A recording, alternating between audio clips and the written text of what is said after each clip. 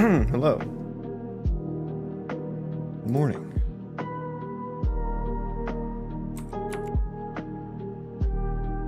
All right, let me see here.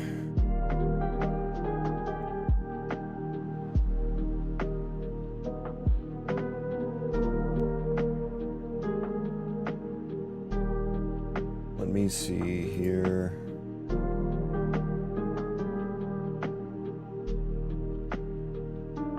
Okay, are we good? A7 edits. Welcome in. Welcome in. Okay, am I good to go here? Hang on, I need some coffee.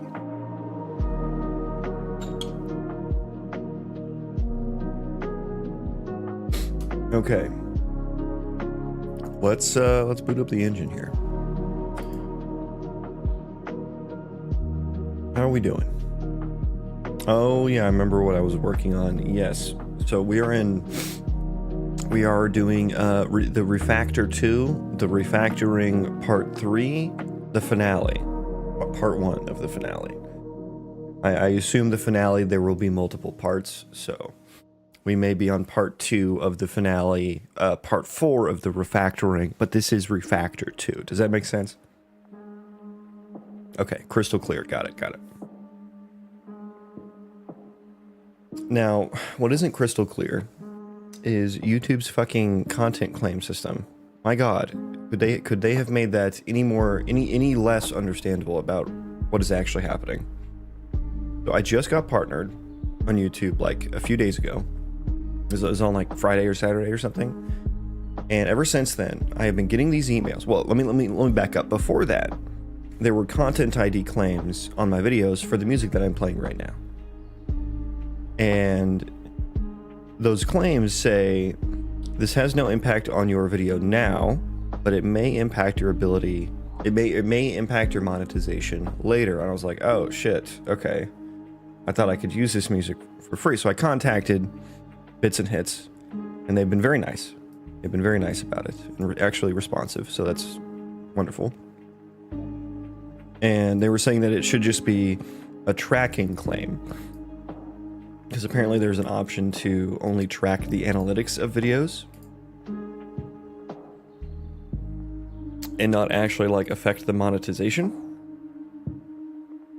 And I was like, okay. I mean, this is worded, you know, the way it's worded is as if it will impact in the future. I was like, okay, well, I'll just wait until, you know, I guess I'm just being worried and nervous, and I'll just wait until I am actually partnered or monetized or whatever, and see what happens. Yeah, well, that happened, and then all of a sudden I start getting all these fucking emails, all these notifications about a content claim restricting. What did it say? Let me read it. Let me read one of these. The title of the email is, "A video cannot be monetized. Copyrighted content has been detected in your video. The visibility of your video is not impacted." Because, like, in the tool, it says no impact, but it also says this may affect monetization. So it's like, okay, which one is it?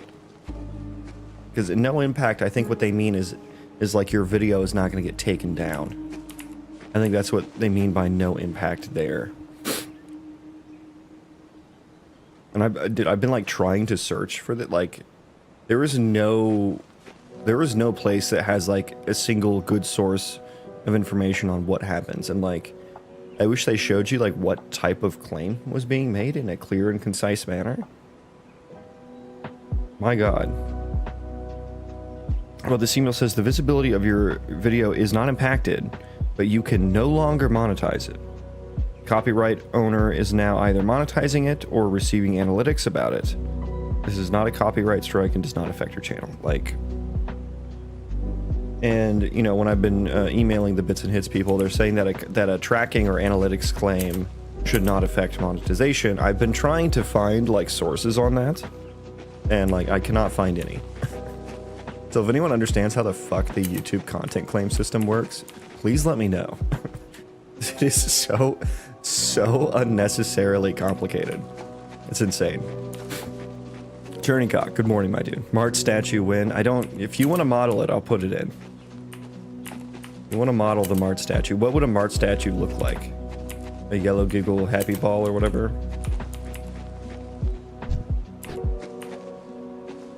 Yeah, I've just been complaining about the YouTube copyright system.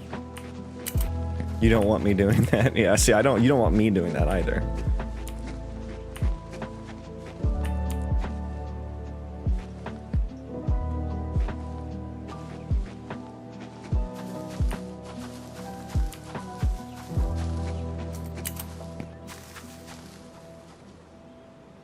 Blueprint compile error. Yes, thank you. Thank you.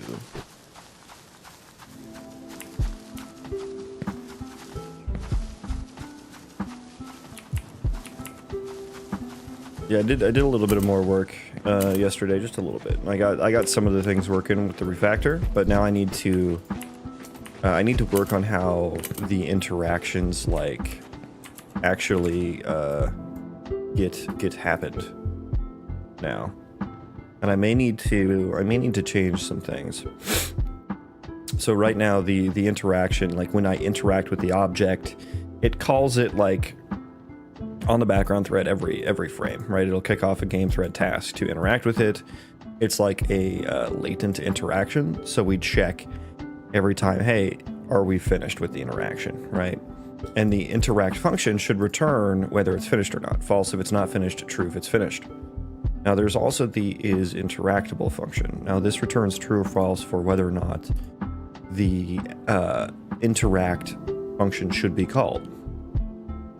I don't know how this was working before, such that it wasn't returning failed, because it returns failed when is interactable is false. But so now anytime like the execution or the interaction finishes, the is interact gets called and it returns false because the thing is constructed. Well, for the construction scenario, the thing is constructed.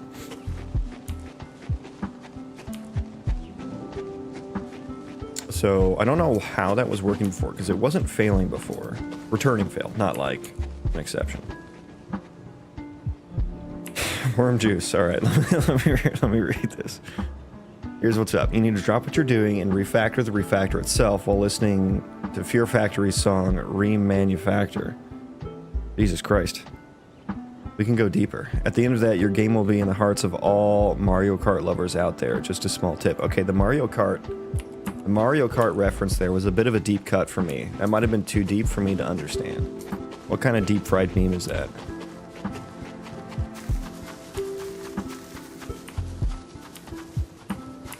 Also, welcome in everyone. Good morning. I was complaining about YouTube's content claim thing, and if anyone knows about that, please let me know. Because it is like so fucking confusing as to what is actually happening. I believe that the wrong type of claims are being made on my videos.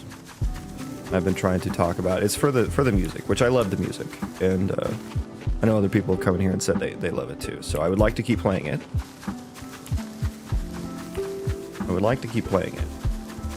But not if I'm going to get a half dozen emails about it being unable to be monetized every time I stream.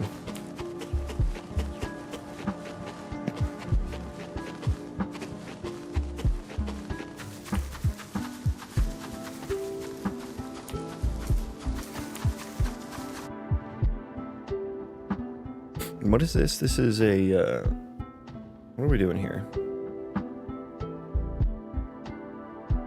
Oh, this is yeah. What? Oh, it's get component by class. Yeah, calling get component by class on the background thread is so annoying. Like it so doesn't need to be.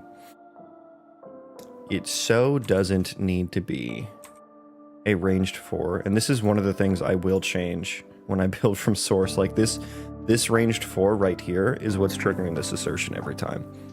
Because it's like, yeah, the components change sometimes, but like when I'm calling that on the background thread, I guess I could do my own loop, but it's like so stupidly annoying that like that has to be the case.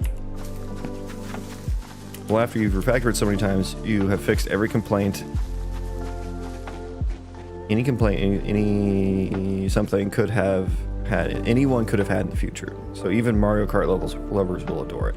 Ah, so you're saying that the Mario Kart lovers are a particularly finicky bunch. Is that what I'm hearing?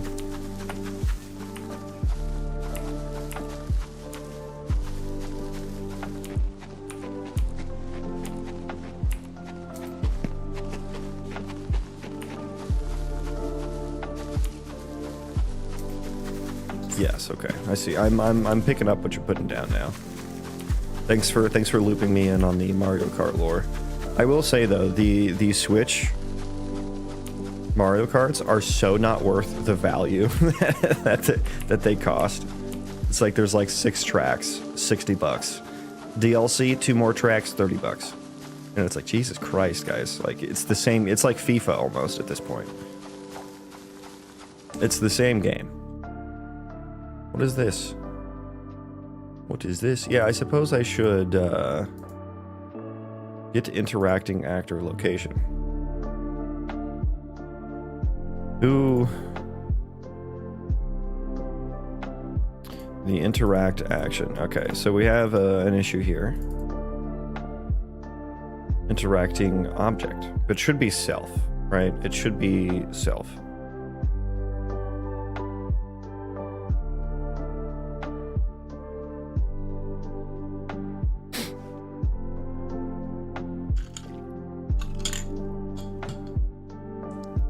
Right, yeah, the Nintendo games are... Everything that's not Legend of Zelda seems to not be worth the money that it costs. Interacting... Okay, so where am I...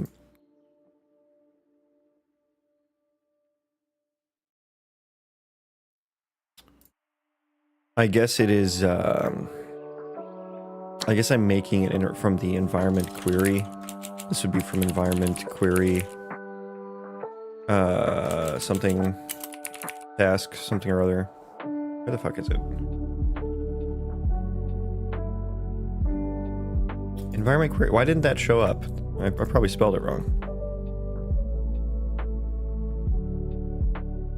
Okay, so the environment object action. Yeah, so I need to like make entity, I need to interaction utils, which I think I'm just going to change to interact utils just for terseness.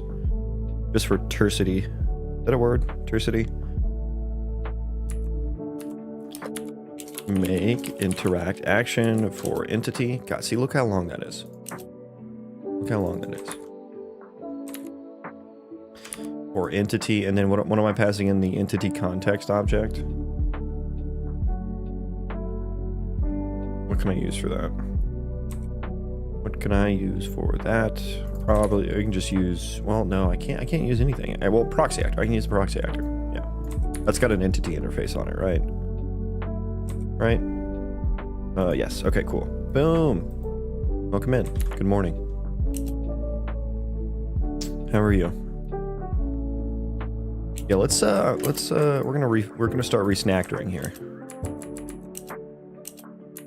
First of all, this is going to be called interact utils. I know these are huge changes coming. There we go. Okay, so yeah, we are at an exception. We are at an impasse. I'm struggling with the code. What are your struggles? Tell us about them. Perhaps we can help. And if not, we can just commiserate with you. Right now, I'm commiserating about YouTube's way of communicating copyright claims being incredibly confusing and not being clear at all. But good morning, everyone. Welcome in. We're on Refactoring 2, Part 3, the finale Part 1. So there may be a finale Part 2. I'm assuming there will be.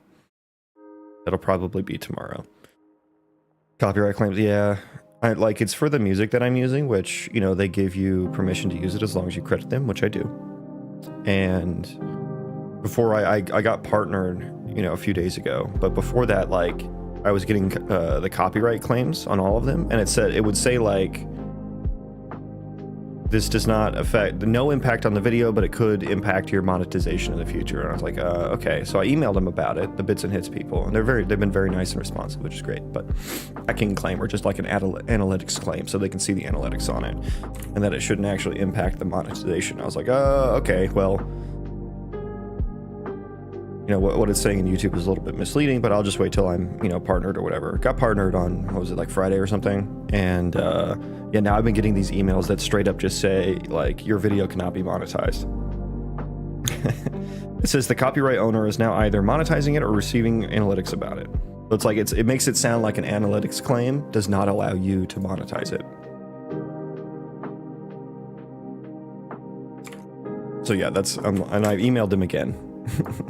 So yeah, we'll see what happens. Updating from 5.5 to 5.6. Oh boy. I have a simple C++ question though, if you have a moment. Yeah, absolutely. What's your question? What is your query? Perhaps we can make it worse by giving you more things to consider. Hell yeah. I'm a big fan of your. Thank you. Welcome in. Good day. Good day to you as well. I had a problem getting asset packs. Am I the only one that 5.5 to 5.6 was very, very nice for me. It was very smooth. It was like the morning after Taco Bell. Very smooth. I've had much worse experiences with other versions updating. I have a custom enum. How would you include that custom enumerator as a variable type in C++? Easy. You need probably, I just slap both of these on each one.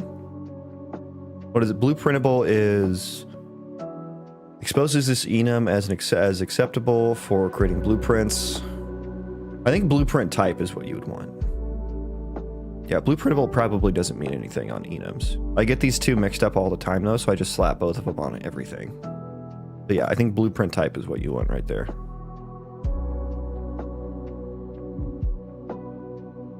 Exposes this enum as a type that can be used for variables in blueprints. And then you can give it like a different name if you want.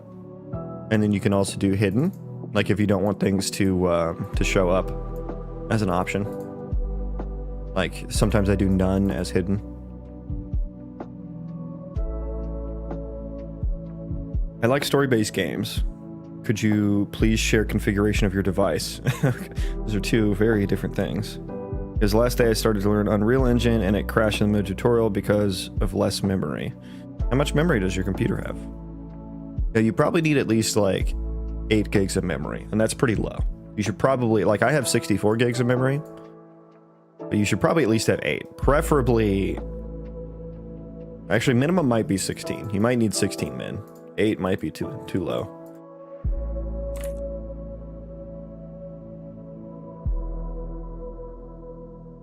But it also depends on what you're doing. You may have accidentally, you have 8 gigs. Yeah, that's pretty low. That's definitely like the absolute bare minimum that you need. So you may just have to deal with that, you know. Thank you. You're welcome. Let me know if that's what you were looking for or not. How much you have it? 64 gigs. I have 64. Okay, we've rebuilt. Now I need to figure out...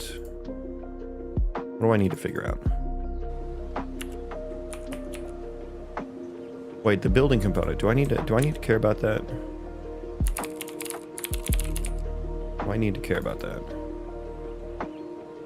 Player controller. Yeah, I don't need that anymore.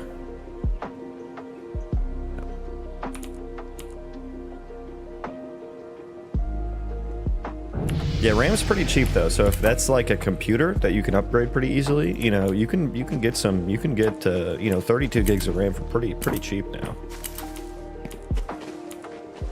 32, you know, two sticks of 16 will be pretty cheap.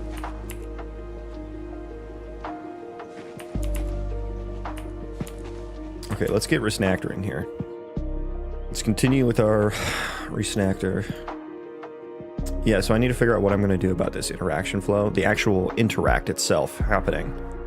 I'm thinking about switching to just doing events. Now, the reason I'm hesitant to do that is because of error checking, basically, or error handling. It is nice that this gets called every frame and checks for is interactable, because something could have changed when the interaction started versus finished, right? So that's what I would like to maintain. But what's happening is this is interactable is getting called before the final interact gets called. And it returns false because for the instance of construction interaction, the construction will have completed. It's no longer interactable because the construction is completed. It returns false. Task returns failed. Like, I do want it to return failed when it's not interactable. But I was gonna do, what was I gonna do? I was gonna do something else here. Yeah, we're gonna do has started and interact. But then all that would do is just make I would just skip this, right? I would just skip my is interactable, which, like I said, it's nice to have this to make sure that, you know, like the building could have gotten deleted or something, right?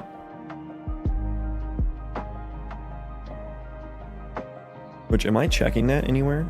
Yeah, I do check that. So that would return failed. We got in here and the building is null. May I ask, are you building your game based on any story? I mean, there will be lore. I haven't like come up with it yet, but it's more so going to be a sandbox. So it's not going to be it's going to be story driven in, like, I'm using AI. I'm going to be doing AI generated quests. So that'll be like the primary driver of the narration, but there will be like an overarching lore as well that I write myself. I have some ideas, but nothing substantial or set in stone.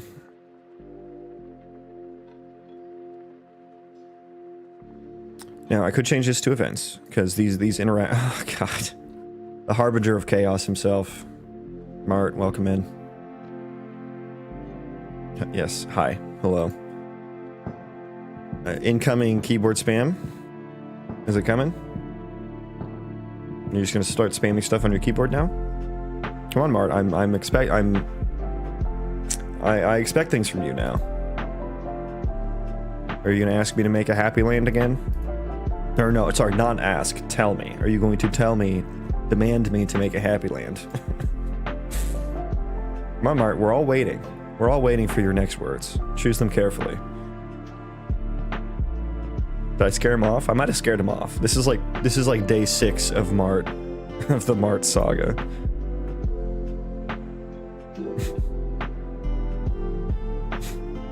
Xeno thing, welcome in. Good morning. Okay, Mart, are you okay? You doing all right, buddy?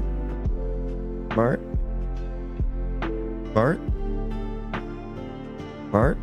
I said hello. Say it back. This is the finale. Now that's kind of a disappointing message. I was expecting more brain rot from you. So you might be growing as a person, and it disappoints me for the content. Like, that's disappointing on the content side of me, but I'm proud of you as just a person who cares about other people. This is the finale. This is the finale part 1. Yeah. But finale part 1. Okay, yeah, what am I doing about interactions? So I think I want maybe some events would be the add a happy line. There it is. There it is. Yep. Okay. And we're back. And we're back. Ah, there's the Mart I know. I was starting to think, you know, something was wrong, you know. Mart, is something wrong? You've barely brain rotted in my chat. You've barely touched your brain rot, Mart. Okay, events, interact events. So I could create events for construction complete, like, or like repair complete or something like that, and just make some sort of callback to the task or something. And the interact action is modifiable here. Like, it is a non-const interact action.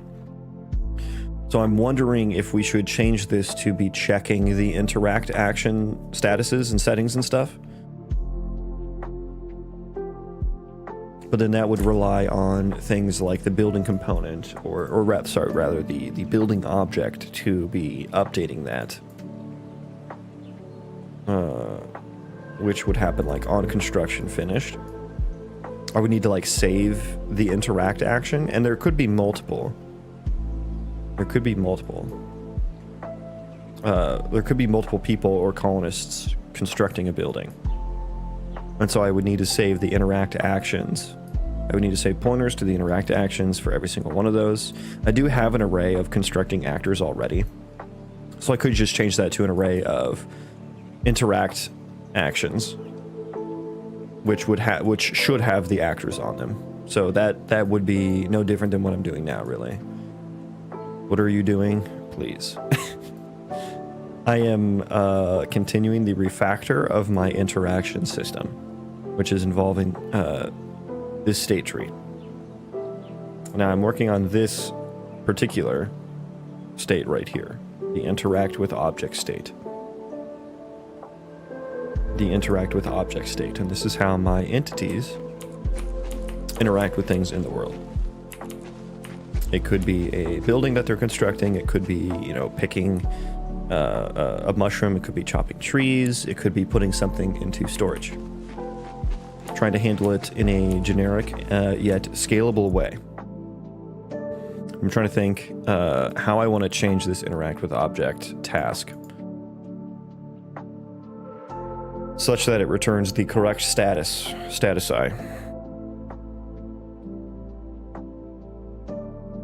Because I never hit this breakpoint. I never hit this one right here.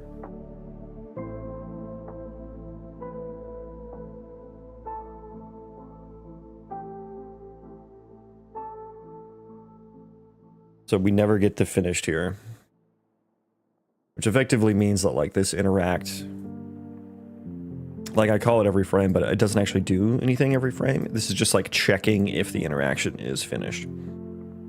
And in the future, I'm going to have some blatant foraging as well, where it actually, you know, there's some time that you spend picking the thing.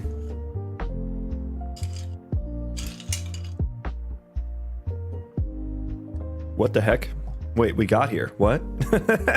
Of course, as soon as I say, and I never get here, it gets here.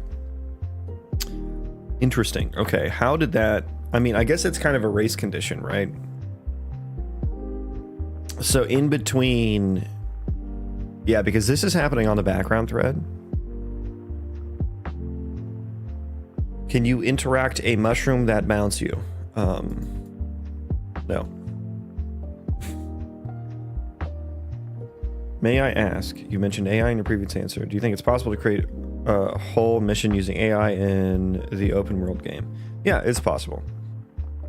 It's not, it's not easy to get it grounded in the game. You know, there is work to do there. So there are some difficulties, but yeah, I think it's possible, which is why I'm using it, or will be using it. Speaking of content, when are we getting more beer and RimWorld streams? Ah. You're interested in the RimWorld streams. I'm definitely down. It's just time. Please add it. I'll think about it, Mart. I'll think about it. Yeah, it's just time. Don't have time.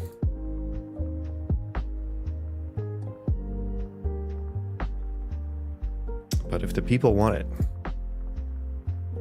If the people want it. My colony has died. The cat lady colony has died. Still called my project. Yep. Don't. It's gonna be called that for a while. It's gonna be called that for a while. Don't you worry. So let me look at interact action here. What do we got? The interact status. Started means that it's like it has hit the okay, we're breakpointed, so skip. Thank you. Started means that it has hit this one. We are in this tree. That's what that state. Moving to, oh my god, we're hitting this a lot actually now. But yeah, it is a race condition now that I'm thinking about it a little harder, because this happens on the background thread. We kick off a game thread task, and so in between this starting on the background thread and then the next frame of game thread happening, the interaction, the thing was completed. So that's how we get there. But it's not reliable. And I'd already seen how it was not reliable. Yeah, if we get to move to interactable, that's when we're in the moving state, which I don't think I set anything to. I don't think I set that anywhere. No, I don't. Okay.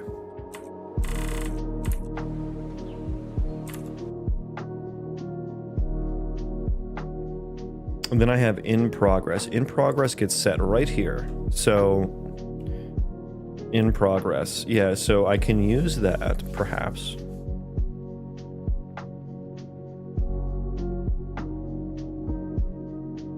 And then perhaps I need to update status to completed.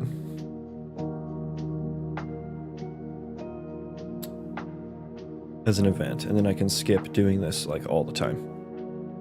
Is there anything I would ever need to like call interact for every frame? I don't think so. Dr. Elliott, good morning. Welcome to the refactoring finale.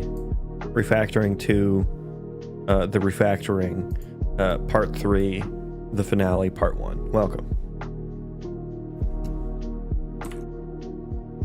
Yeah, is there any I don't know if there's anything I would want to continuously call interact for. Does one interact action equal one interact function call? Is that what I want to do? I got SSAO working after like 3 days. Congrats. Dr. Elliott, have you seen Genie 3? Have you seen the Genie 3 demos? I think Google is coming for your engine with their simulation, their AI simulation tech. No, what's that? It's like it's their new like simulation model. It's like to spend some time in a world. And so you can Genie actually 3 like has real-time interactivity, meaning that the environment reacts to your movements and actions. You're not walking through a pre-built simulation. Everything you see here is being generated live as you explore it. And Genie 3 has world memory. That's why environments like this one stay consistent. World memory even carries over into your actions. For example, when I'm painting on this wall, my actions persist. I can look away and generate other parts of the world. But when I look back, the actions I took are still there. Do you need a quantum computer run this basically? And Genie 3 enables promptable events, basically. So you can add new events into your world on the fly. Something like another person, or transportation. Or even something. Yeah, like I don't think this replaces game development at all, but it's just kind of fucking crazy.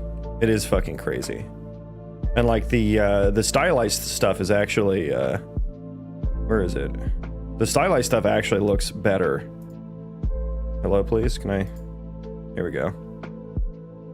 And it actually has some understanding of physics and collision. Like it's not perfect, but it's kind of crazy. And like I don't think this will ever replace game dev, but I do think it has some impact on it for sure. And like if you look at this one's interesting because it understands. It has consistent jumping, it has consistent water physics. You can see him when he walks up on these little lips. He actually has collision on him. Like he'll walk up on this lip now. You see he moved up. So the model actually has some understanding of collision and physics. So it's kind of crazy. But yeah, it's limited to, you can only do it for 3 minutes and at 24 FPS. So it's like, yeah, you need like an entire data center to like make an actual game out of this.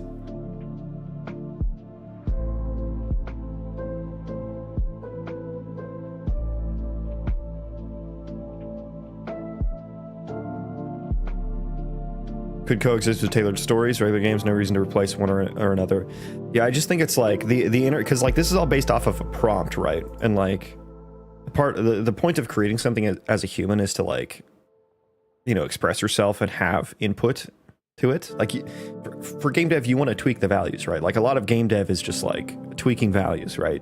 That's like the polish and the balancing and stuff like that. Like.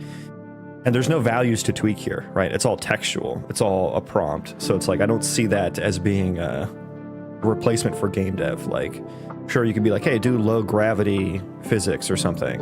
But it's not like you can say, hey, set gravity to this number, right? Yes, hello, Mart. Hello. AI stuff just looks like one giant Mandela effect. The Mandela effect is when you misremember something, thinking about it being a different universe or something, right? Am I wrong? 24 FPS, plenty to upscale to 300 with NVIDIA frame gen technologies. Yeah, there you go. Like just not quite right. Yeah, I get that. I get that.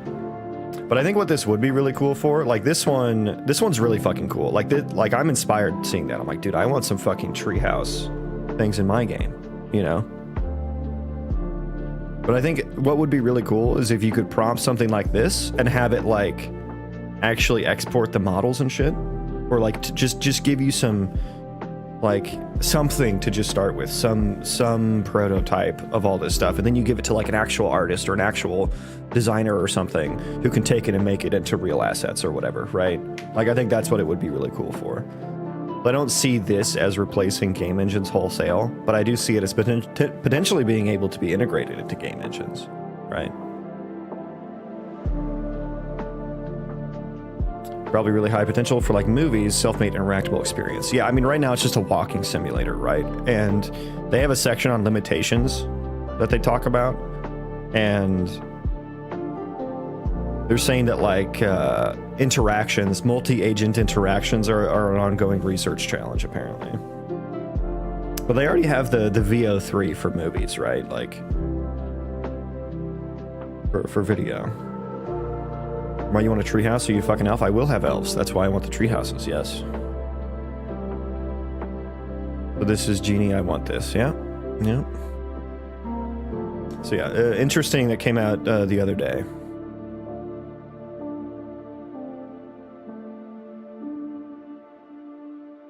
And it's just so funny, like, the amount of energy that something like this must take to both train the model and then to run it on a prompt is so insane.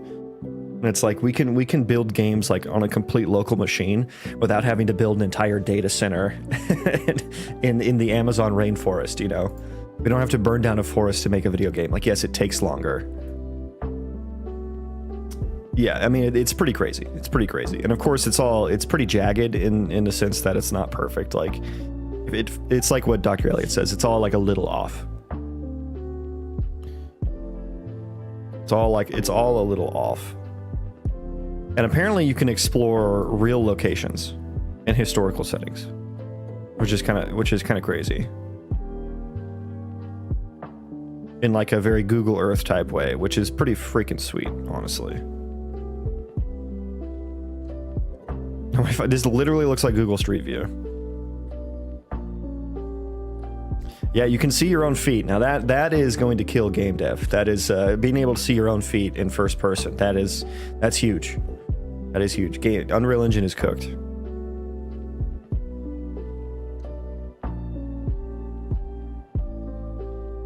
Oh my god, is he gonna get in the car? Can he actually do that? That would be, oh my god, wow. Now the door just kind of levitated towards his hand there, but now if he actually got in the car and sat down, I would have been impressed.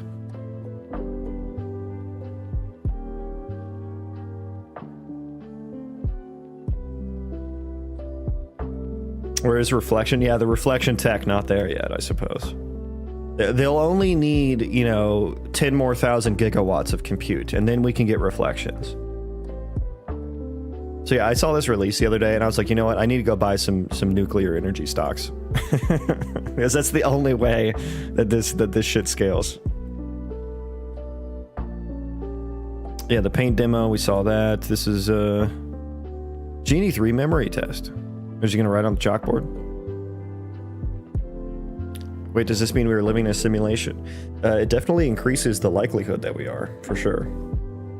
We could be little AI agents running around just training some robot to be able to interact with the real world in another simulation above us. My reality just powered by a Dyson Sphere and an NVIDIA 500,900. That's bold of you to assume we're not on 5.9 million. And also that they haven't changed their their versioning scheme.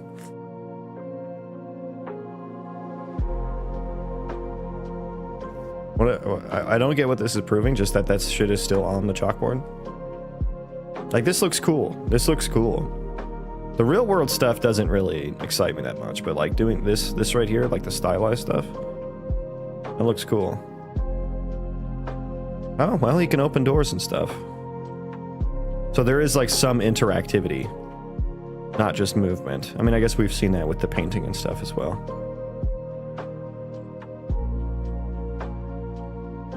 This is an interesting observation here too. Like, they're pointing out these trees stay in there the whole time. So yeah, it does have some understanding of 3D persistence in the world.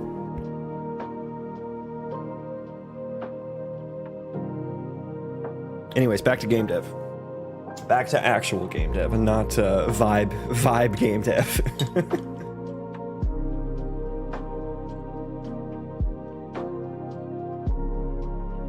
Okay, so yeah, am I gonna do events here? What am I doing? My options are to either make this work as it is already. I can use events, and I guess it's not a multicast delegate, although I think I could make it a multicast delegate. I don't think it can be dynamic. Yeah, I don't think it could be dynamic. I could make it a multicast delegate for the status change. And then that way, when the interaction status changes from the perspective of like a building being built, then this task could respond. I mean, is that how tasks work? No, I mean, I don't think so. I think what I would just need to do is tick or something.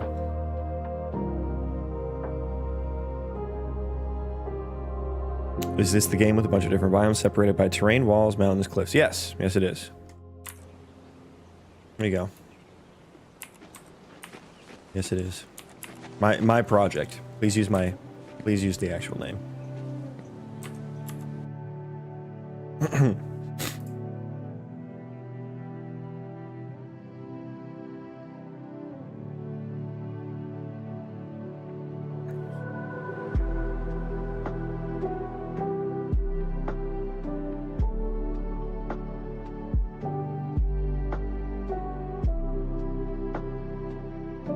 Yeah, I guess what I just do is if it's in progress, I don't do this again.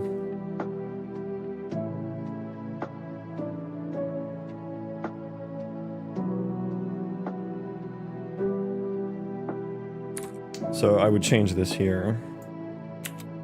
Interact action status equals in progress. Writer is running exceptionally slow right now. Interact status in progress, which gets set here after we succeed the is interactable check.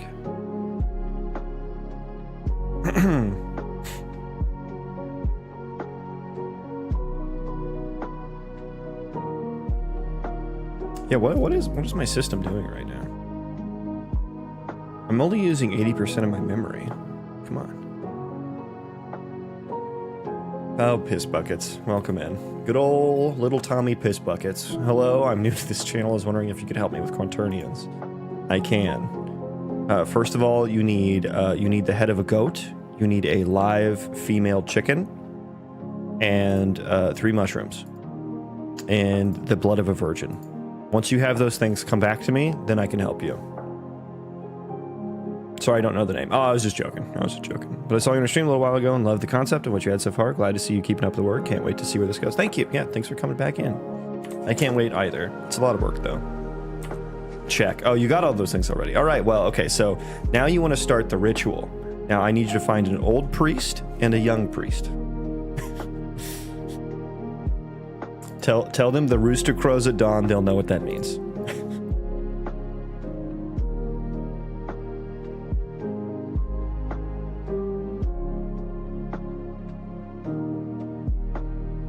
So yeah, we just run that once basically, and then interact pending now is really just interact in progress.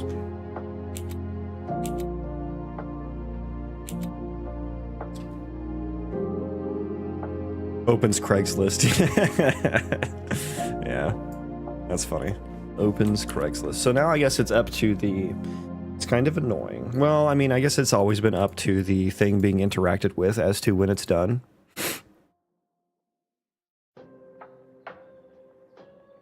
And I'm only going to call this once, so this will just be for kind of like instant interactions, I suppose, but maybe I just get rid of this altogether.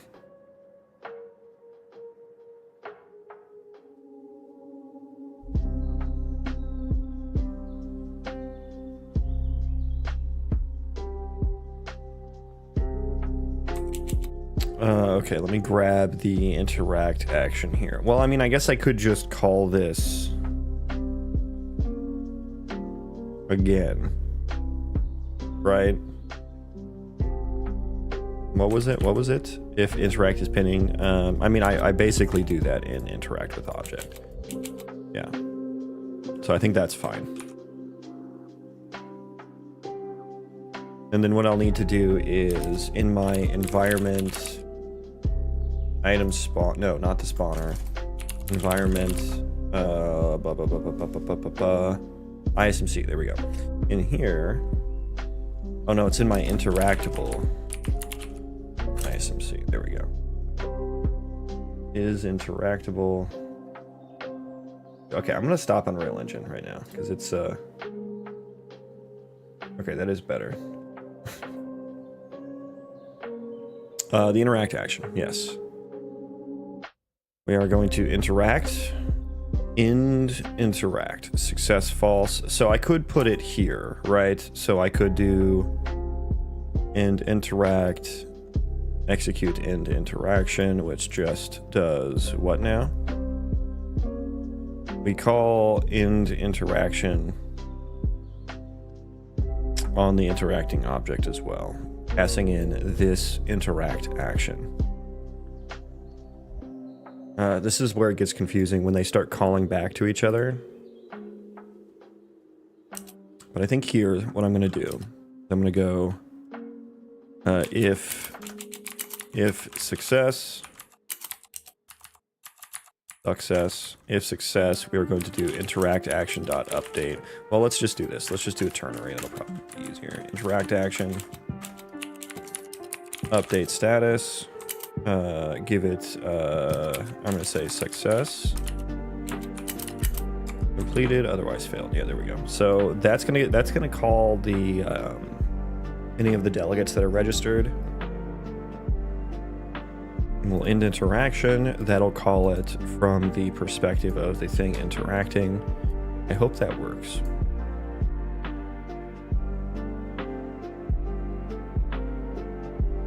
Yes, return end interact. I'm just returning success here, which like what is the return value now mean if I'm doing it this way? I don't know that it means anything, so I might just change it to void or something. I mean, maybe I don't even need the is interactable anymore. Maybe I just call the interact, and that returns true, false, or something.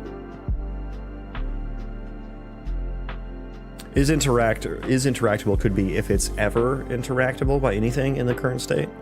Then the interact could do the actual check for like, hey, am I close enough to interact with it and stuff like that. Maybe something like that could happen. That's the refactoring 2, the refactoring part 4, the finale part 2. That's probably when I'll do that. Loot item. Okay, this all looks fine, so I think that works. What else do I have that's interactable at the moment? I suppose I would need to, first of all, reboot the engine. And I think I need to go into the building, the building actor.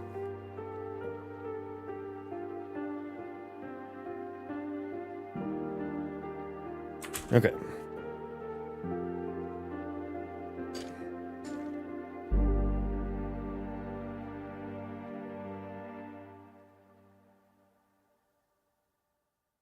That booted quite fast. Thank you. Thank you, Tim Sweeney.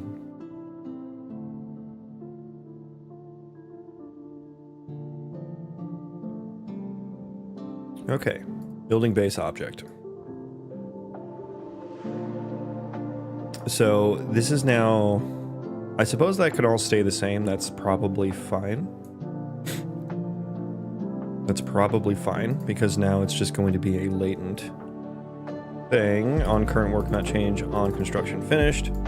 So actually now I need to go into interact and aren't we maintaining the start construct building on the interacting actor? Yes, so we need to pass in the interact action in here instead. Let me check where this is being called from. And we'll wait. I just spent like 30 seconds looking through a folder called deprecated. Nice. Okay, this is the only place it's called from. Love to see that. Interact action, yes. Interact action. Okay. So we are starting the interact there.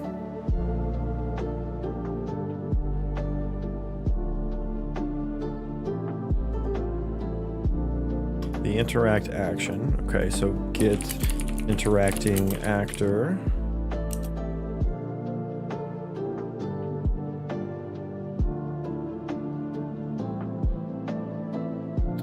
At 100% is fine, yeah.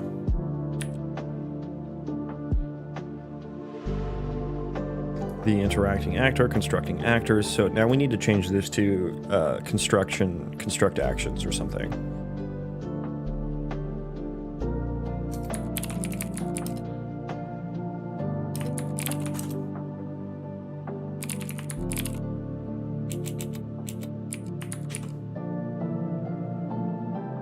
Yes, change variable type. Oh my god, what just happened? The noodles are becoming quite ornery.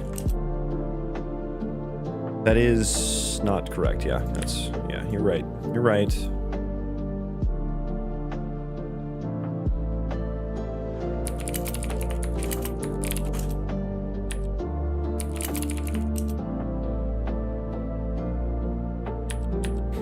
Okay. What else is happening here? Okay.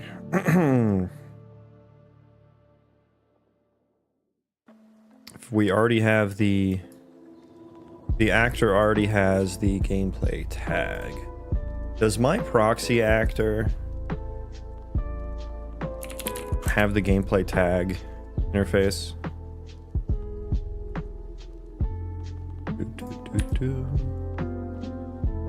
Let me check real quick. Proxy actor.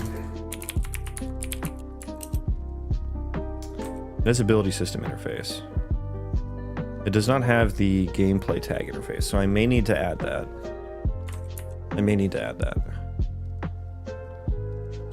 Okay, remove construct effect.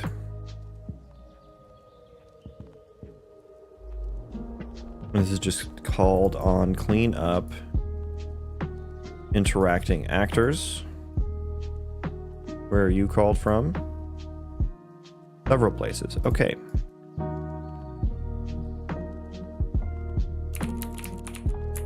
We're going to reverse for so that we can remove from this without having any issues, I think, is why I'm doing that.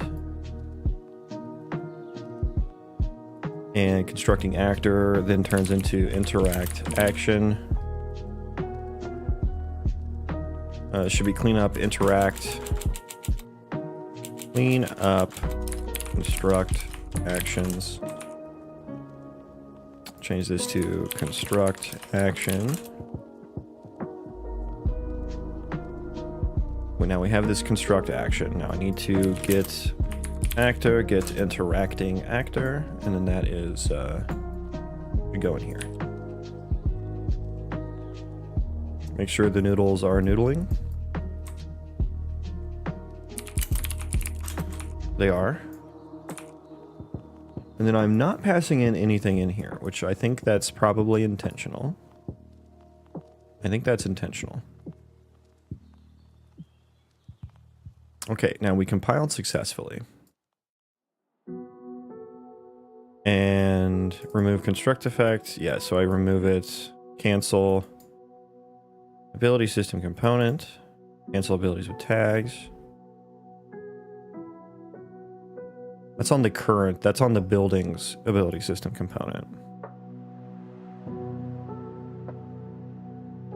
And then where do I actually... I guess canceling that ability or something maybe removes all the gameplay tags from the constructing actors? Is that what happens?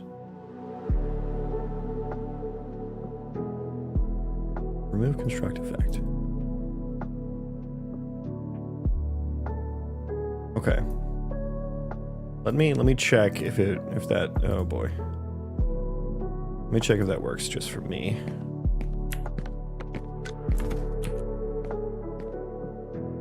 Uh-oh. Oh, that was just him. That was the... Okay. Now, does it work when I, like, walk away? Yeah. Okay, now can you still construct a building?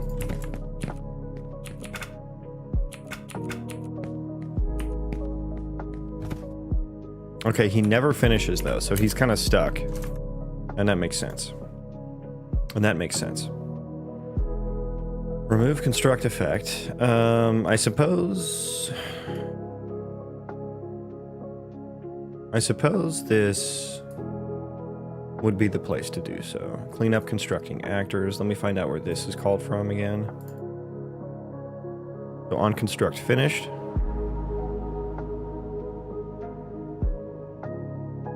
Finish place build, finish building. Okay, that's fine. Clean up construct actions. This is complete destruction. So I kind of feel like I need a boolean in here for whether it was canceled or not. Set is construction allowed. Yeah, so this is like when it gets disabled. Okay, yeah, I kind of want a boolean in here, so we're gonna do like success.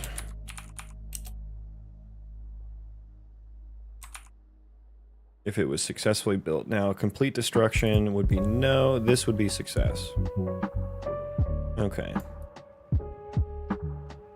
Remove construct effect, and then I would want to do.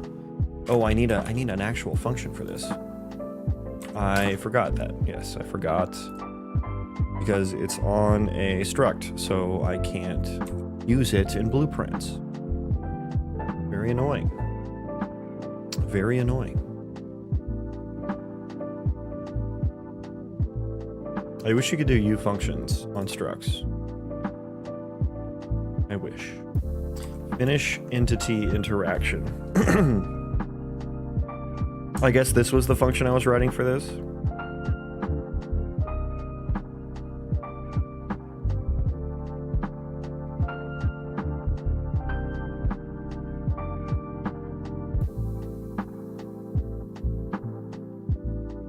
And I suppose I might want a status as well. Interact action status.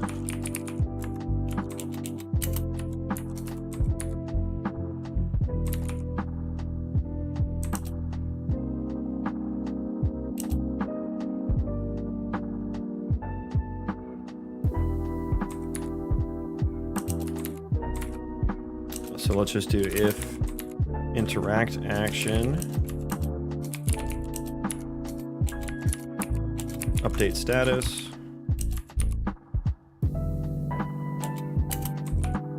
And then that should also set the interact action to null pointer, so he exits the he can also exit the state state tree. But also should that happen there? Or should the state tree handle that?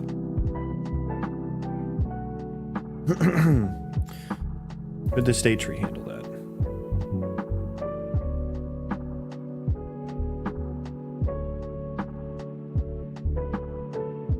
So if not, it's going to be, if it's in progress, return running. And the process, hang on, the process interact action ask. Yeah, it does the checking for if the task is done, if the interact action is done. So I hope that that always ticks before the children. You'd hope so, but the Unreal Engine conventions have surprised me before. I'm gonna cross my fingers and hope that one of these gets hit first. And what I should probably do is, this is where it should set the interact action on the proxy actor, probably, right? Do I always want that to happen? I think so. I think so.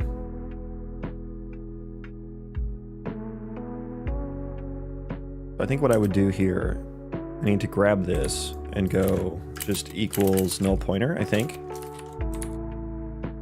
I think this is what kind of cleans it up.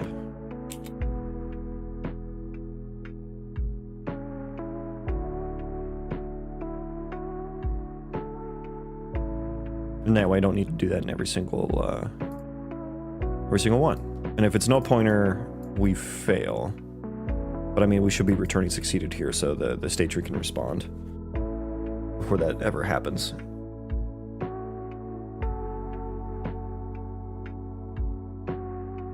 And so if it's in progress, we just return running. And so we should never get here. Theoretically, we will never get to this task if the interact action has failed or completed.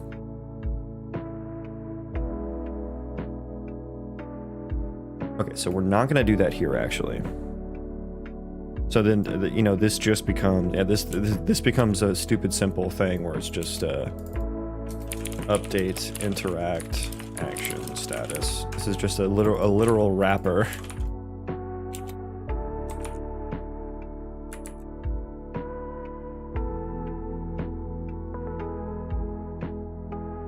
Just so blueprints can access a struct function.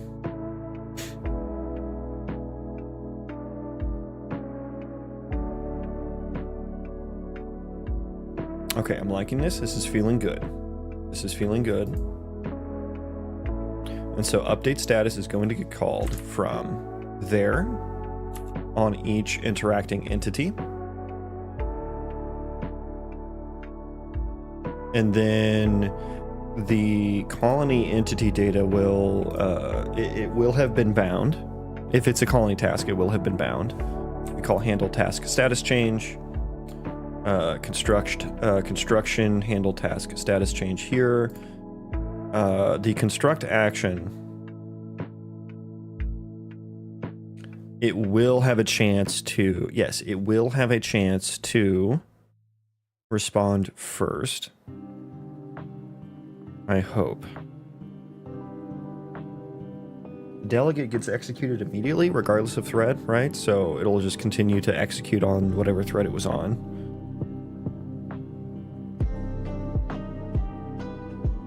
Now I think I need to change, I need to kind of intercept the status here, the interact status, and update it. So this is what this to-do is about. If it's completed or in progress, yeah, we need to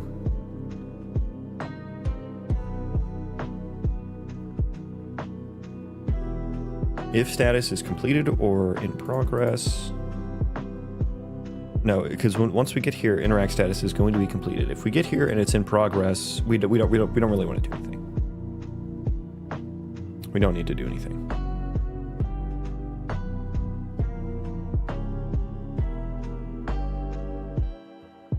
Delete this.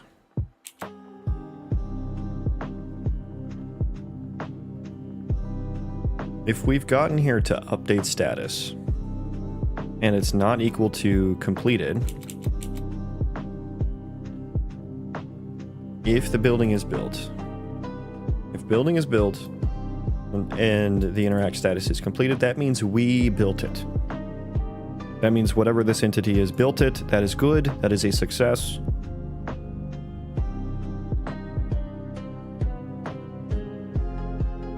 That is good. That is a good. Set interact with object to null pointer. Increment the duration.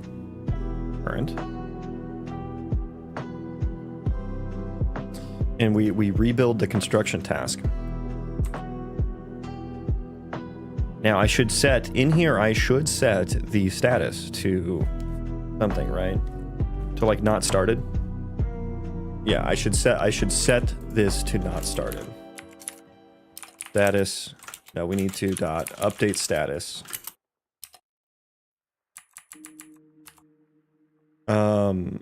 Wait, is this going to remake the action entirely? I wonder if we should just remake the action entirely, right? We should just delete the action here.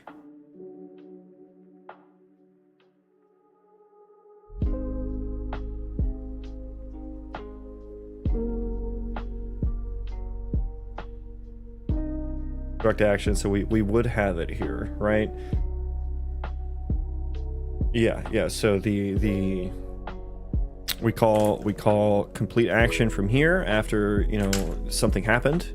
It's either going to be failed or completed, depending on if, you know, the player maybe got canceled or something. Doesn't matter. Either failed or completed, and we get here. This is listening to status changes, this function is. So we have the interact action here. Now, this should happen, I think, before the process interact action task happens. But even if this happens first, all this is doing is setting the proxy actor interact action to null pointer. There is still a pointer to it being hung on to by the colonist task. So that even if it doesn't happen first, this should still have a chance to, this should still respond and have the same interact action. But I think what we do is I think we have to null out the set it to null on the task to handle here. I think. And then we rebuild. We do build construct task again if it's one of these tasks that need to be rebuilt. The task still has the same information on it as to what the colonist task is, so that should be able to handle it. Now, my completion conditions.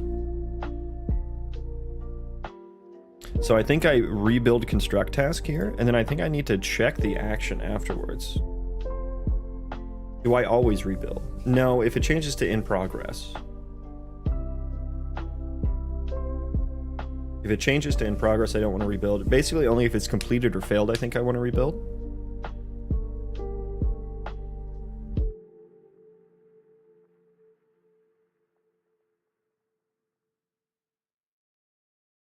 Okay, let's do this. So we're going to do that. Rather than that, we're just going to interact action equals null pointer. The lobby. Hello. Welcome in. Okay, so we're going to do task to handle completed or... And do I need to check if it's built here? I don't even know. If it's not built and we've gotten... Yeah, I don't think I should check any of this, actually. I don't think I should check any of this, because, like, the building might have gotten deleted. And so we would hit this, and then the task would just kind of be stuck. So I think we actually want to do none of that. I think this actually gets a lot more simple. Why? Can you stop? Thank you. And this is just like... Task is still in progress... or something, or some other status update we don't care about. Okay, so here, successfully built a building. That's a, I'll just say interact action completed. Try to rebuild. And then at the end here, what I can do is I can check this. I don't even know that I care about this. I think we're just going to do this here. So I don't actually need the construct action there.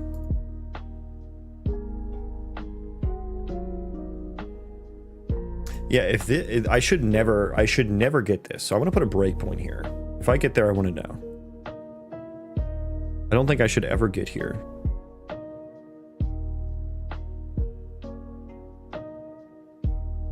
And then here, I want to check the interact action.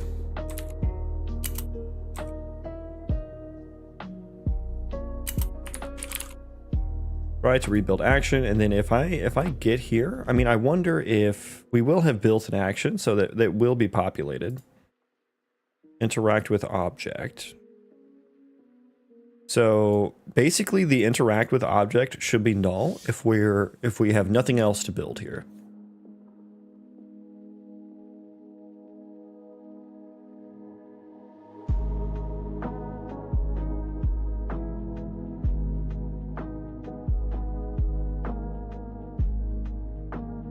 And I don't think we actually need to update the status again. I think we can just return here and be done. If interact action, interact with object. If there is none, say no more buildings to construct. What do I want to do here? Yeah, we can log it. Task status, we can say finished, sure. That does nothing at the moment. The task status is different from the interact status. I'm not using those for anything at the moment.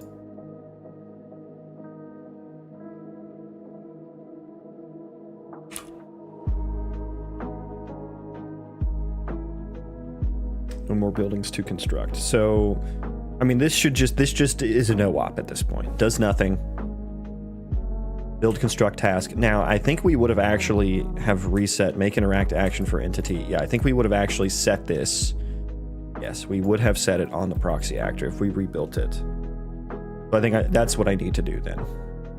We would have set it, and then now we're going to be like, nope, just kidding. Nothing's there. Nothing's there. Now, should that be the responsibility of the construct task?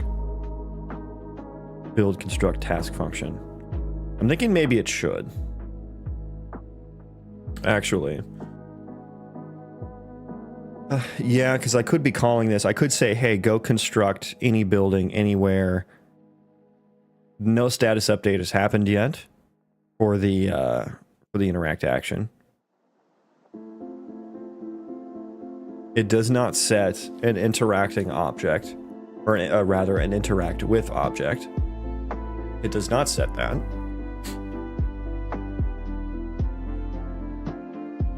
And so, what would happen after this? Oh, I would get here. And it would just return. So we wouldn't bind the status change, but it still would have been set on the proxy actor. And I guess what would happen is the colonist would probably just run to 0, 0. Now I wonder if the process interact action, maybe I should check if there is an interact with object. Maybe I should check if there's an interact with object here just for safety reasons. And then like, yeah, null out the interact action if not. Because like, is there ever a case where I'd want to do an interact action and there is no interactable object?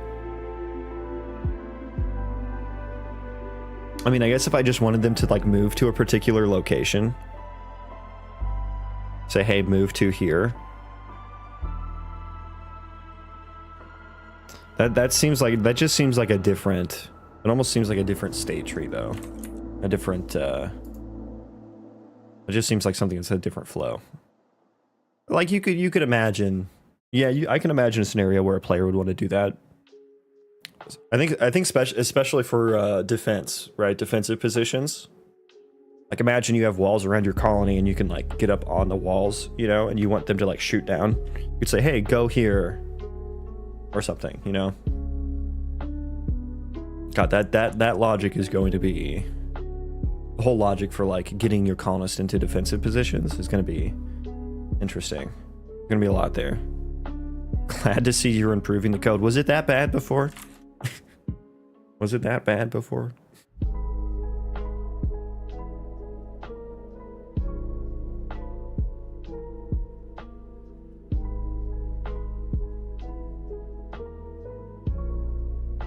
I would go here and then it would fail. it would return failed. And so right now, return failed means go to the next state. Not...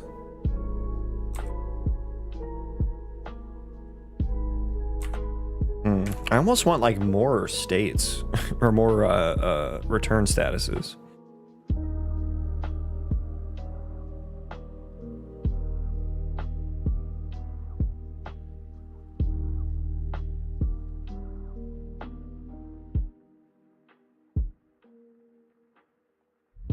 Because really, returning succeeded or failed, it's really just about, do I continue the execution of this tree? Do I go to the, like, is there an interact action? If there's not, we want to wander.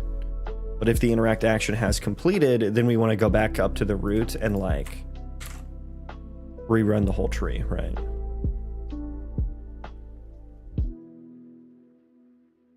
I do have a reset to root event that I can use.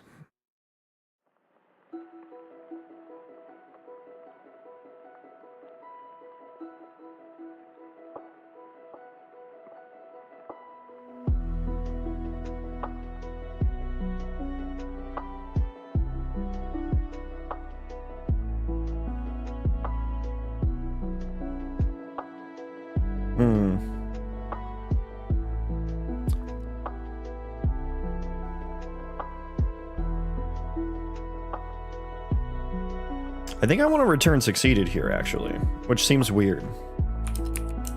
I think I want to return succeeded there.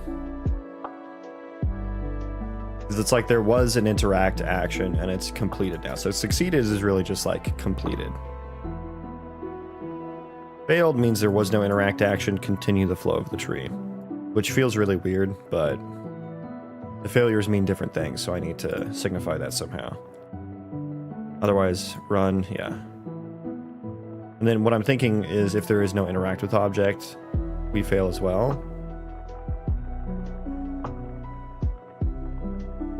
I don't know. I think let's handle that from inside the task. I think that makes a bit more sense. If building else I need to unset the proxy actor essentially, which is kind of annoying. Because I don't have the proxy actor here.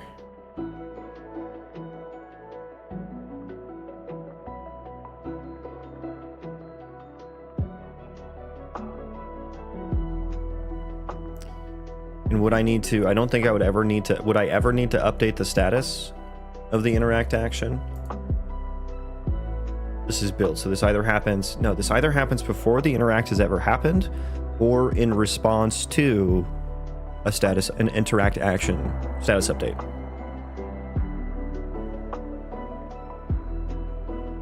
So no, I don't think I would want to update the status again. So I think I do just want to null out the proxy actor interact action. I think I just want to null that out.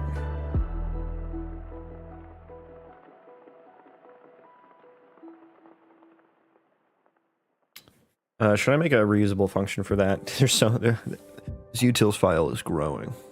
Tis growing. Execute delegate.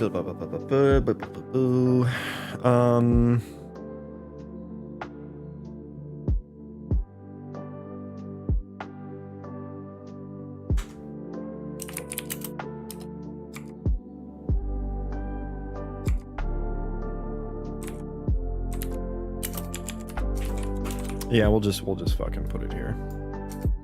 We will just put it there.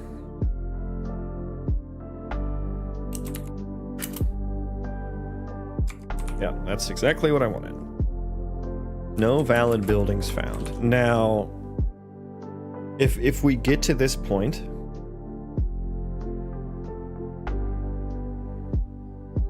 I think we can mark the, but we don't want to do this.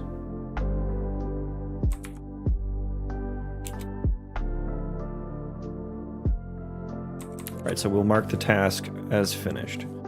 Now, what do I want to happen to the colonist task at that point?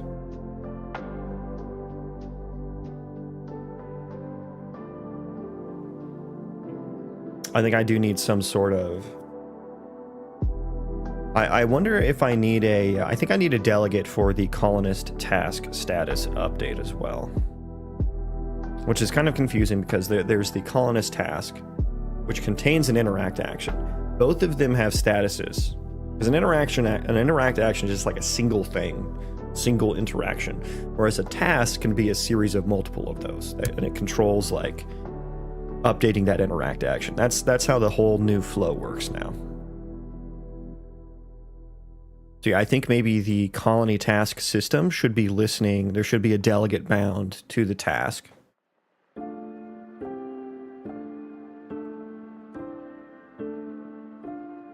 And what would be listening to that? Probably just colony entity data, which is what the other one is listening to as well. I guess there'd be a delegate on here.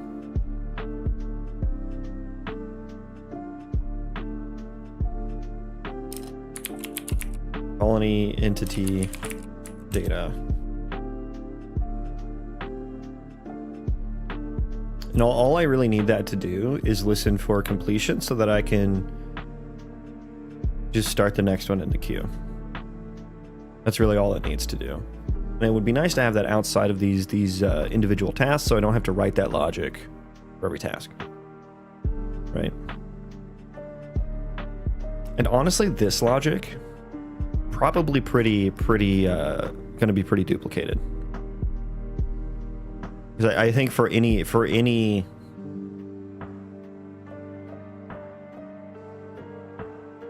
I think this is probably true for any task. This part at least. This part different, right? Well, really, you know, all of this probably the same. So maybe I can think about putting that into the listener here. This part here. So handle task status change. I'll think about that next, though. I don't want to do that yet. I don't know if that's going to be... Don't know if that's going to be what I want to do here.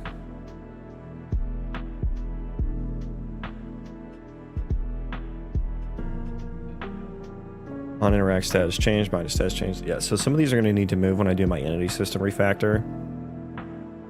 These should probably all go into colony utils. But the listeners do need to be on an object. So they need to, you know, the object needs to be around to listen. Okay, and so when am I guess the question is, first of all, where's the delegate going to live? Where's the delegate going to live? I mean, I wonder if it should just be a function rather than a delegate. Because I'm already like kind of, yeah, I'm already kind of outside here, so I wonder if, yeah, I wonder if there should just be a function called update current task status or something. Isabella, good morning, welcome in. Yeah, I'm thinking maybe just a function would be simpler.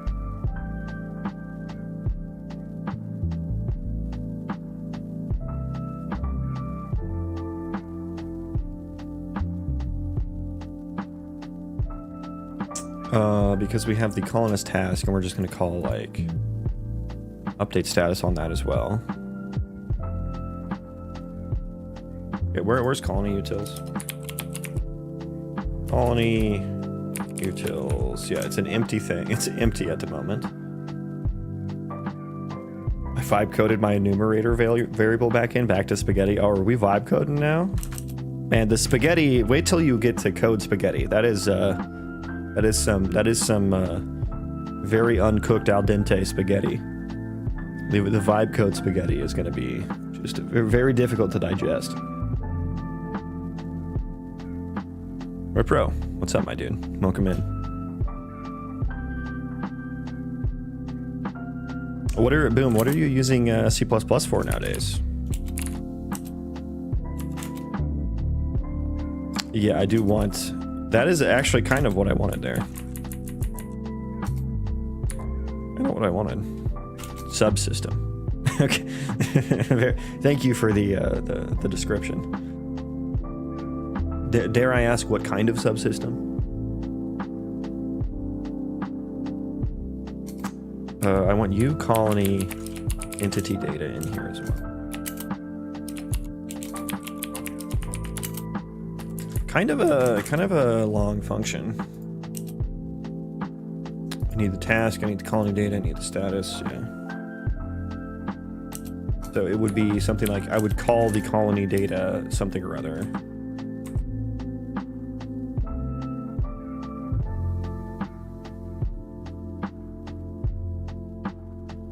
Guys, so task dot, I'll say if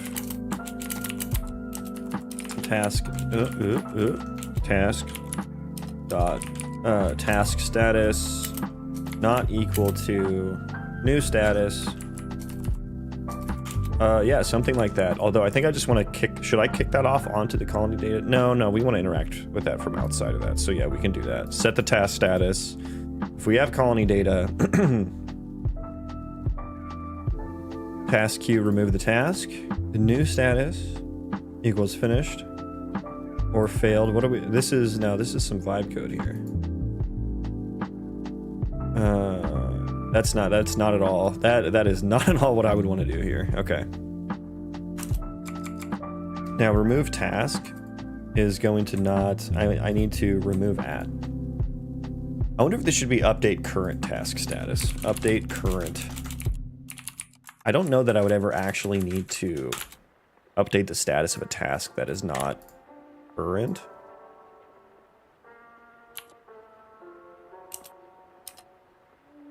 F colonist task, current task, colony data, task queue at 0, basically. Well, let's also check if it's empty. If it's empty, we can just return. Controlling time dilation and switch static meshes to simulating physics within spheres in the world. Explosions. And what made you choose to do that in C++? You're just trying to learn new stuff here? Or was there a specific technical reason? In which tech stack do you work in web dev? I've worked in many, but right now I am working in Angular Dart. So pray for me.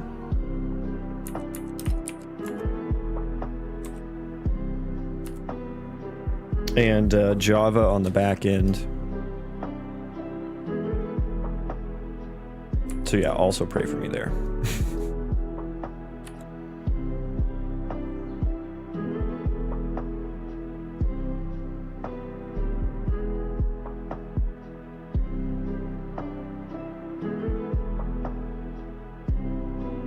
Okay, so I guess I need to, if colony data, okay, we'll do this. If there is no colony data, or it's empty, yeah, so we don't need to do that. So if the status is not equal to new, I need to be like if new status equals completed or failed, we want to remove at index 0.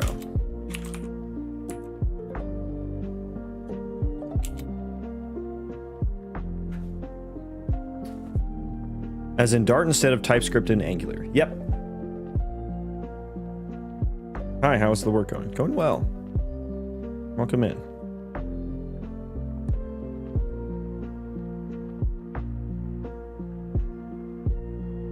Dart itself is a fine language, but Angular is pain. Angular TypeScript, I think, is marginally better, but still pain. Yeah, so if it's completed, or wait, how am I able to check? How am I able to do this without a compilation error or a runtime error or something? Finished. Task failed. I want to change finished to succeeded.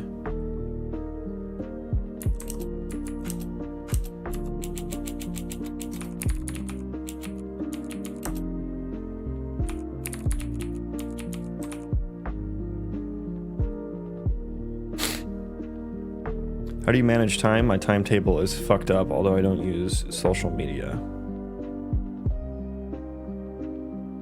How do I manage time? I think it's a pretty difficult question to answer. It's very, very, very generic, and I don't know that, like, how do I manage time? I don't know. I just manage it. I don't know how to answer that question. I'm sorry.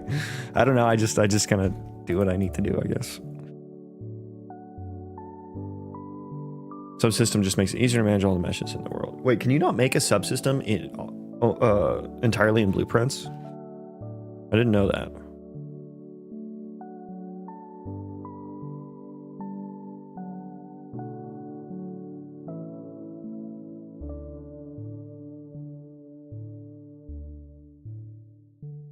Okay, so if we're removing the current task,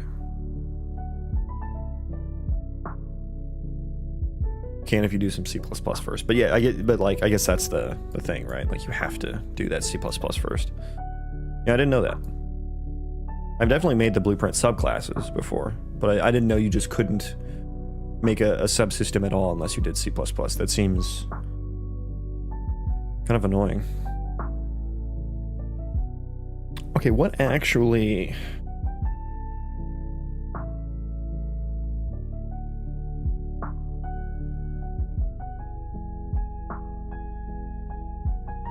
Okay, so I'm just now realizing that this is going to overwrite the current interact action. When I'm thinking about this task queue here.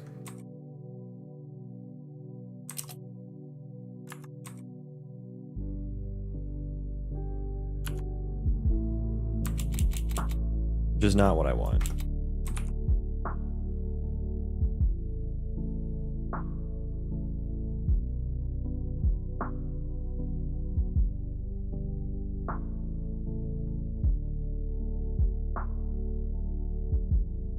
I wonder if I should do entity context object, maybe.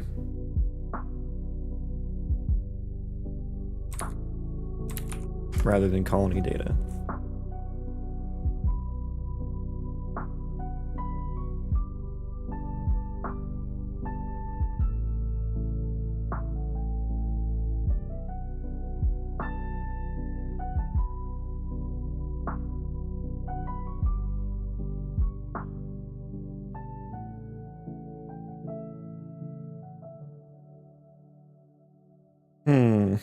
How do I want to handle this?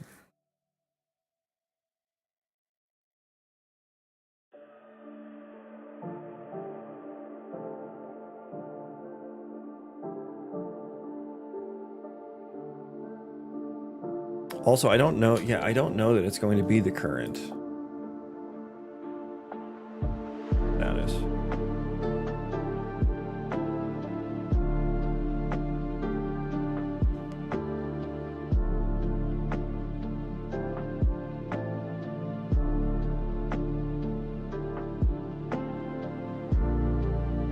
I don't know that this is going to be the current task status.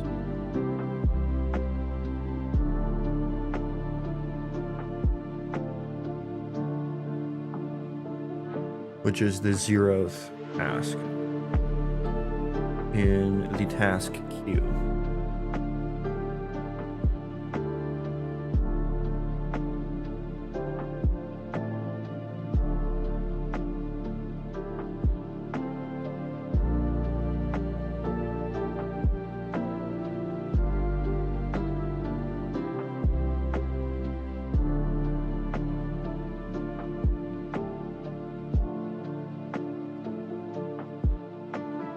Okay, what? Yeah, I'm thinking maybe there should be a better defined start and end of the colonist task, right? Because creating this construction task is pretty much just relying on it overriding whatever the current interaction action is, which is what this make interact action for entity is doing. So I should put this into the queue, basically. Build, interact, build, construct task. I do have that set, what was it? Set current task or something? Set current colonist task. The new task. Yeah, so I'm in placing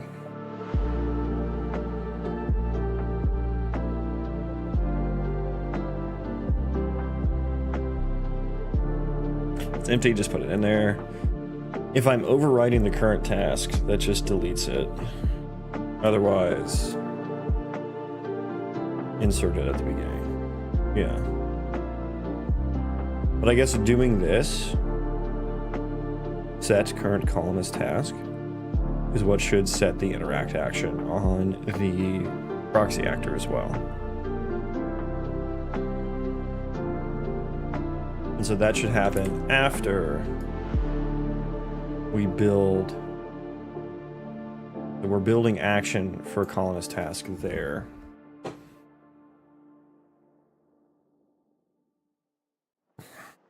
And that specifically needs to happen after we've ended the current interaction, which has its own interact action. That's why we need to end it first. So maybe just push that to the beginning of the function.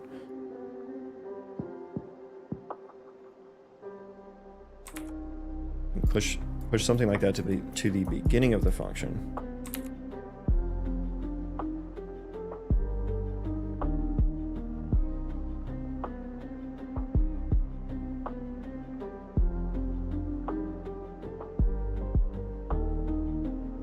Yeah, we set the members. I think build action first and then set would be what would need to happen. Oh dear. Okay. Yeah, I think that's what would need to happen.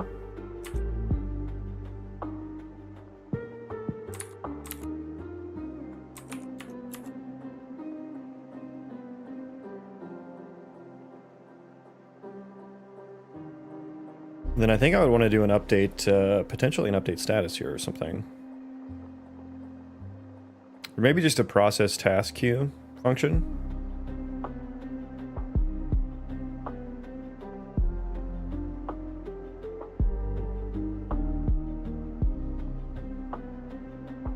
So colony entity data. Yeah, so let's make a function here for something like static void process task queue.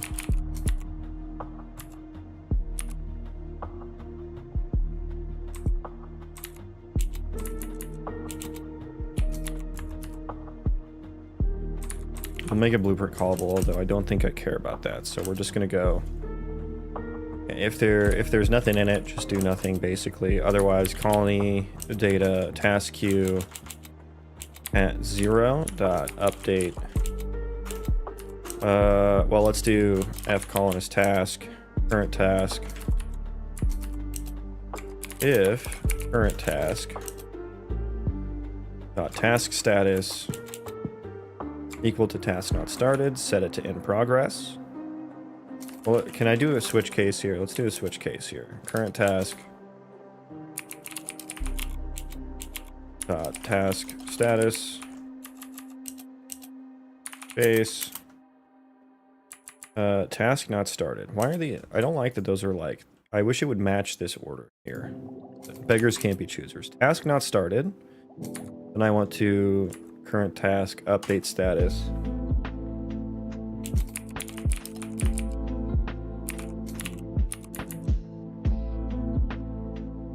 Update current task status.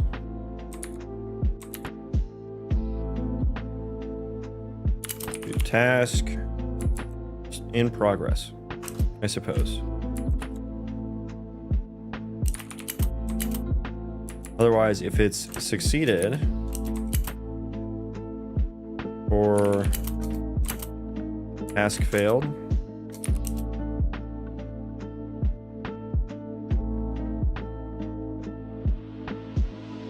then I would want to, what would I want to do here? This is when I want to like put the next one in here, right?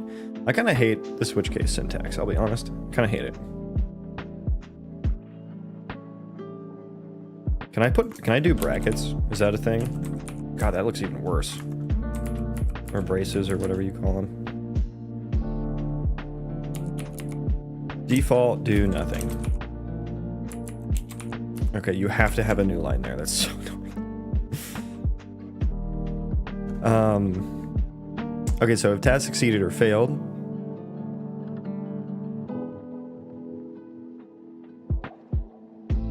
I think we process task queue here actually. Then I'm going to do that same logic basically. Task queue, remove add. process task queue. So somewhat recursive. That switch statement's going to fall through. That is exactly the intention. So remove at. If it succeeded or failed, we want to move to the next one, essentially. We want to move to the next one.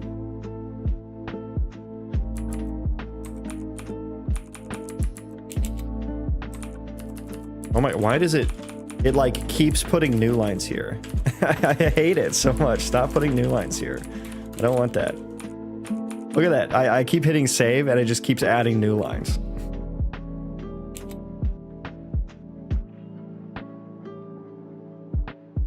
You mean you just hate that it indents case with switch, or the actual syntax? All of the above, actually. All of the above. Like, I think it's nice for like one-liners, but when you actually need to do like logic, it kind of sucks. And then like this also, like Dr. Elliott said, this is a fall through, a case switch fall through, which can be intentional or it can be accidental.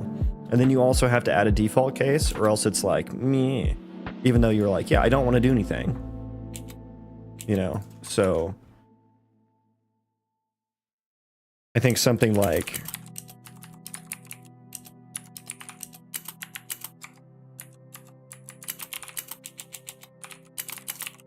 it's just, I don't know, it's not super necessary to me. Like, this is more clear, a little bit more code, but more clear.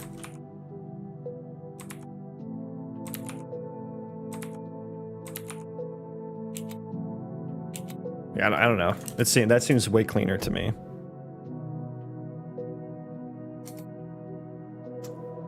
STD unreachable gang? Yeah, but you're gonna have to. You have to add that. Like, now you have to add that.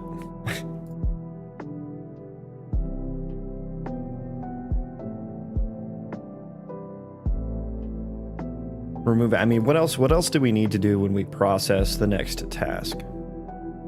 I guess I need to like update status on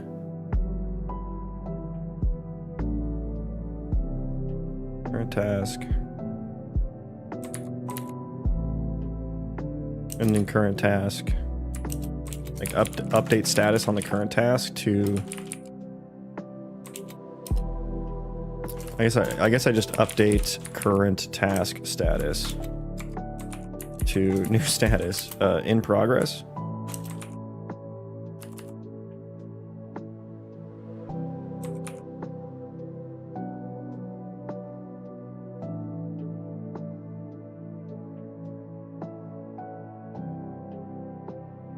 That's an else if I won't execute the same as the switch statement you just had it. Oh, because I didn't put a return at the end of the, or a break at the, see, that's another thing. Something I literally just missed as well.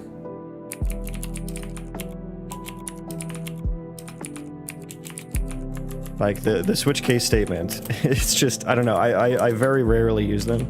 Because like, what was my first case? Yeah, I didn't have the break there. And I was just doing that.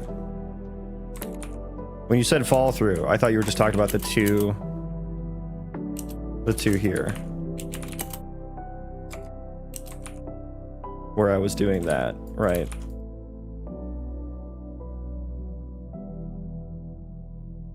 You're talking about the first one, not the, I thought you were talking about this, because this would be a fall through as well. And see, that's annoying. This is another reason why I don't like it, because you just have to do so much extra for it, I feel like. And it's like, yeah, I should have had the first break. I missed it. I missed the first break. Yeah. It's like, it's because like usually when I use them, if ever, it's in like a function where it's in some like getter function. It's like get text. It's like get label or something, label text, and then it'll be like thing, and then you'll do switch thing dot some type or some enum, and then you just return here, return text enum or something, you know, like something like that. I don't know. I just space them out with braces and it looks decent, but you're typing more though. Like you have to type out more. And I think the switch case is the only good thing it does is it kind of makes you, I guess it's more so explicit about handling every case, like every enum. In some way, you have to explicitly handle it. So that's the only case I think it's good for, is when you want everything to be explicitly handled. The code kind of, well, I guess really the editor kind of lets you know. In Go, you never have that problem because it doesn't do fall through. See, there you go. And switch cases are different in every language. Great. Great. You know what isn't different in every language? A fucking if-else statement.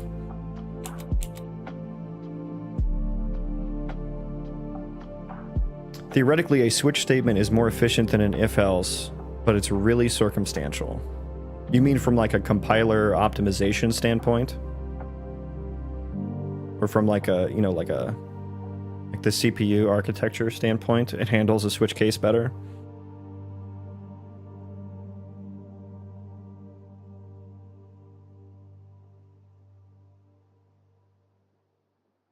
Probably because it keeps this in memory or something.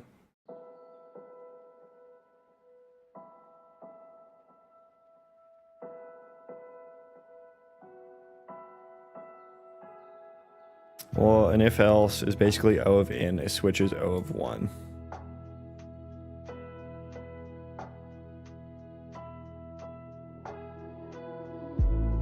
Yeah, I mean, I guess that's...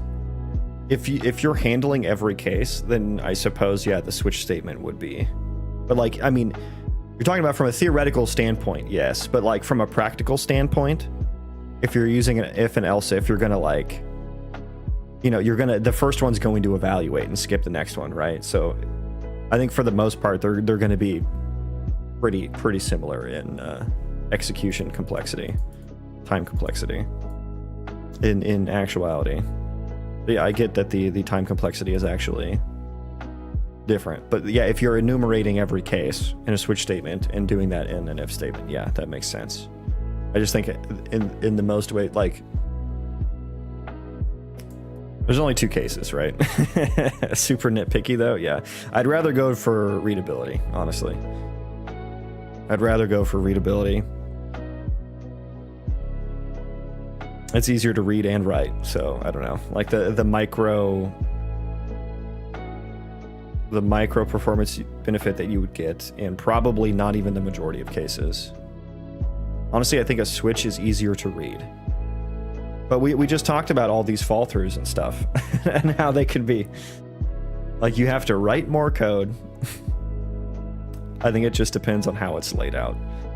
I mean, I think the only case where it's easier to read is where you're handling every case.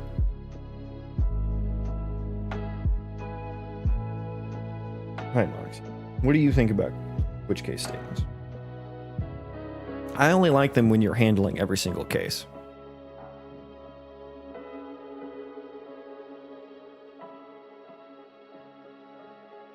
I didn't use them, but until I wrote rendering hardware interface, and for a lot of those, yeah, I mean, if you're just like that's kind of what I meant with, like, you probably have some function that takes in an enum and then outputs, you know, the new enum.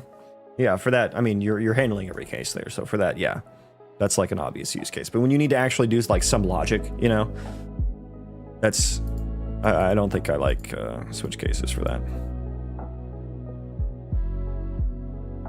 Authors can be a pitfall for people who work in multiple languages, but IDEs also help there. Yeah, I mean, I also showed that they're kind of annoying as well, where it's like, hey, you need to handle the default case. And it's like, well, I don't care about the default case. I want nothing to happen there. Anyways, I've been talking about fucking switch case statements for like 30 minutes.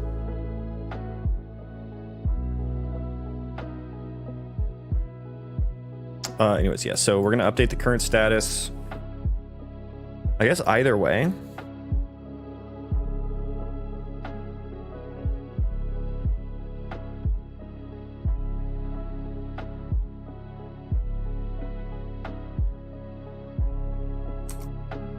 So I think we do this first.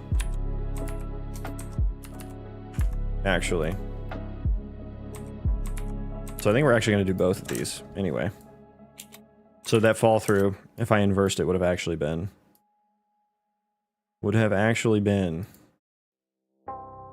Okay, so now I'm not going to use that anymore.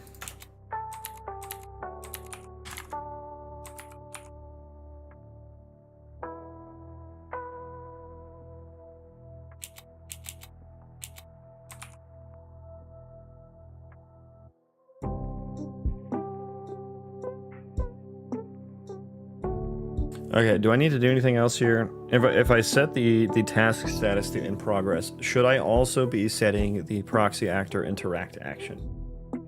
Is this where that happens?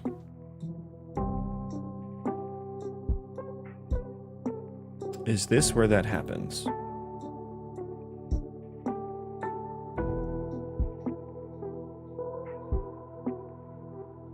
And then what happens with this little bit of recursion here? Why did I do that again? Y'all got me off track talking about switch cases. We're going to process the task queue. If there's one in there that's either failed or succeeded, we're going to remove it from the first one because it's done. And if the first task is not started, we will update the task status. Yeah, so this recursion is really just for when we update the task status to something that is failed or succeeded, basically. And then it will remove it and start the next one.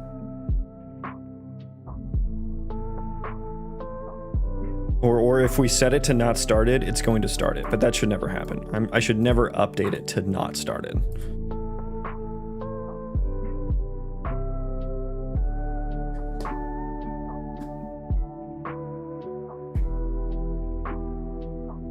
But yeah, setting the proxy actor interact action is, should this happen here? And then process task queue. I wanted that to happen in, where was it? It was this guy, the current colonist task. Yeah, we want to process the colonist task queue. This is an entity task utils. Goddamn, why did I make this? Is duration target met? I think all this should go into colony utils. Entity task utils sounds like state tree stuff.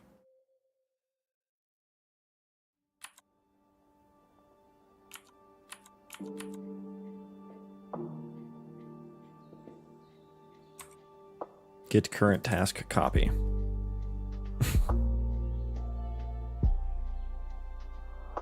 I don't know why I'm using that. Let's just delete that. The current colonist task. Yeah, we're throwing all these. We're throwing all these into colony utils now. Congratulations, welcome to your new home.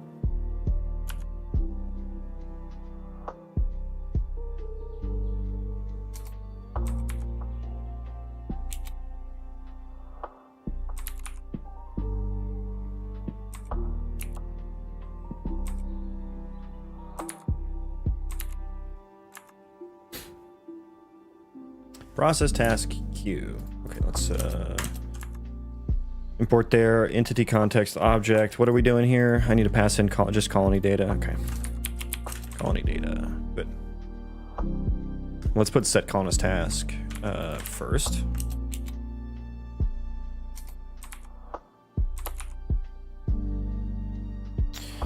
Update current task status. That gets called from outside. Process task queue. Okay.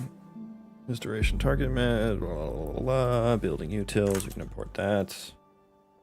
Instant static mesh component, import that. Okay.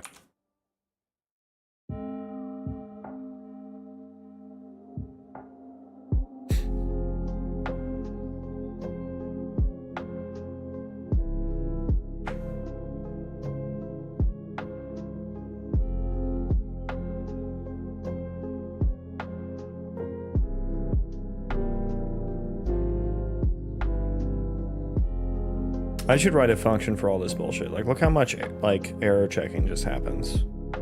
I should write a function for that. I do that in like every function. Anyways.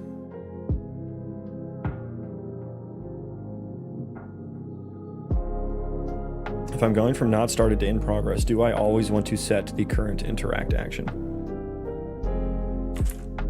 So that's going to be on, that'll basically be on set current colonist task that potentially happens on. And so we will process the task queue, but there's a chance that this gets added to the end. No, there's not actually. Set current colonist task does go at the start. But there's probably going to be another code path in the future that adds to the queue.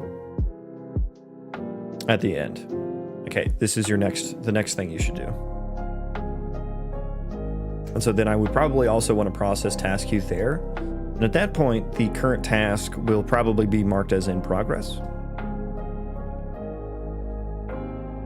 We don't need to check all this, basically. So I could just do an early return for that, too. I think that would help readability a little bit, so I can make sure it's not. I want to make sure it's like implicit. You know what I mean? Or that it's not implicit. That makes it a bit easier to be like, okay, if it's in progress, yeah, we don't need to worry about the rest of this. Or moving to, honestly. I guess I am enumerating every task status here, but there's logic involved. Or I'm changing the current task right here.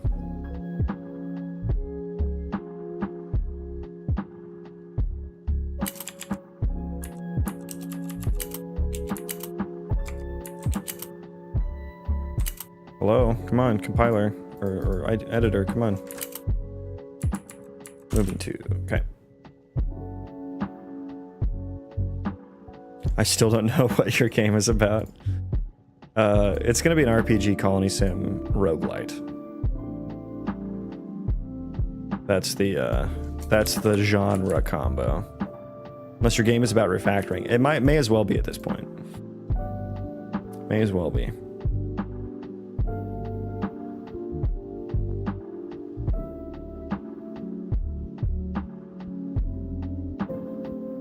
Okay, this feels good. This feels good. Okay. I hope that okay, here's another spot where we will want to do that first. I should probably check all those.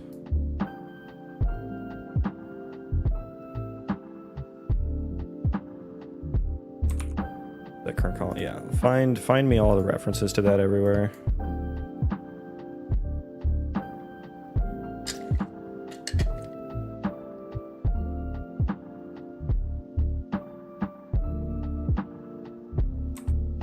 So now we're doing that before we set the colonist task, and that is important that we do so.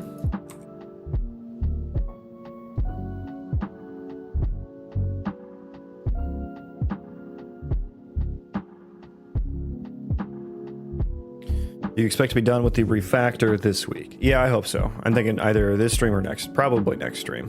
I'll be done with it. I am ending interaction up front there. That one I already changed. I'm ending it up front there.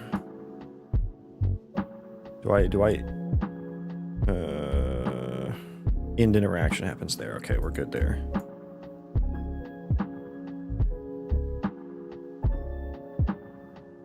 I basically just have to go through. I'm fixing all my tasks now and trying to iron them out.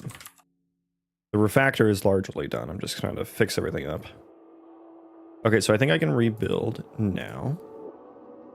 Well, no, I still need to figure out if I need to set the proxy actor. That's what I didn't figure out.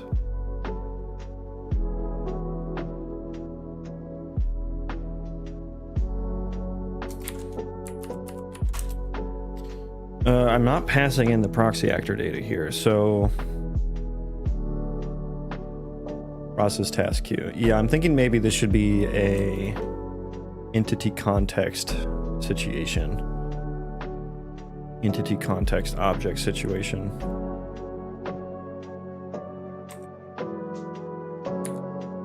And then, yeah, update current task status. I'll need to change all the usages of updating the task status to that. Yeah, I'm thinking probably pass in the task, because I don't know from the perspective of those functions what is the current task and what isn't. It should probably, any task update that happens should be the one in progress, but I guess I don't necessarily know that. So I think I should go back to passing in the task here.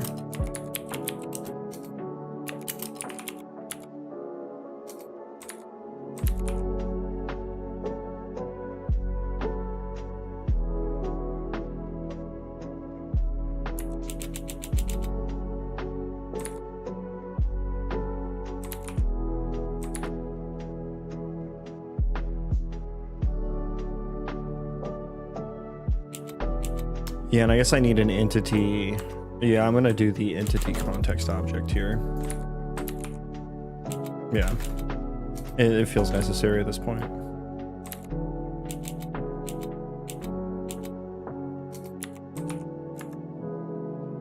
Feels necessary at this point.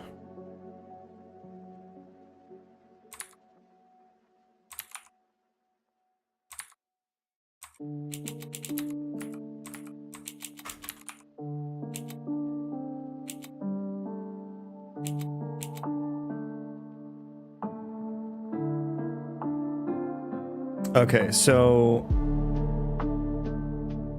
update task status. Yeah, it's no longer going to be that task.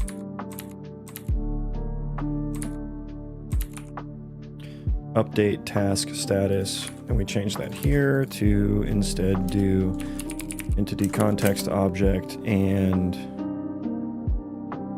the current task,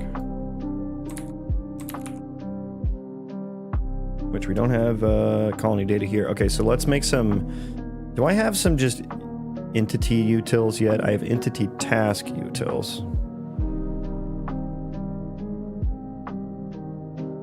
I don't. I have an entity trace utils. Does anyone else just have like a ton of different classes for just static functions? Or is it just me? Entity utils.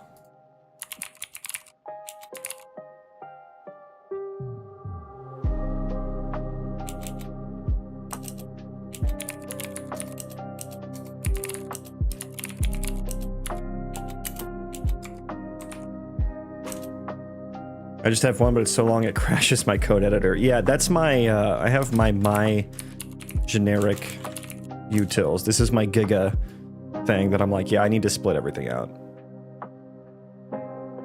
This is just the definitions, right? The declarations. Yeah, 1,500 lines long.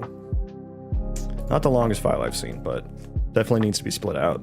Especially because of all the dependencies it causes. Like, changing something in that file causes me to rebuild like 30 actions or whatever. What am I calling this now? This is actually, I think this is a C++ only function. So I think this returns t pointer. Yeah, that's actually, bro, holy shit. That is actually exactly what I was gonna write. That's kind of insane. That's kind of insane. Context object and the class that I want.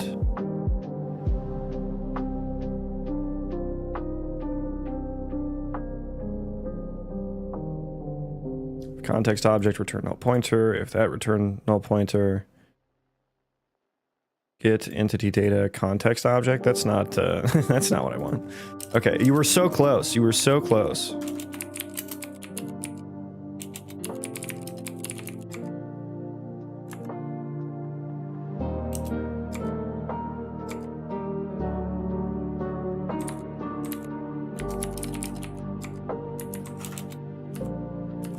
Let's actually, it's templated, so I have to write it in the header file. Yeah.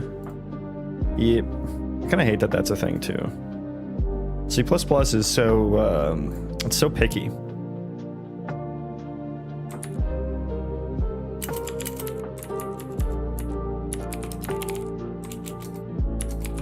And then writer just doesn't know how to handle this because it's templated.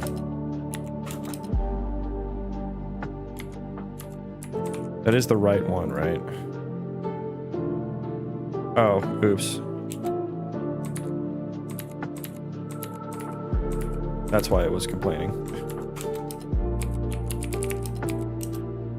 And I guess, yeah, we probably have to do a strong include there. There we go. Now it's fine.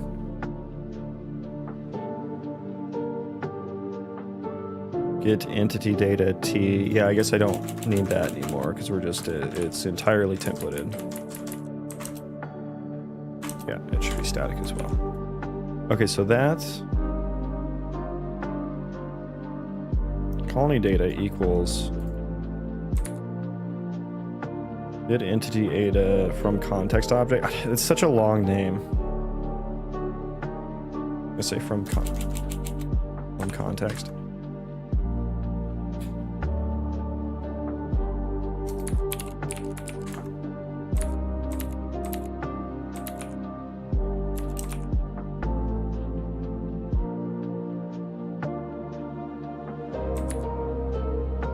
Okay, get entity data from context.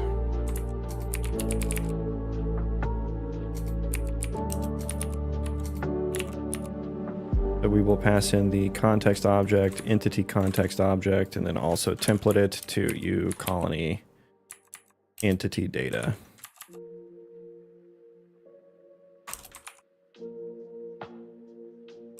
God, it's such an annoyingly long line.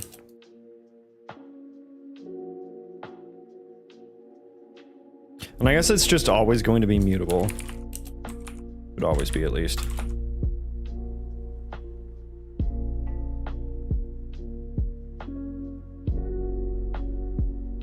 There's no context. I should probably check if there's no world as well. Yeah.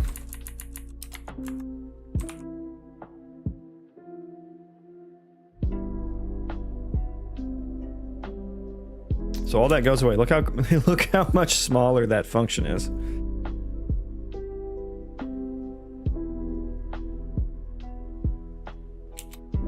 I think this is good enough to... Small enough that we just wrap it there.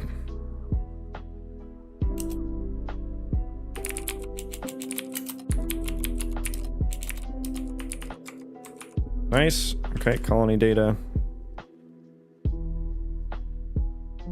Now, there's a lot of places I need to use this function.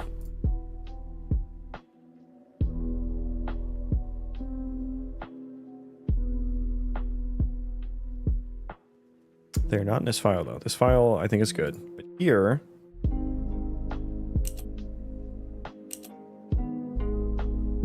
is where I need to auto proxy data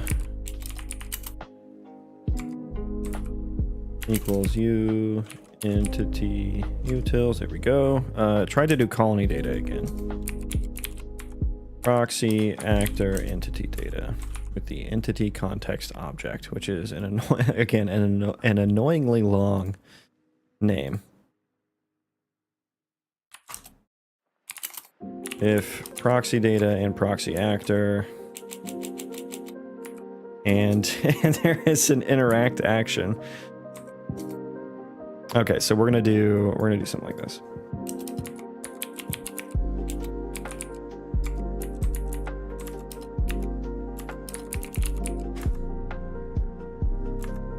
Well, I guess I need to check if it's empty now. I guess I could just call process task again here, right?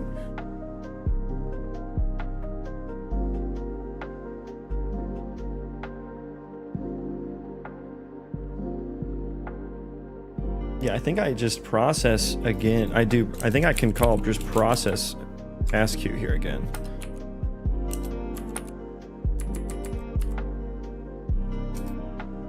And then I can rely on the current task.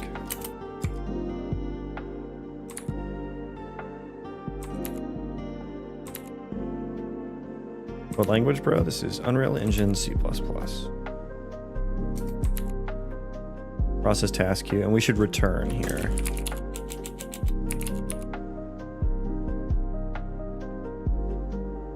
And then maybe I should put this.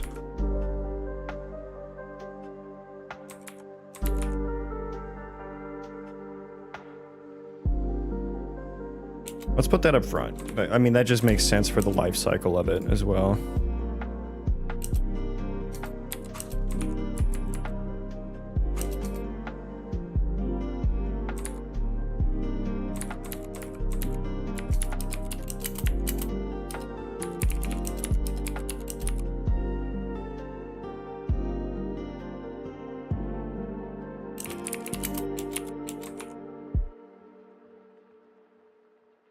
And I suppose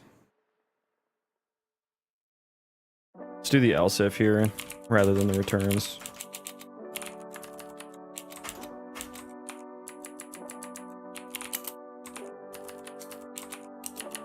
Just say do nothing.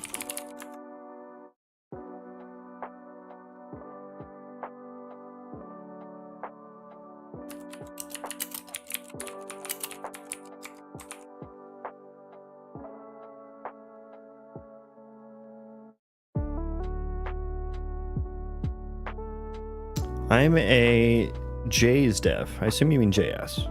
I also want to learn the C family. What content would you recommend for me? I don't really have really have anything specific.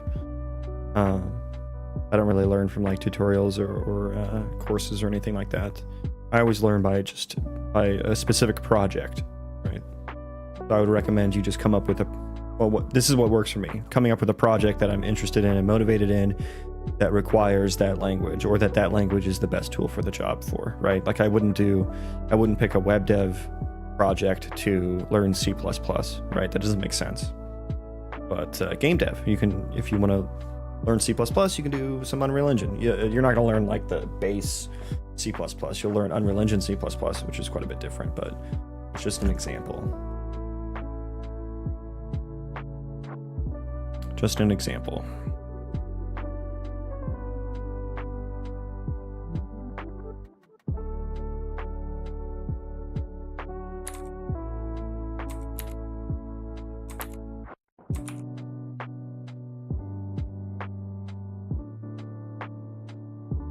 Yeah, C++ is scary. Once you realize that you've been working with pointers in every other language that you've used, it becomes a lot easier to understand. That's usually what most people are scared of, right? Pointers. It's like, no, you use pointers. Every language has pointers, actually. They just hide the difference between pointers and refs from you.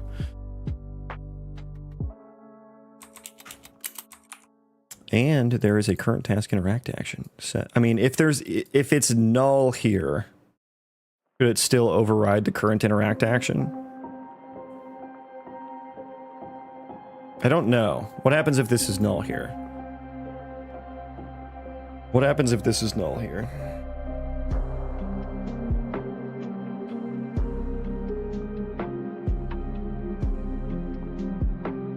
Would it ever be? Would it ever be? If I'm... Let me just set it to null. I mean, okay, that's fine, I guess. That's fine, I guess. Okay, let's go through and change... Let's go through and change all of the colonist task status updates.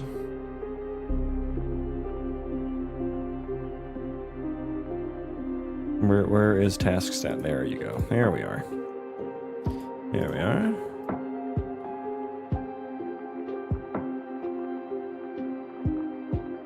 So now I need to go through and on tree. Ooh, yeah, this is old code that doesn't actually run anymore, so we'll just start. We're just gonna start changing.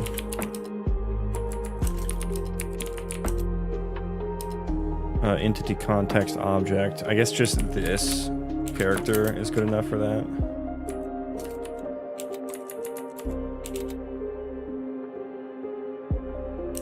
Okay.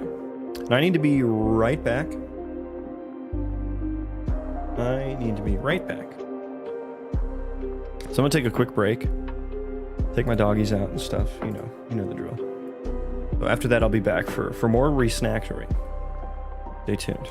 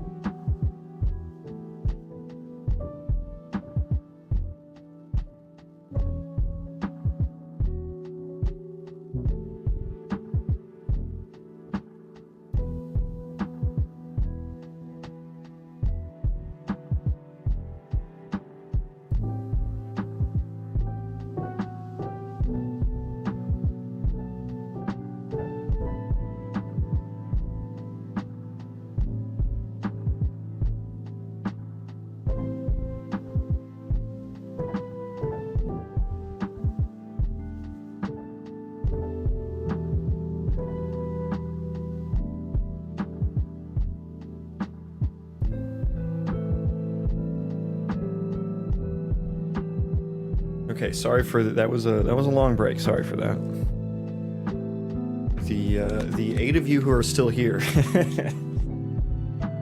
Thank you for waiting. You didn't have to do that. You can switch to something more entertaining if you'd like. I'm back now,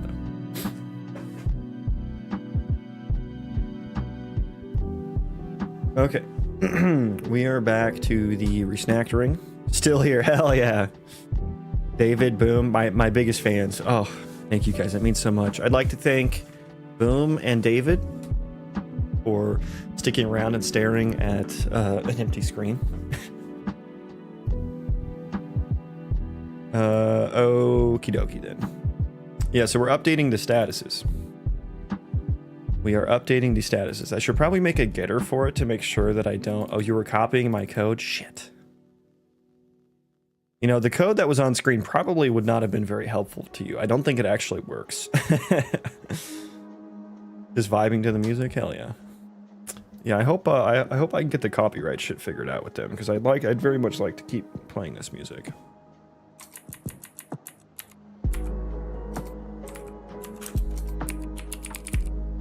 Entity task utils update. Wait, entity task utils. Yeah, that's confusing now. That is confusing now. Yeah, I don't. I should delete that. I should delete that. Wait, am I fucking? I've already forgotten what the function was called.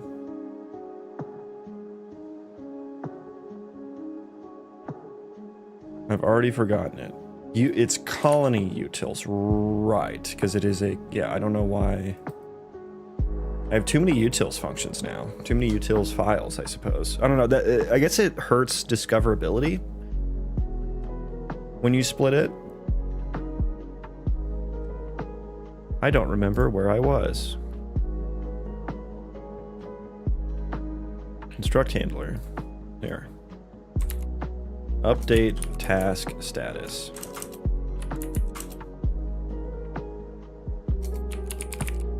Entity context object task to handle, and succeeded is the new state. Mister, I don't need your sass right now. I'm being very sassy. He's over there going. He's a little tiny puppy dog, and that's what he does.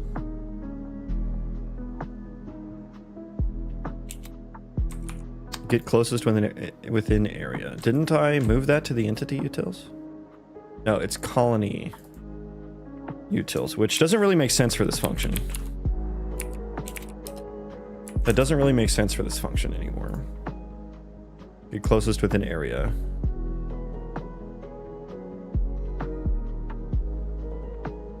Closest to what? Return object types. Mister.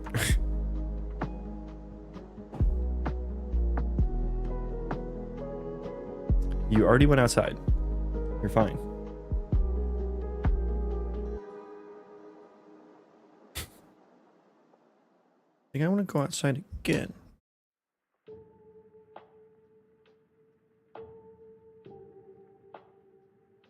Okay, so this is just like a giga function. I kind of forgot what I wrote this for. This does a lot of things.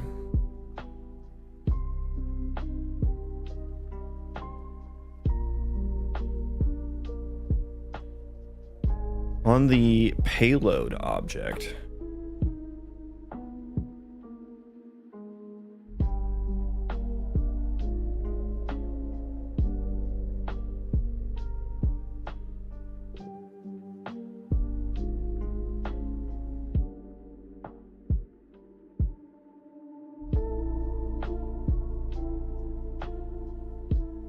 Yeah, I don't know where that function should live. Does a lot. For now, that's fine, I suppose. Okay, so in here we're setting it.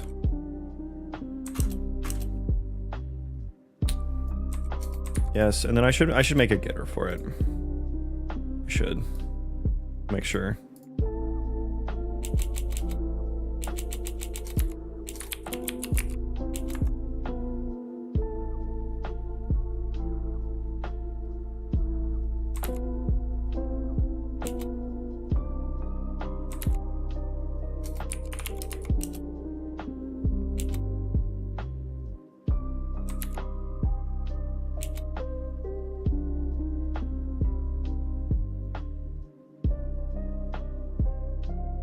That one's the only one that should be used now. Complete. Do I use that anywhere? No. Okay, delete it. Okay, let's make a getter for it as well.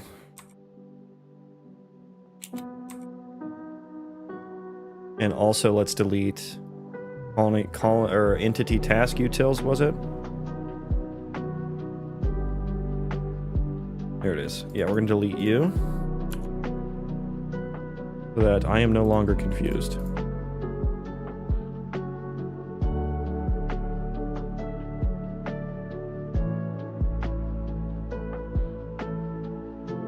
Okay, colony structs. This guy. So task status, we're gonna make you private. Or at least protected.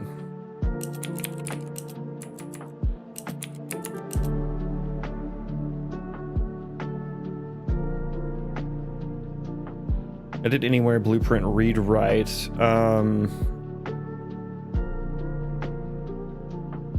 No. Not blueprint, read, write. Edit anywhere? I don't know. I mean, I guess it's nice for just creating. Yeah, we're not going to do edit anywhere. We can do visible anywhere, though.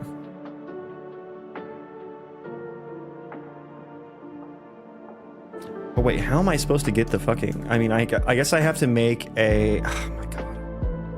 I have to make a function to get it, right? So it can't be a U function, because it's a struct.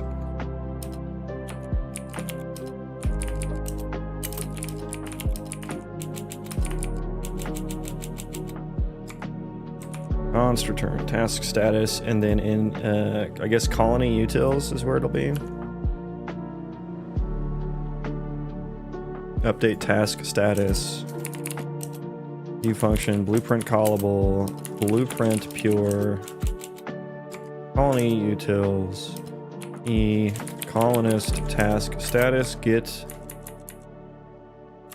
task status.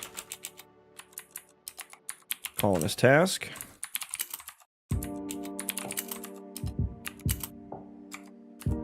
Return task.get task status. Okay. That is primarily going to be for blueprints. And then from here, we need to do any place I see dot task status. Let's just do a find and replace for dot get task status. I think all of that looks good.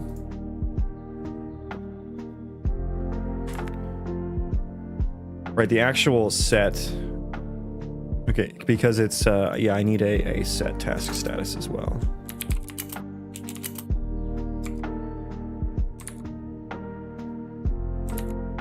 And that should only be called from one place, basically. I guess I could do the friend concept, right? That would help me do that.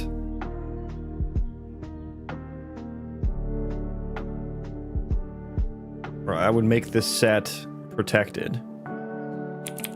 Right? I would do protected.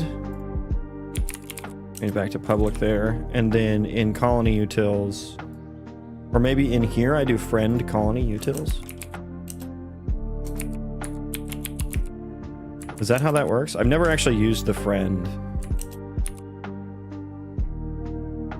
Is that how that works? And can you do it in static? I don't know. I'm not gonna worry about it right now, actually. Because like I basically only want the set task status to be used from this single function.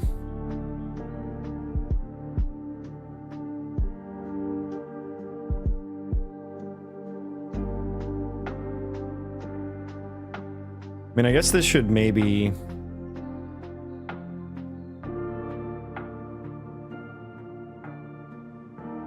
I mean, this is fine. This is fine. Those should be the only two usages, basically. That's fine. But let's also just use get task status there, just to make sure those are the only two places that we're doing that in. Cool. Okay, so rebuild, I guess, now.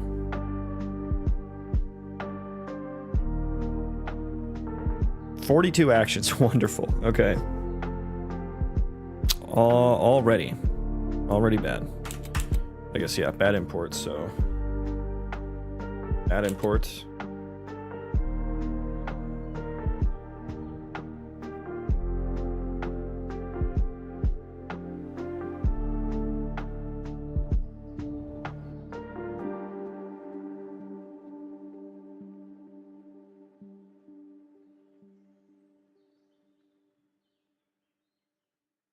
Okay.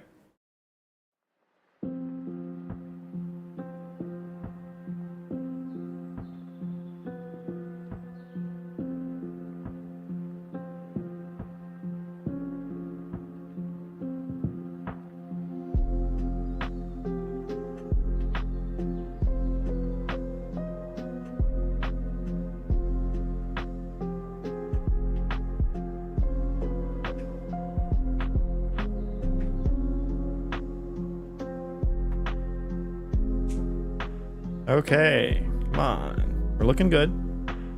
We're looking good.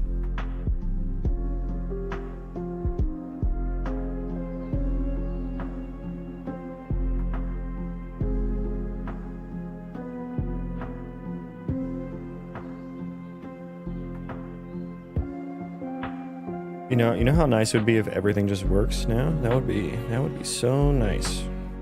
That would be so nice. There's like a 0.001% chance of that happening.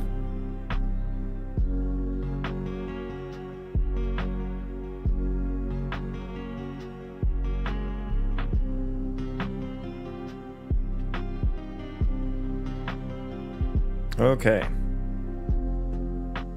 So the set colonist task is now, that should be good, right? Or the set current colonist task, that should be good. Yeah, I think let's see what happens now. Let's see what happens now. Test some construction here. Okay, let's test, we're just gonna test target. No, you need to do task. All right. Go construct this guy. Yay, he did it, but he's stuck. He is still stuck trying to do it, I think, still.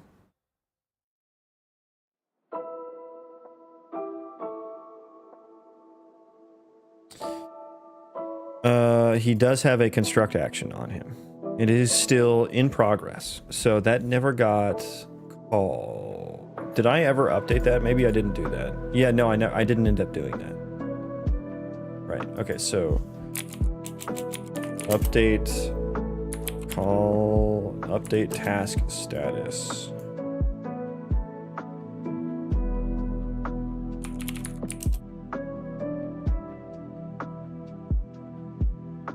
Action, I should get interacting object. That should be the actor. Success. Succeeded. Failed. Okay, so that's what we were missing there.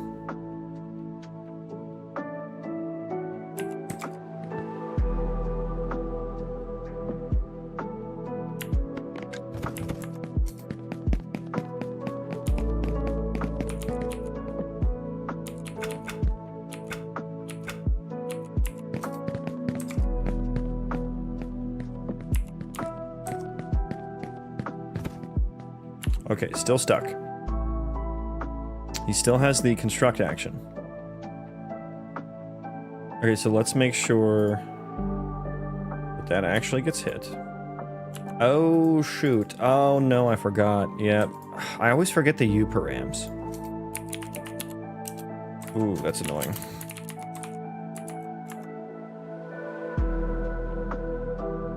The U param, yep.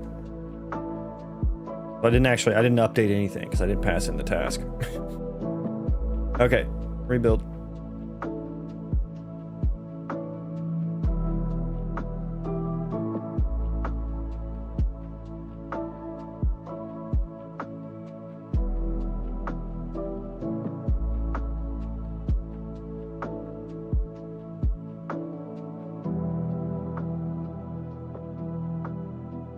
Okay.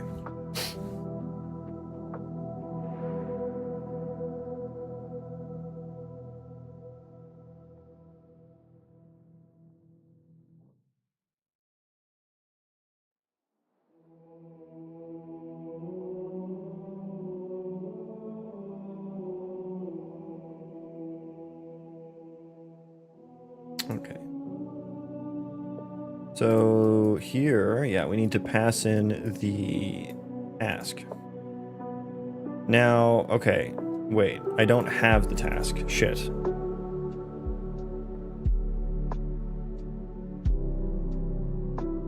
Shit.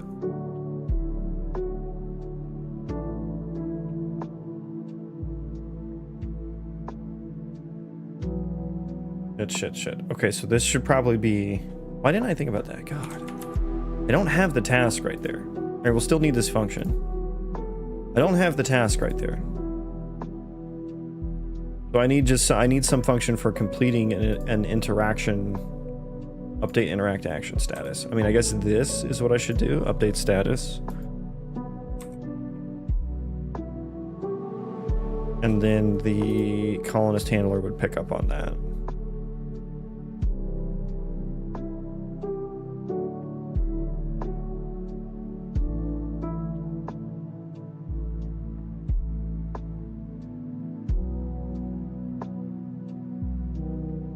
And then it would update the stat. Okay, so I just need to use this one. I just need to use that one.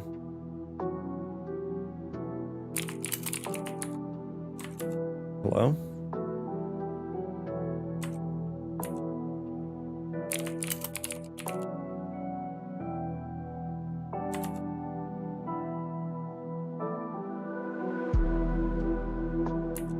Because this is a const function. It's not a const function. Why is it not showing up in here? Yeah, here it is. Okay, the context sensitive was not working very well there. Oh, because it's not static. Ugh, okay. That was why. I see.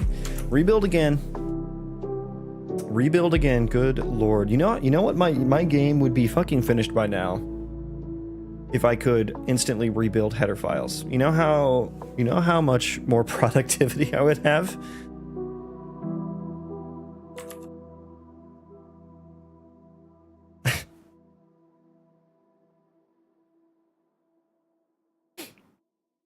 I feel like the way that I write code, which is very, very iterative and feedback oriented, very trial and error, is not very conducive to the Unreal Engine development experience, right? And I wonder if other people who put a lot of upfront thought into the way they write code and plan everything out and everything, like, I wonder if they have a better time than me because of that.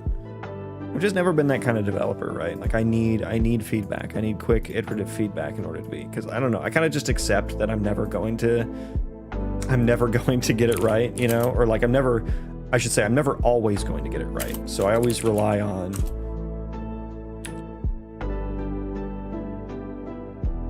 Wait, what? Oh, that's interacting on. Yeah. I always rely on, you know, like running the code and seeing what happens, you know, like, or running tests or whatever. Maybe I should just run some more tests. Maybe I should actually start building tests. But these refactors are going to be... These refactors would be so painful. If I had to rewrite tests every time.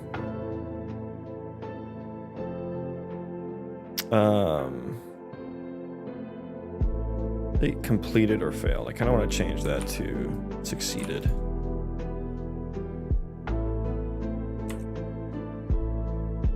Okay, but now let's see what happens. I know that struggle.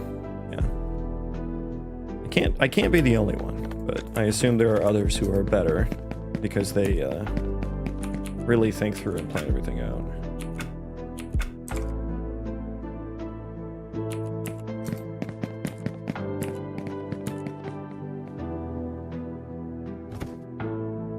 Okay, he's still stuck.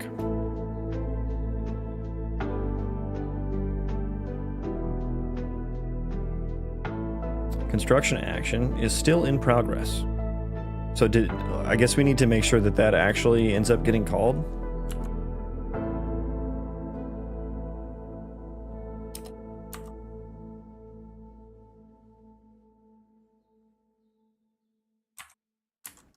And with what?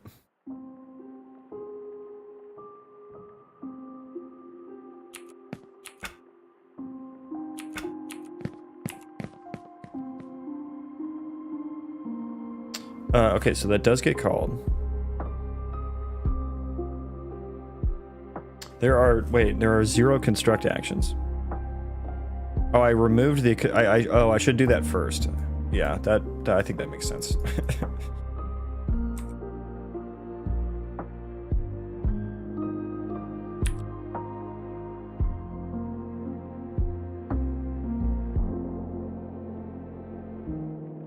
Then remove it afterwards. So I think it's just I was calling it with a null interact action.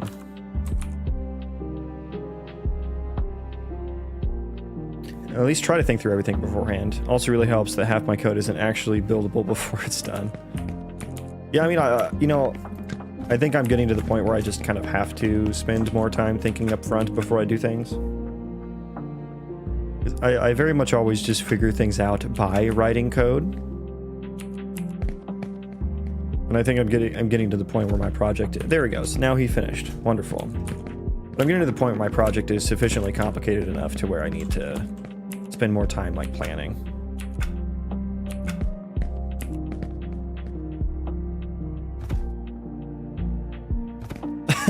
He built that without moving to it.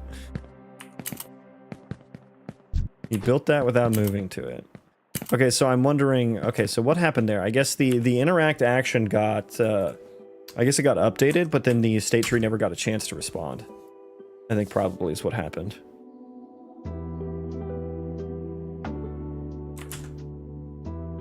Yeah, the state tree probably never got a chance to respond.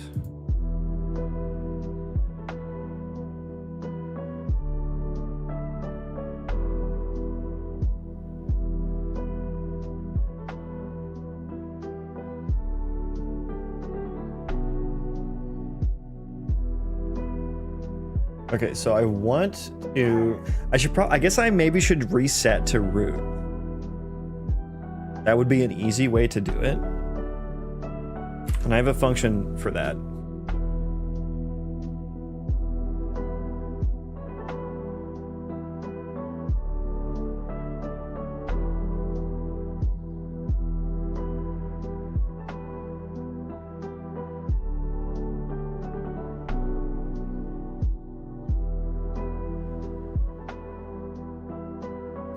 So, yeah, I have a function for just resetting the state tree to root, which will cause the state tree to rerun the interact action, which will make him go back to like the move to task, which is what he skipped. He just stayed in the interact action because the state tree just stayed in the interact with task because we just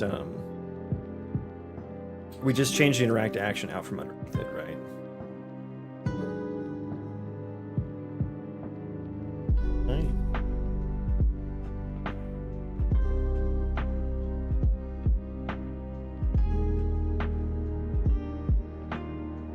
We update the interact status.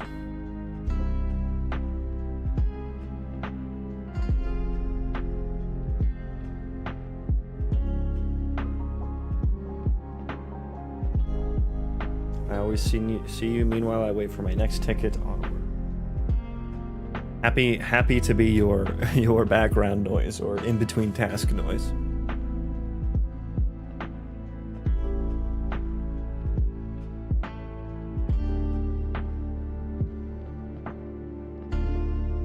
Yeah, I could just reset to root, which is it kind of just feels like a shoehorn way to do it. It doesn't feel like a very natural flow way to do it. I guess it would be nice if, you know, we ended the interact action.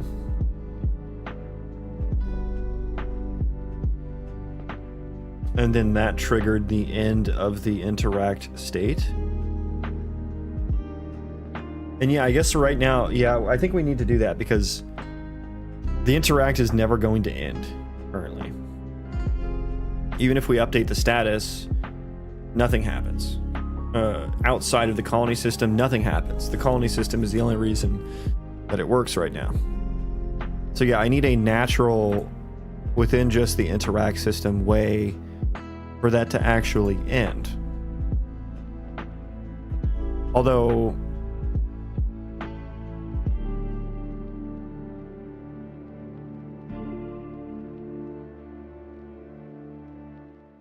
yeah, I guess this should listen to the status.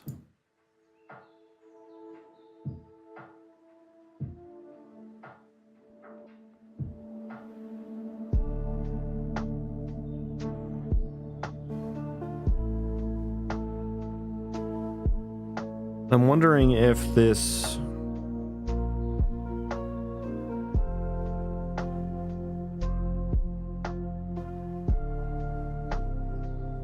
I wonder if I should have a task that takes the... Yeah, I wonder if this function that I wrote for processing the task queue, if that should be a state tree task.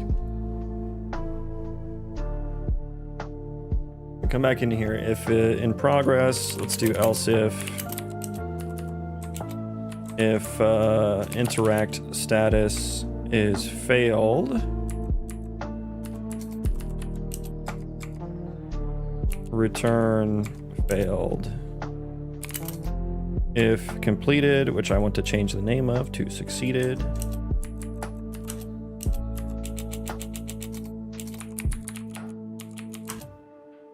Succeeded, okay.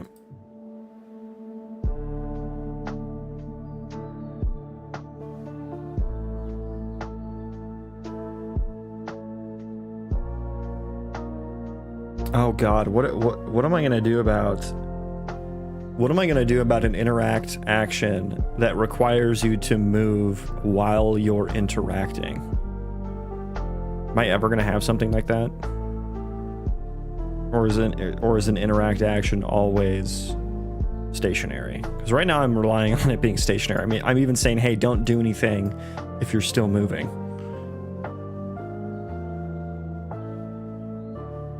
In progress. Now, okay, so that is what starts the in progress. Status. And where is the status being updated? Here. So the interaction itself is actually in progress.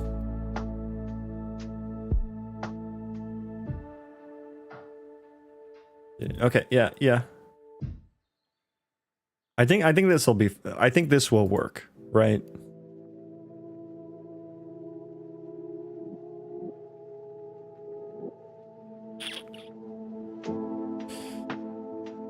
Interact status succeeded. Failed. I think I returned success here regardless, actually. Because failed means it'll fall through.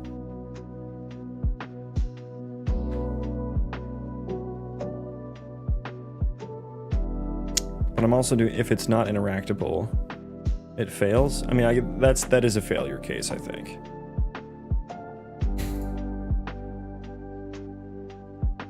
And then the state tree task just is like whether it continues or not. Because the way I have this state tree set up, and I don't know if other people do their state trees this way, but like mine goes top to bottom, basically. You know, like basically select children in order. If it fails, like, each one of these is, if it fails, it goes to the next selectable state. I mean, and that just kind of means like, hey, this isn't valid, right? And I guess like, this return succeeded or failed. So like, that would make this, so I basically have to return success from everything if it's like, yeah, I think I may even want to do something like this to return success here. Because if I've gotten to the interact with object part of it after I've moved, like, we've determined there is a valid action, and I would want to go back to root on success, which is what all these do, basically.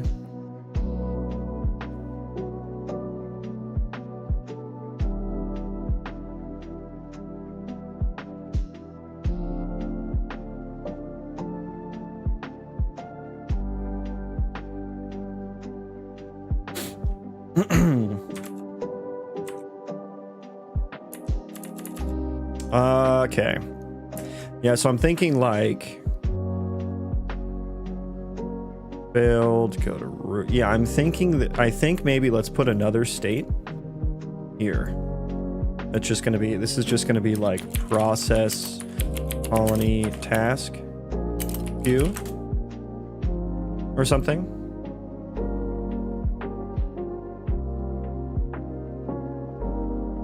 And we'll just get there and then yeah, so that'll be if there's no interact action, essentially. If there's no interact action, we will get here.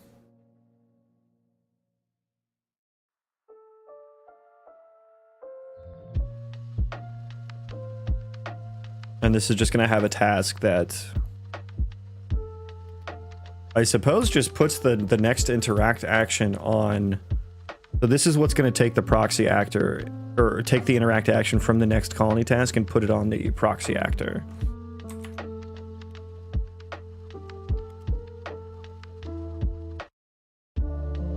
And I wonder if the Hangi tree actually doesn't become a separate tree now.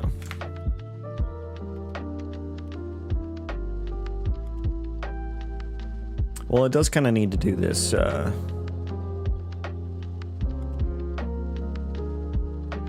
If hungry, eat food.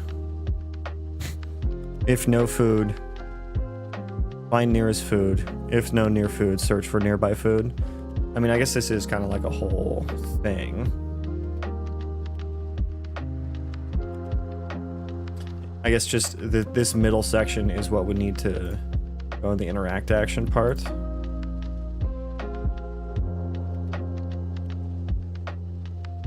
I suppose I would just need to respond to the individual scenarios, which I don't have the power to do if I'm just doing it within here.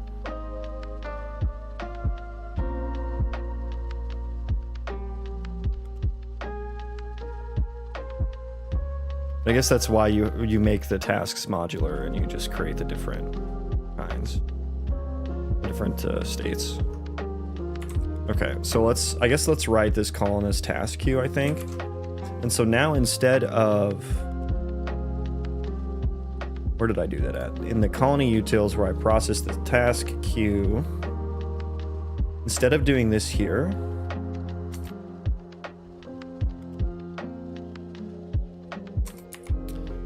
yeah, we're doing this in a lot of places. And so we will hit this interact succeeded or failed. It'll return and go to the next one.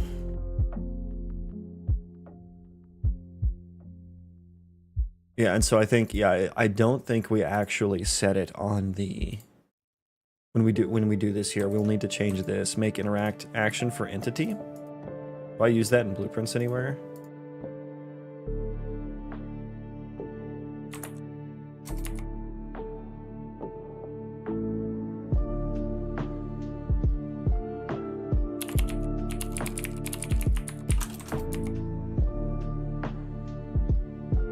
Make sure I don't think just from hit result.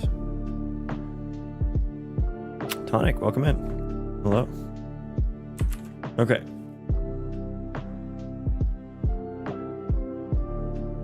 So basically just right here.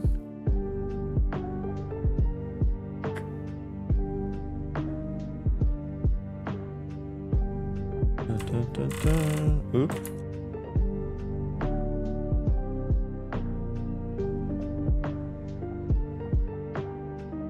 And so I think I would just need a task that just like set current interact action, because then that's what I would want to do from here as well. So this make interact for action for entity.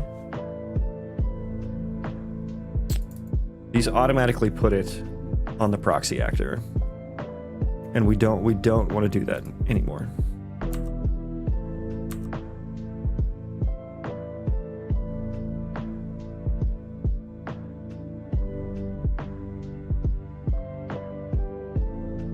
Oh, no, it doesn't. Yes, it does. That part. Okay.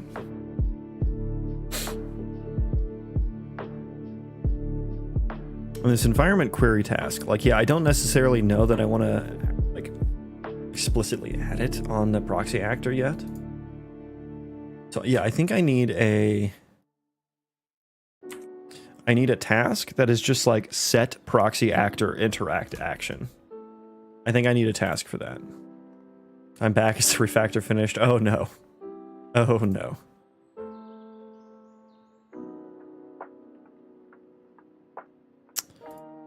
So I'm going to call this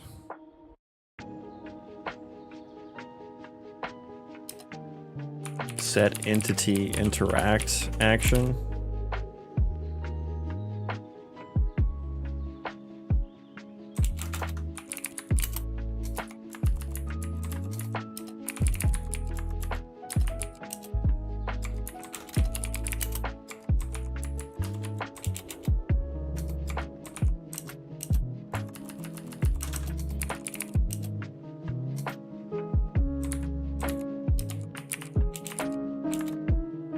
Set entity interact action data. So the only thing we would need here is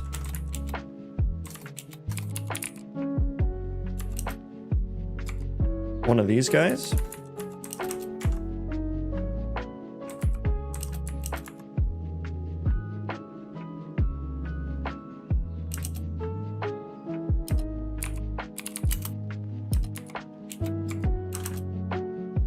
Oh, come on, AI. I know you know what I need here. Fine, I'll grab it from something else.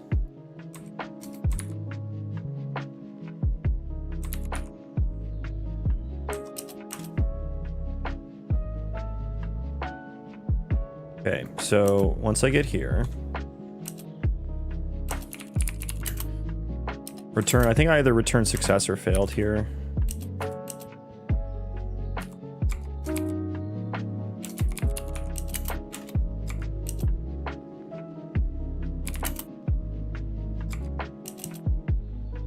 And then let's do there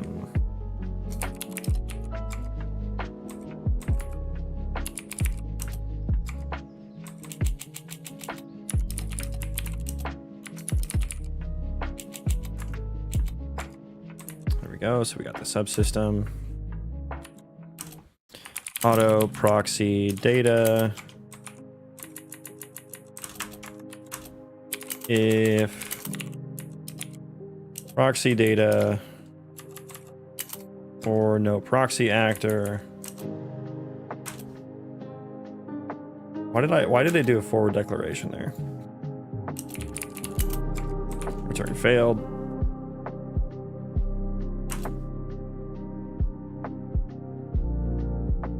Hey, so I peeked into a bit into the Angular Dart thing and found it's discontinued. So I work at Google Ads. Google Ads is the largest Angular code base in the world, and they use Angular Dart. It's pretty much built for Google Ads. I don't know if anyone actually uses it outside of that. I don't know if I can say that. Is it discontinued?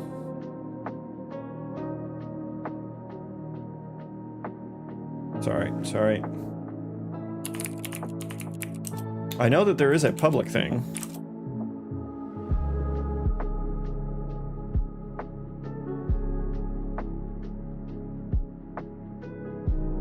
It looks completely dead.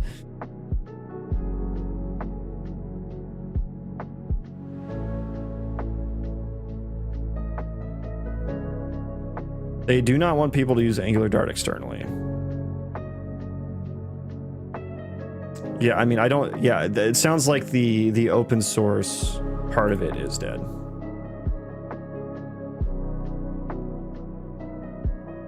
And that you should probably use Angular TypeScript.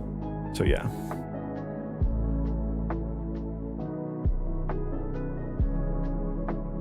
Yeah, I'm not aware of what the external facing part of Angular Dart is.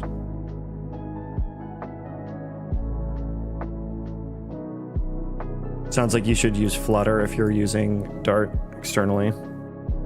Internally, it's alive and well. Internally, I think it might even be the largest I think Google Ads might be just the largest Angular ecosystem, whether it's TypeScript or Dart. Like the number of applications we have in Google Ads is kind of, it's a pretty big ecosystem. It's not interesting because I like Dart more than TypeScript. Yeah, Dart as a language is a nice language. I just don't like Angular at all. I prefer React. And Angular at the scale that we're working with is, it doesn't scale very well. And I've said this, and people have disagreed with me very, very hard about this. They say React is worse at scaling. I don't think so. I think React is actually better at scaling. I think they just haven't worked in large enough code bases in Angular. The dependency injection, it's a nightmare. Like, if you work in a sufficiently large company, like you will be making apps within sub-apps, right? That's what Google Ads is. You know, like there's like a main app, and then all the different tools within Google Ads are like different teams, and they build their own apps that get kind of injected into the. There's multiple ways to do it, but it either gets injected to the main app, or the main app is a library that every sub-app uses. Yeah, what that leads to is about 774 transient dependencies that your app brings in from all these other tools that your app doesn't actually use. And it is an absolute fucking nightmare to manage the dependency hierarchy in Angular. In that kind of an ecosystem. Yeah, if you're just building a standalone app and you don't have to worry about different teams or anything, sure, great. Still think React is better. It just, the having, like, you just don't have to worry about dependency injection in React. And there's nothing, I haven't seen any criticism of React that is specific to React in terms of scale. The criticism I have of Angular as to how it scales is specific to Angular because it's how the dependency injection hierarchy works in Angular. Like, you have to define these modules for every component, basically. You have to decide what kind of provider you're using, a class provider, existing provider, value provider, factory provider. Is that all of them? There might be more. Those are the ones we use. So you have to decide that. You have to put it at the right level in the hierarchy. You have to decide if it's going to be a singleton or not, right?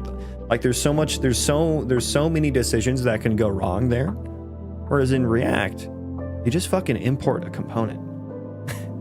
You just fucking import it. And yeah, and it makes code splitting so easy because you can just lazy load imports. What are the arguments that people defending it are saying? Like, from what I've heard, that it's safer or something. Well, they just say that like every React code base they've worked in becomes a mess when it gets large. And I don't disagree that that can happen, but there's nothing specific to React that causes that. From what I haven't heard any. And, you know, these are textual arguments, so I think probably both sides don't do a good job of representing what they're trying to say. But everyone says that Angular scales better. And they don't like React because there's a million different packages, and every React ecosystem is different, whereas Angular, it's very out of the box. But it's all that also means Angular is much harder to learn because it's like, might be the difference between Unreal Engine and Unity is a similar way to put it. Like Unreal Engine, like very opinionated, a lot of things out of the box, but there is like one way to do things, right? Well, that's not true with Unreal Engine, but you know, Angular comes with its own like routing and everything. Like you don't need to install a bunch of packages for Angular to make a web app, but you do with React. But that's the part I kind of like about React, is that it has a really large ecosystem, and something you're trying to do has probably been done before. But yeah, the arguments are just saying that React is messy, and there's a bunch of different, like every code base is different, which I guess that part is specific to React, but I kind of see that as like there is a positive to that. Not the fact that every code base is different. Like I don't know, in all the React code bases I've worked in, there are a set of like React Router always used, React Redux usually used, you know, Redux Toolkit, React Query. Like there are some really common ones, you know, like the React TypeScript as well. Like there's just a set of really common React libraries. I mean, I guess the different component libraries is annoying I could see that. I always used Material UI for React. But there are some other ones. What is it, like Ant Design or whatever is another one. I forget. It's been, I haven't worked in React in like 3 or 4 years.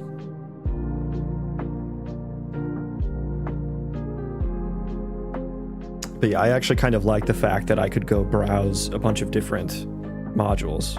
Or like the date functions, date FNS, or like Lodash. Never liked Lodash, but it's there if you want it, right? Whereas like all that stuff kind of comes with Angular out of the box, but then Angular has like a ton of different APIs that you have to now learn, right?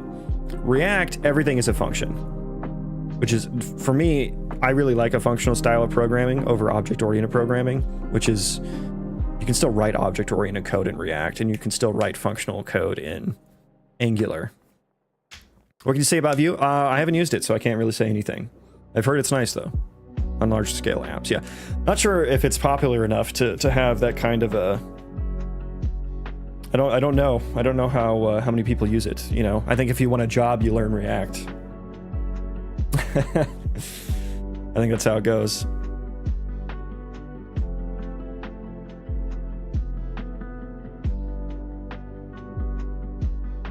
But yeah, we actually, because of Angular Dart's issues, we actually re-implemented Redux into Angular Dart. We made a Dart version of it, which is slightly different from the JS version, but it has made Angular much nicer to work with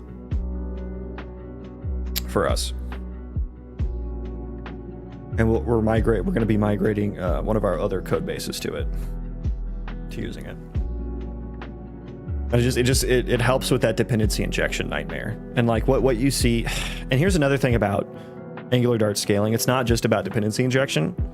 It's about in Angular you have these, like you can just you inject things everywhere, right? You can inject these classes, or they're called like services, right? And these are like your services, these are like your classes that do things. This is like the controller part of MVC. This is the C in MVC, basically. And you might have models as well. You might have some model classes that get injected.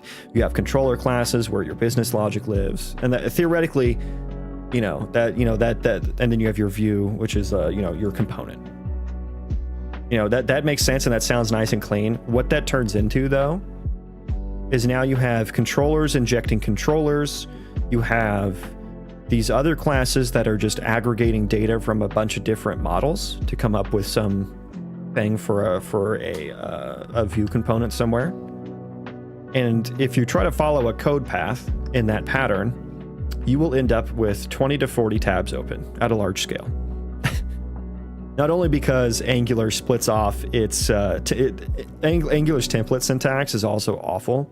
Like, you have to learn so much up front. There's so many different ways to do things in an Angular template, and you have to learn all of that. Whereas JSX, it's just JavaScript in HTML. Like, there's very little you have to learn to be successful with that. There's not really multiple ways to do things. You just gotta know the brackets, right? That's it. Brackets. You gotta, what is it, like style equals, although you probably do like, class or whatever, style equals like min width 10, right? Like that's all you really have to learn. You have to learn like that. And it thinks I'm writing it now too. And then you have to learn like maybe like fragments for this thing, where it's like you want to wrap something, but you don't want to actually give it a component in the tree. And then you have to learn that, and then you have to learn like some Boolean and my component, right? Like, you have to learn that.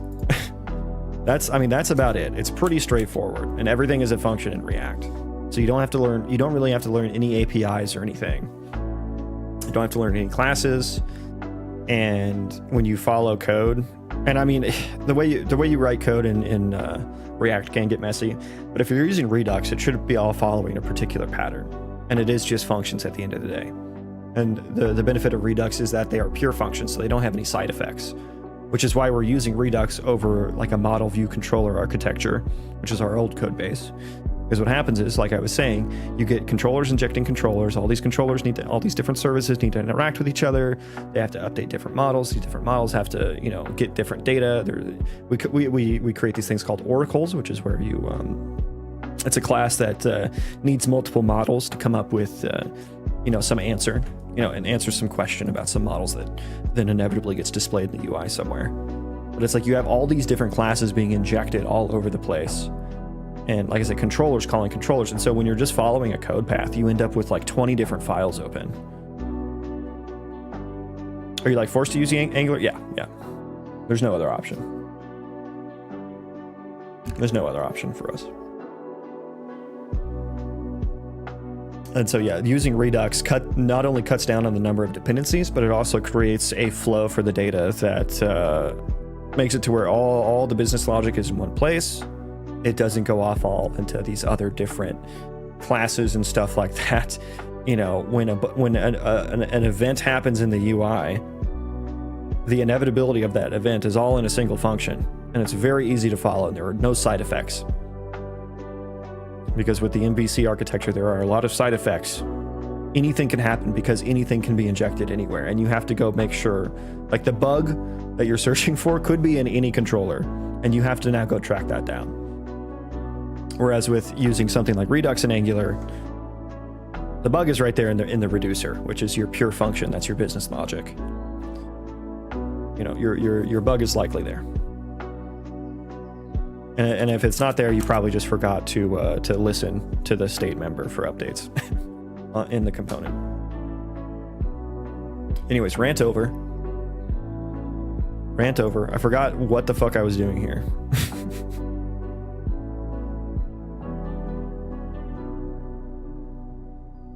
Set entity interact action. Yeah.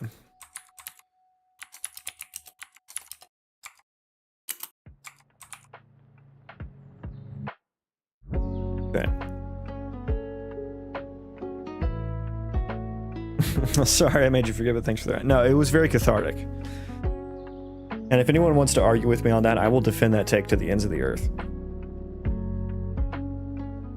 And maybe Angular TypeScript is a bit better, but I still think like the template syntax sucks. Like the template syntax sucks because there's like so many different ways you can do things. There's an Angular template, you can do like that, you can do that, you can do that around different, and then you can also do it like that, like for a property on a component, right? Like you have like some component. Also, it forces you to use a different file basically for your, like there's no you have to use an HTML file basically, otherwise you're just doing it's just in a raw string. So there's no editor support for it, which kind of sucks. But you have like some component, right? And then like in here to like use a variable on here, there's 4 different ways to use a fucking variable in here. And then there's like these, what is it? It's like some event, and you can bind that to like, I use it all the time and I forget what the fucking syntax is. I have to go look it up. But it's something where you can do like a $ event or something, and it'll like, because there's 2-way data binding in Angular, which is like so confusing. Whereas in React, it's all one directional, so it's easier to follow. Anyways, I could go on and on. I already forget what the syntax is here. But I even forget what it does. But like there's some event and it'll like automatically forward it to like a function or something. This is an automated parameter. But anyways, you can also have a property that you can set here. You do like prop equals some boolean or something, and I think you can even just do that, and these all mean different things, right? Like you can this all means different things, and the right side of it means something different too. I don't think you can do that one, but you can on the right side. I think, yeah, you can use that. Now that would be React syntax. But yeah, each one of these things is something different, and it works differently.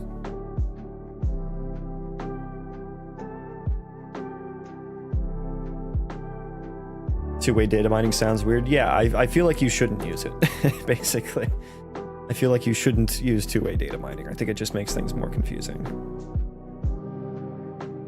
And like, because of Redux, we don't have to anymore. Because we just fire off actions for everything. I only used AngularJS, the first one, a long time ago. Oh, I heard that was even more awful. Which is horrible to think about.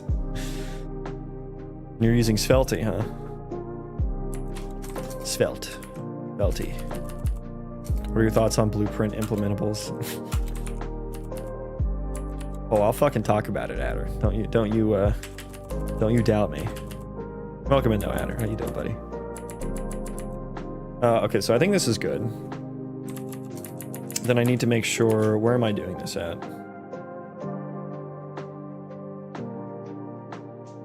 I think that makes sense to automatically set it to null pointer in here.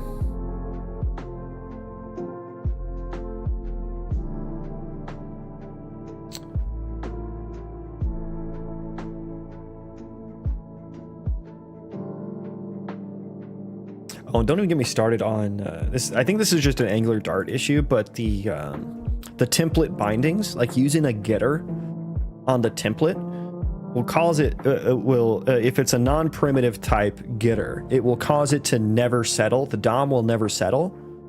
And again, I think this is just a Dart specific issue. I don't know how TypeScript handles this, but the Angular template doesn't understand that it's the same object and that it shouldn't update. So it will always update until you and there's and again, there's two different change detection modes in Angular. Like, it's everything about it is so heavy-handed, and there's so many different options that it makes it so fucking hard. Whereas React, it's just a component, it's just a function that just returns something, renders the same way every time. You know, like, it's so much easier to get into and to work with.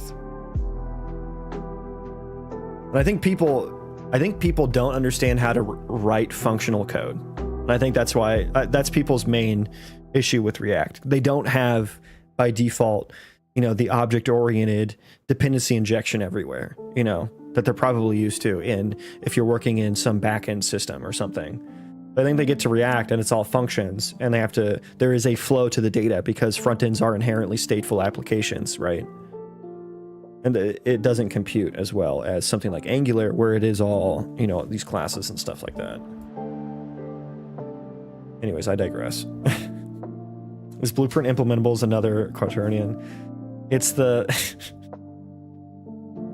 is a blueprint native event and a blueprint implementable event. There are two different kinds that do effectively the same exact fucking thing from the perspective of a blueprint, which is what it's for. And so the reason I got upset about it is because it caused me confusion as to which one I should use. And it's happened multiple times. And I got frustrated because I've read the difference. The only difference is one has a default C++ implementation and one doesn't. But when you look at a blueprint, you cannot tell the difference. When you look at that in a blueprint, it doesn't tell you anything. And it doesn't say, so there's no point for it. There's no point to have the two different properties for that. All it does is cause confusion. It's like, which one should I use? And even if it did show the difference in blueprint, it still would be, the complexity that it causes is not worth the small benefit of explicitly stating that there's not a default implementation. Like, just make an empty function, like, it's not that, you don't need an option for every permutation, right? Which is kind of what Angular does. Anyways, am I setting this interaction here? This is the NPC character. Yeah, so this is kind of like an ad hoc action, so I do think that is something that should happen there. Now the environment query task.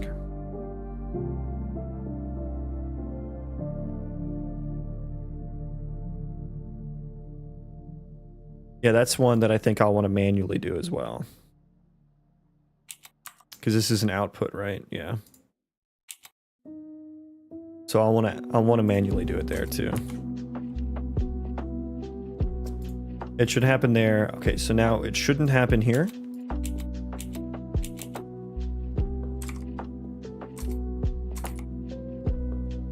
Then what is this? Interact utils, make entity interact action from hit result.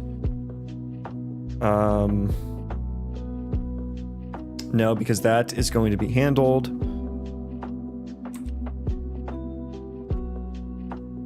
No, because that is going to be handled in the make it into the entity interact action from hit result. I mean, the whole purpose of me doing this is to set it on the proxy actor interact action. Actually, this function becomes useless if I delete that, right? Now we're not using.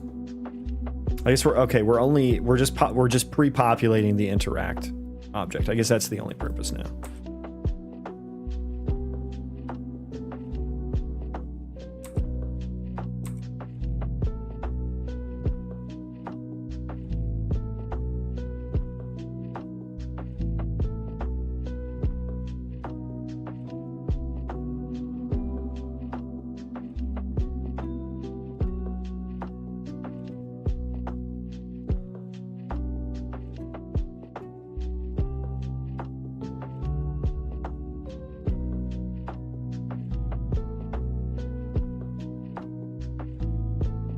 So I think we just keep this then, and then just, because this is what happens when the player selects a target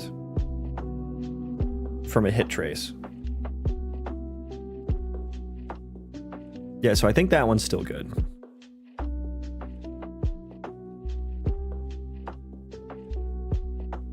Okay, I think we're good. Let's rebuild here. I'm gonna grab a drink real quick.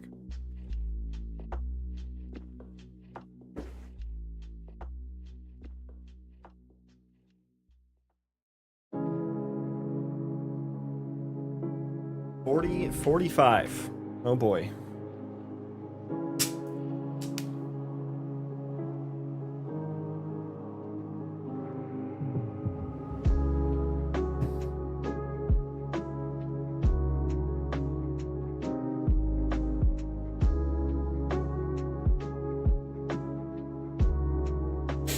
Okay.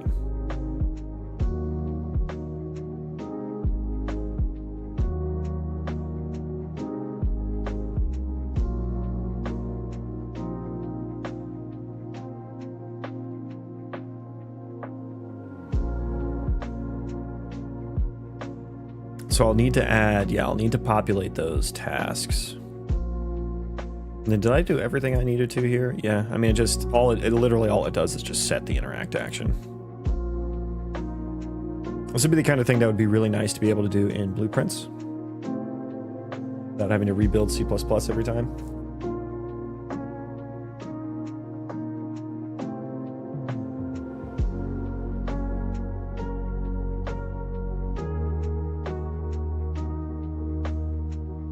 Okay.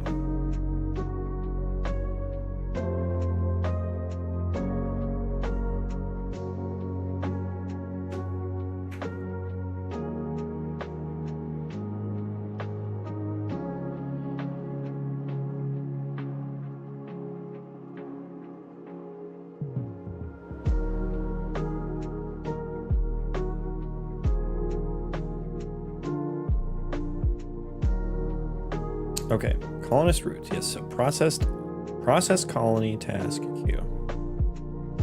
Tasks. Set entity interact action. Wait, wait, I forgot. I need a whole way to get the. Wait, can I get? Hang on, let me see here. Get entity data. Okay, don't know why that wouldn't filter for me, but get entity data. Colony entity data. Out entity data. Can I bind to that? Out data, proxy actor data, proxy actor. Okay, so I can't get the current task because it's not a property on there. See, that's the frustrating part about this. I wish I could call functions with these bindings. Because now I need a specific task just to get the current colony task. Which again, this is the kind of thing that would be really nice for blueprints.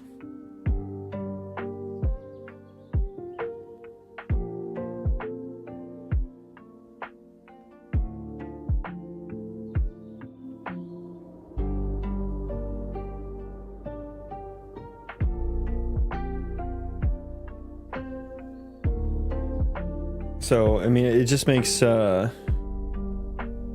modular things kind of annoying.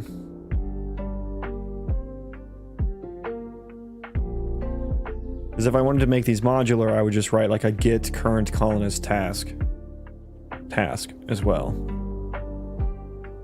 But now I might as well just make this singular task just to do the actual process colony task queue. Well, I think I also just need the be able to bind that in what is it, like find food.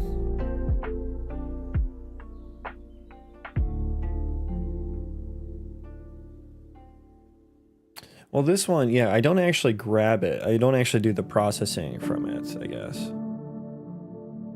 So I wonder, should it even live on the proxy actor anymore? I think I still need one. Yeah, I still need one, so that still needs to be there. But actually, I think this one might be fine. I don't necessarily need to... I don't think I need to set it on the proxy actor at all here, because then we're just going to move to food location, and then we just have that interact action.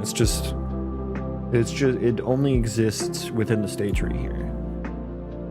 That one's actually fine. So maybe I don't need to be able to set the entity interact action.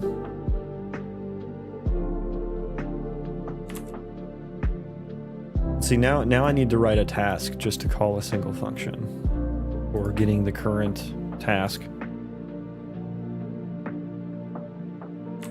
Dare I try to write a blueprint of it? I'm like guaranteeing that it won't work, because it seems to work in some cases and not in others. But I suppose it was like specifically for tick. So let me try.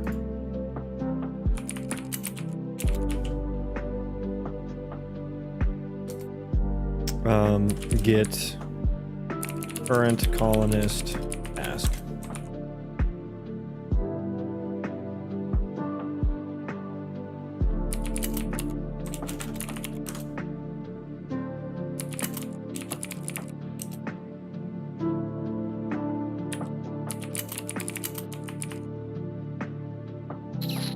Wait, do I have to use that one? Wait, what is my source object here then? Oh, I have to use entity subsystem maybe?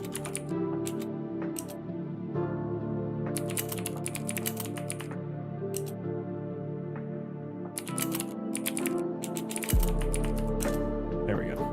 There we go. Data type, colony data.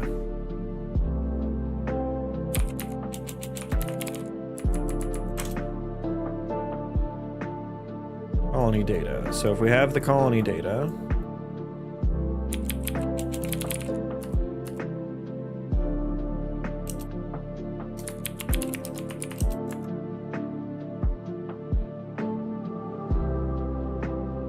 and I want colonist task.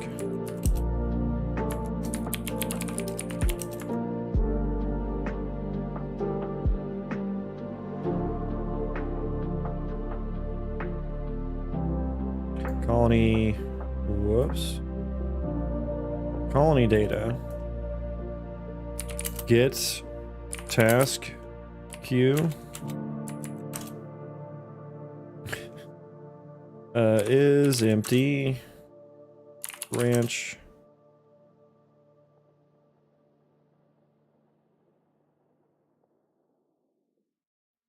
I mean, I don't know. Maybe this would have been if I could rebuild instantly, I would have written all of this so much faster in C++. If it's not empty, get a ref, I suppose. I don't know. No, we can just get the copy. At 0. Okay, that should be instance editable stuff. Now I would go in here, get current colonist task. Oh shit, and then I made it private. Oh my god. Oh, I made it private, so I can't even see it on here. Didn't I? Oh no, it's the interact action, which I don't think I made that one private. Yeah, okay, no, we're good, we're good. Oh, I thought I was about to be so upset. And then I really want to start working in Unreal now. It's quite finicky. It is quite finicky. Okay, let's see if this works. I feel like it might do the same thing to me. I don't know. Yep, there it is. Yeah, so that's why that's why I can't use blueprints. There it is. There it is. We tried. Okay, let's write yet again another task. Let's write a state tree task, another one.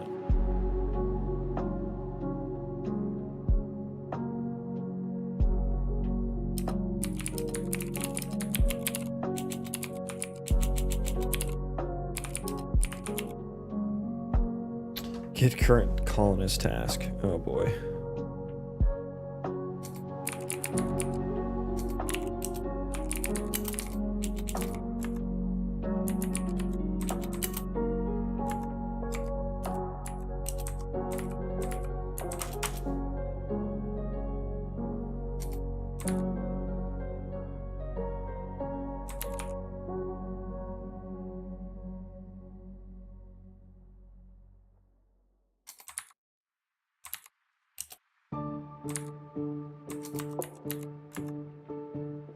Input. I don't think it doesn't have any inputs actually. But it's there if we want it.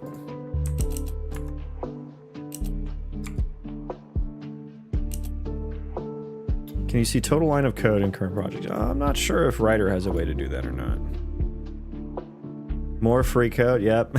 More garbage code, free for everyone.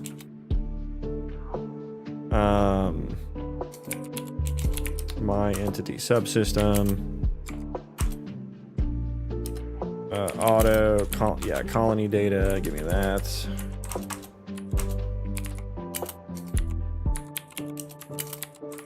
If colony data and task queue is not empty. Oh, I guess I need the output. Property edit. I'll just say visible anywhere. Category. Output. And that needs to be, yeah, a copy of the colonist task.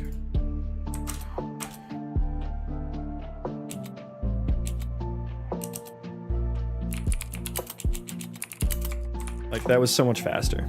That was so much faster. But now I have to rebuild, so that's the not faster part.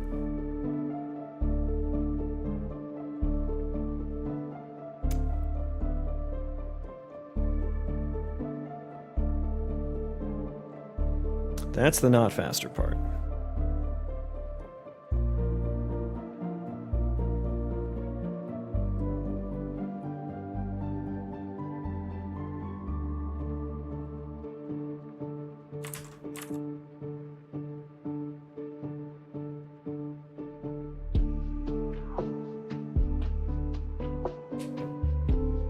Okay.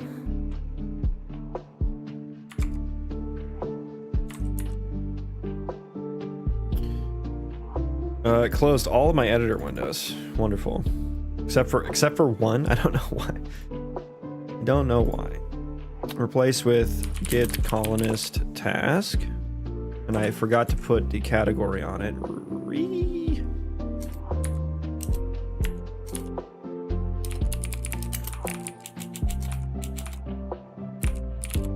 Wait, do I do my entity system on here? You are the best. Thank you. I appreciate that.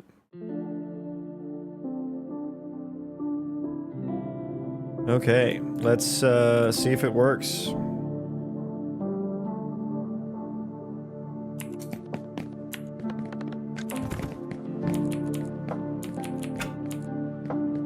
Okay, let's just do task. Nice. Where's he going? Where are you going? Did you not clear you? Yeah, he's freaking out. Freaking out. Did you not clear your current action? No, you did not. It is marked as succeeded, but it did not get cleared. Is the process thing not running?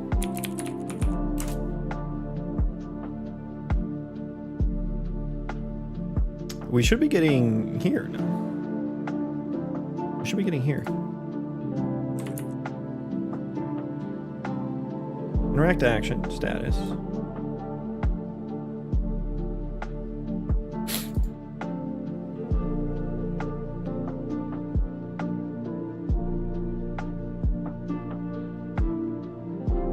So update status.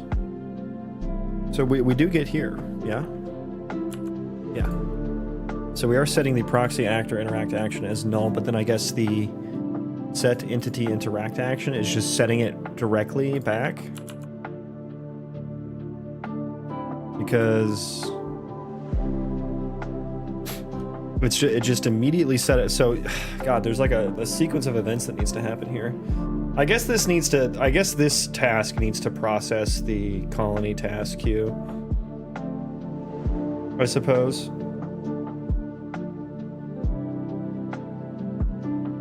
What happened there? Your character gave the other character the task and the other one built it. Yep, that's what happened. But he didn't clear it, so now he's running to 0-0 because he didn't clear the task.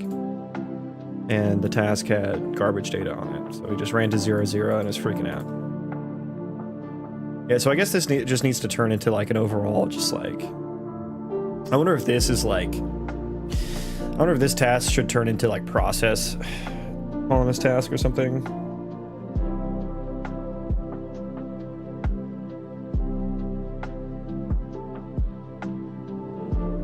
Because it seems like I think what happened... what state was the colonist task in? Oh, I'm breakpointed, aren't I? Stop that. So colony entity data. Yeah, your current task is still... It's still marked as in... Oh, it's marked as in progress.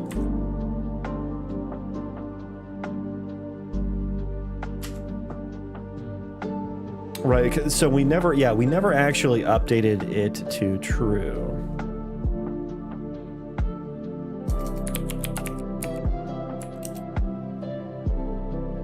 Update task status.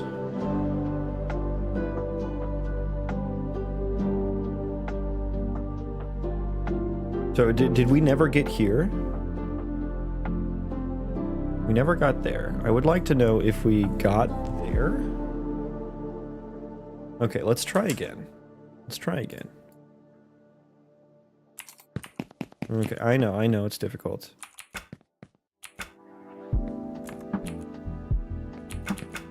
So do that. Okay, so we did get here.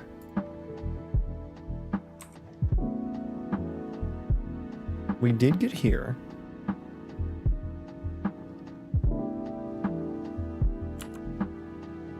Construct action is null.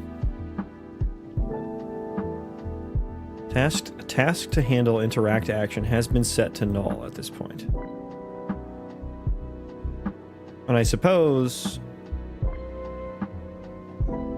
I guess let me look at the logs. Oh god, of course it's just garbage. Finish building. I guess I don't know if the process interact action got there or not. I'll put a breakpoint there. That one...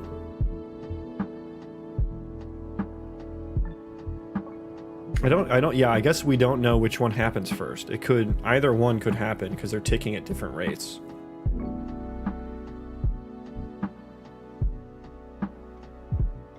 Yeah. They're ticking at different rates, so I don't know which one happened first.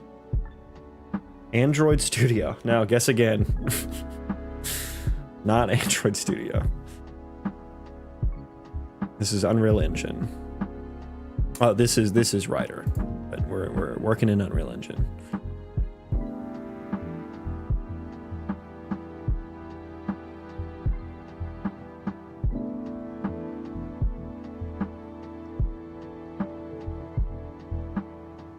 So I think...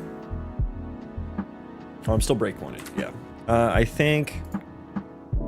So we won't have that there, because I assume because we've set the interaction, the interact action from the... I guess let's see. No, I mean, we got here. Although... we probably just reset it. Hang on, let me put some breakpoints in... Process task queue. Yeah, I think I should just call process task queue.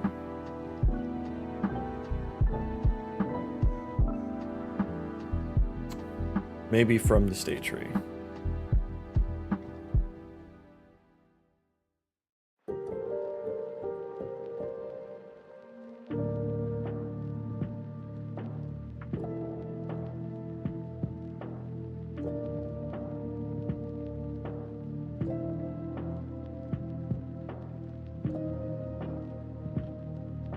Right now, I'm only calling this when a task updates.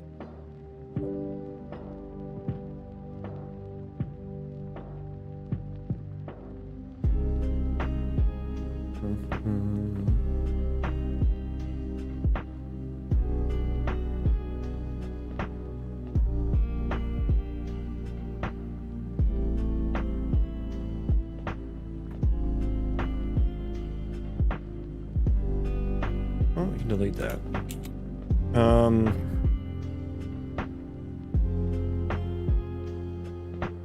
So yeah, I guess when do we get here?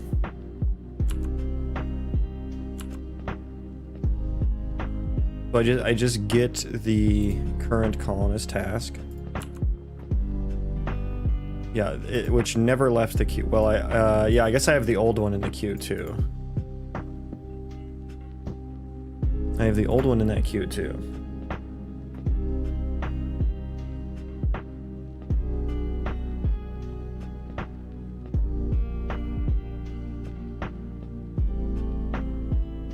Yeah, I feel like this should call process current task.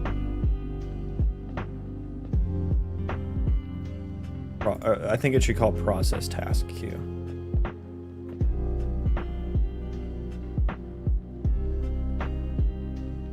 Like we call process task queue, and then we get the current, and then return current task after this is called.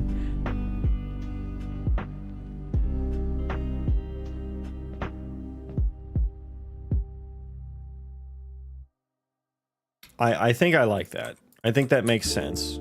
Entity context object. Now that's that might be an issue. I don't have an entity context object.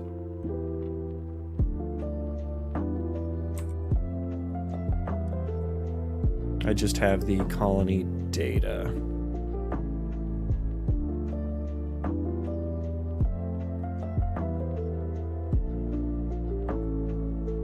I mean, I guess I have to call it with the proxy actor, which is kind of weird, but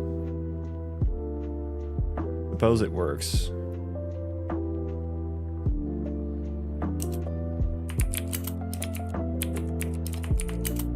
Or I could just change the signature. I don't know. Because I do need to call, I do need that to call update task status. I guess the only reason I'm calling it is because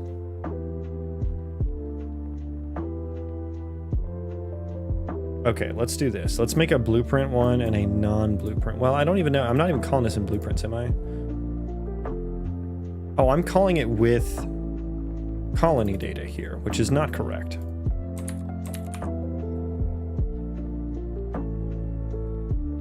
That was not correct.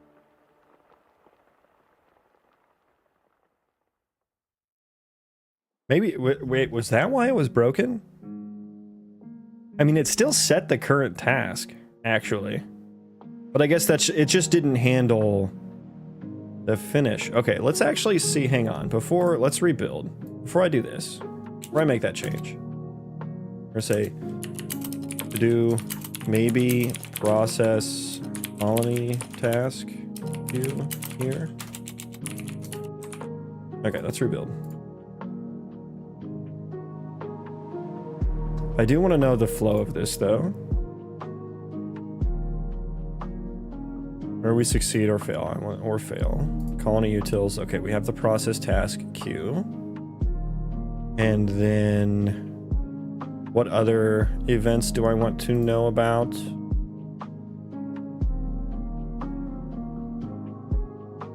Set entity interact. I mean, I just know that that'll happen just afterwards.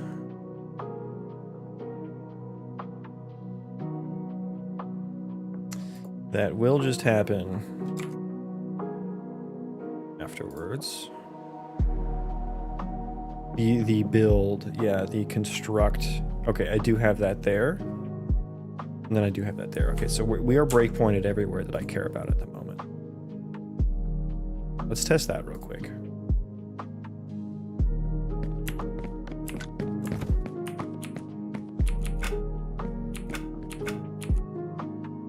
Okay, so we get here. It shouldn't be null at this point. Yeah, so it's populated. Populated with all the data, so we're just going to go ahead and do it. Process task queue, getting called from set current colonist task, which is getting called from blueprints. So I think this didn't happen because the entity context object wasn't correct. But I think this part didn't happen. Let me look at my current task here. It is construction. We do have the interact action on it that has like the payload. Move to location, interacting with. Yeah, that all looks good. And what is his what's the task status? It is task not started. So we are going to update status. Which maybe I want some breakpoints there. And maybe I'll just have a breakpoint here. But we are going to update the status. Did I not? Or maybe this is a different thread. The instantiated current task is set to. Okay, it did mark task status as in progress.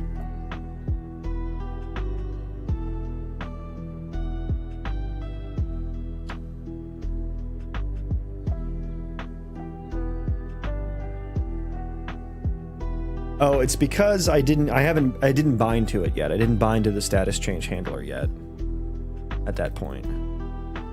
Right?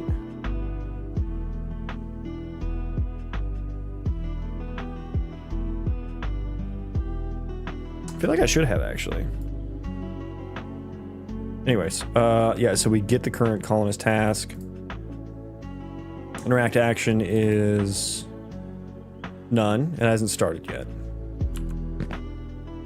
Okay, so task status change happened, so we probably set it to in progress. Yep, it is marked as in progress, so I don't think, yeah, we're not going to do anything.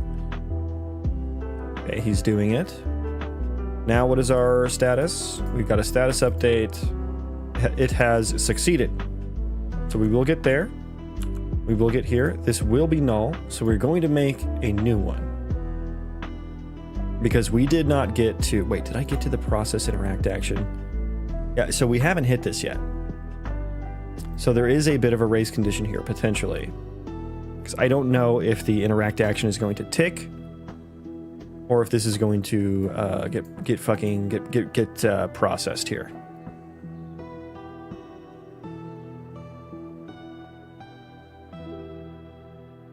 Because it's on another thread. So we're going to set it equal to a new thing. So we've got like a new task that is pretty invalid, probably. Well, no, it's set it to... What is the task here? It is target, and I think that is the... It should already be built, actually. This one should already be built, so he's going to try and construct an already built one here. So we got the current task. Yeah, I believe this. I guess I can check here. Interact with object. I can check if this is built, right?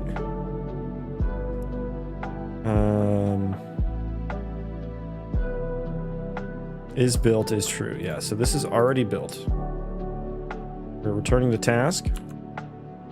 Now we are succeeded. Wait, so why? How did we get here?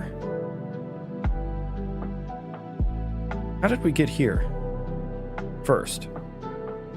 How did we get current colonist task first? Because I don't feel like the process interact action never got a chance to respond to this event. So I think we straight up exited that state tree hierarchy without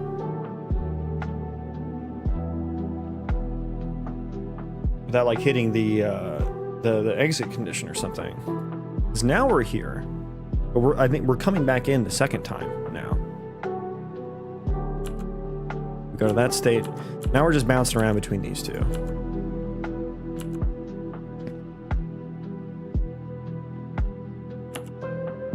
Yeah, how did we...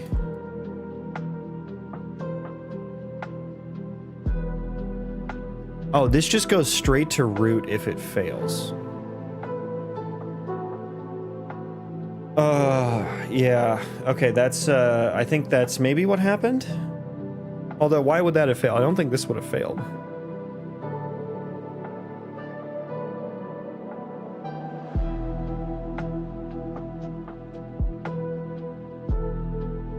I don't think that would have failed.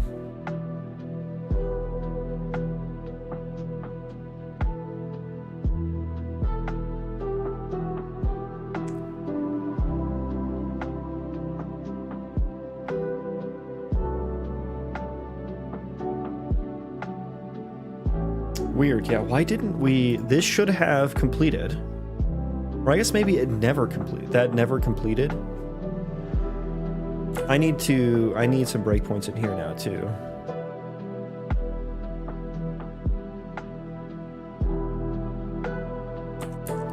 Okay, let's try that again.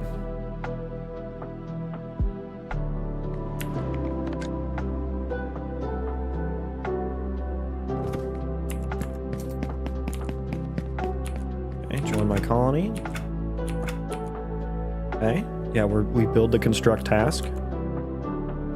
We process task queue because we have set the current task from the blueprint after building it. We get here twice. Yeah, because I recursively call it, but it does nothing the second time. May I ask why you don't use AI to generate code? Because it doesn't work. It doesn't. That can't solve. AI can't solve every problem, my dude. It's not how it works. I've been watching your stream for too long, never seen you try AI. I use it for some things, but AI doesn't understand my code base. Like, it's a very large project at this point. Like, AI is not good for doing very specific tasks. Because you'll have to hold its hand to get it to do everything. And at that point, you may as well just do it yourself. Because you'll, like... you can't... It's not how vibe coding works, basically. Like, vibe coding is great for getting things off the ground, for starting projects quickly, for proof of concepts. It's great for very generic use cases. Like, I have prompted some functions in here, right? I've done some things that are very, like, geometry-related equations, right? Like, I need an oriented box-to-box intersection overlap query. Like, AI can one-shot that, right? It's great at that. And that would be like a very annoying and slow function to write. And I've done that, you know, trilinear interpolation. There's another example of what I used it for. Very nice for those things. But when you need, like, you can't be, once you get to a certain point in your code, you can't prompt by behavior anymore. You have to start prompting by implementation, or else it's going to generate garbage and not understand what you're wanting done and where. But then you have to start prompting by implementation. And prompting by behavior is when you say like, hey, I need these things to happen, right? I need this kind of functionality. And it will go through your code base, and if it's a smaller code base, a young code base, you know, it'll start implementing that totally fine. But when you get a large code base and you've written a lot of your own systems and you need it, whatever the new thing is, the new functionality is, you need that to work with your particular systems in a particular way. If you just prompt by behavior there, it's not going to get it right. It's not going to implement it correctly. There's either going to be bugs, it's not going to do what you wanted to, or it's just going to fail completely to get it done, right? And so then you have to start prompting by implementation, which means that you literally have to hold its hand and you have to say, do this specific thing in this location, in this file, use this function to do this. And, you know, yeah, sure. Can that still be more productive? It can, but you have to come up with really good context. You have to come up with really good prompts. And even if you're using the like, you know, agent mode or whatever, where it actually does the edits for you and stuff, it's wrong a lot. Basically, is what it's at that point. It's wrong a lot, and that's the point that actually, once you get to that point of a complex system, complex code base with a bunch of different systems, very specific behavior needing to be implemented in very specific ways, that's the job of a software engineer. That's the job of a computer programmer, right? That's where most of the job is. It's not in the former where you're just getting things off the ground, proof of concepting something, you know, starting a code base like that. That is not the majority of the job. The majority of the job is the latter, where you have to do very specific things in a very specific ways. And once it gets to that point, it's not as useful. And once you get to that point as a software developer or a software engineer, you already know what needs to happen, right? Like writing the code isn't the slowest part there anymore. The slowest part is figuring out what code needs to be written. So you're bottlenecked by your ability to think through the systems that you've written already. And you would have to do that same thing when you get to that point with AI, because you'd have to start prompting by implementation.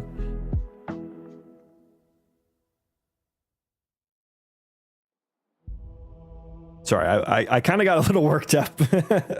I've had a lot of people come in here and just be like, just use AI. And it's like, dude, you literally don't understand. So you came in and asked about it really respectfully. So thank you for that. But I had a little bit of sass there from those past experiences.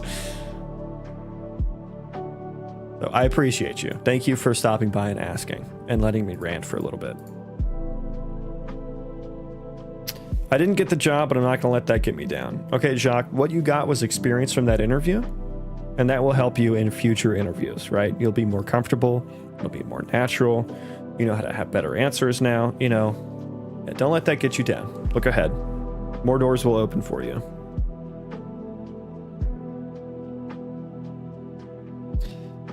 And also, just like, you know, using AI to write code it's super helpful if you don't know syntax, right? If you don't know the syntax, it's super helpful. But once you've been writing code for long enough, it's not. It starts to become less and less helpful because, like I said, the bottleneck is no longer figuring out the actual code to write. It's figuring out how to write it and where. You know, it's the architecture part of it, not the typing speed / syntax part of it. Train yourself, not AI. Yeah, you can train yourself by using AI, but it does need to be a intentional. Like, you have to very intentionally do that. Let's continue our breakpointing here. Like, AI would 100% not understand the flow of what's happening here either. Okay, we updated the status to what? In progress, probably. In progress, cool. Okay, we should be done now. This should have gotten updated to success. Yes, succeeded. Okay, so here is, it got updated to succeeded from blueprints. Yeah, and it called all the way down here. So now this interact with object, I need to see this get called again and return succeeded. Oh. But I mean, that should still work. That should still work. Instance data. Oh no, it doesn't. Oh, that's why this doesn't work. If instance data return status. Wait, what am I doing with the return status again?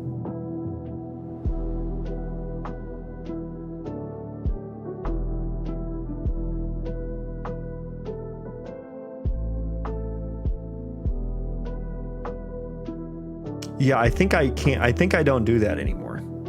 That's probably why this isn't working. Okay, and so I've gotten in here, and so we're going to rebuild the task already. That tracks so far. We go in there. Next one, process task queue, because I updated the status because there was nothing else to build. Okay, that's actually good that that happened. So process task queue. We should be popping it out of the task now, right? Are we popping it out of the task now? Why wouldn't that happen? Well, we're marking it as succeeded. We set interaction action to null.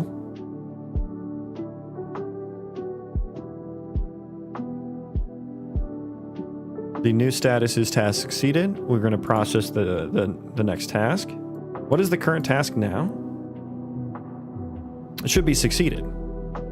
Wait, why is it not succeeded? What is in this queue?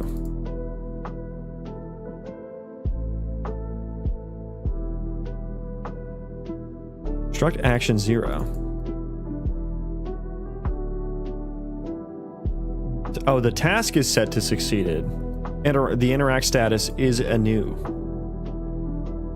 But yeah, we are set. Wait a second. It got set to in progress here. Wait, when did that happen? Process task queue, set task. Wait, what?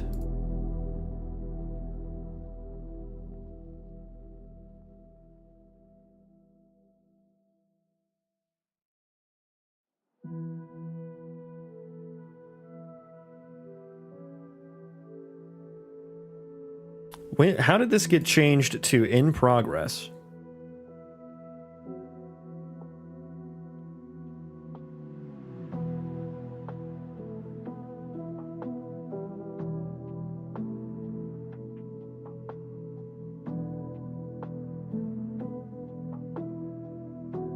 Did I am I working with a copy or something at some point? They're all being passed by ref.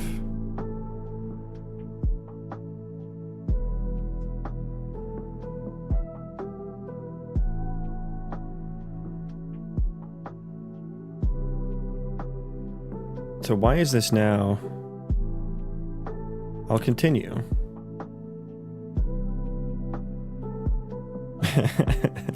Okay. Weird. Okay, yeah. So one thing I definitely need to change is this now. We're just going to always call interact with object, I think.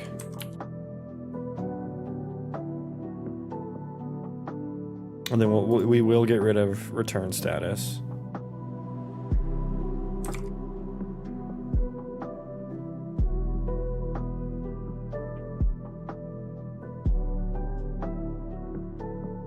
Spinny boy, I know, he's freaking out. He doesn't know what to do. I should probably fix the rotation such that he doesn't do that. There's a lot of things I need to fix.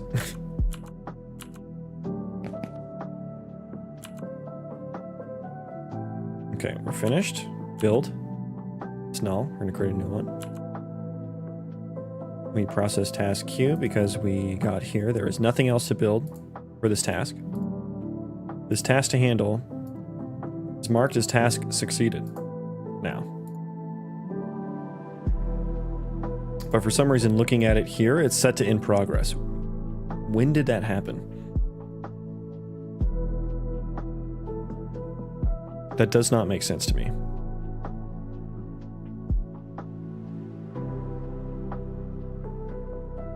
Oh, it probably, I guess, did this get called again?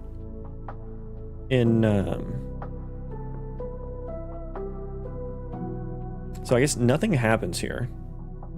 we would be getting here and doing nothing. But I feel like it should be getting here.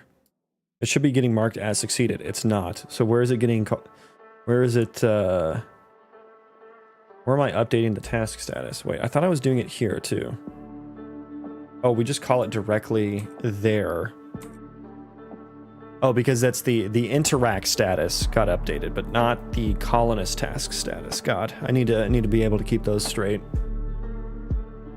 Back to the stack trace. There. So current task.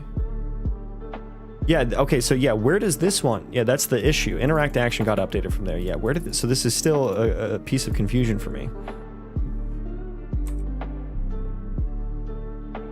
That is only called from one place, which is here.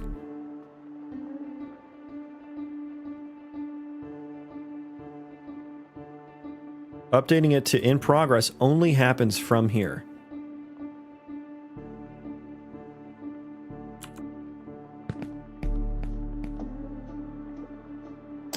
Why on earth does that happen?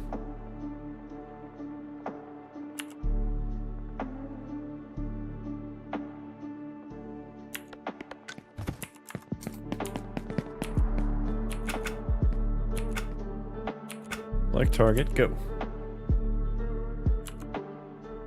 Yeah, that makes sense. It's set to in progress. We get here. The handle task status change is a little bit disingenuous. That should probably be called handle task interaction status change, just to make sure that I understand. So the interact action status is in progress. So we are in progress. We are finished now. Oh, the task to handle is set to not started. Wait. The task to handle is set to not started, so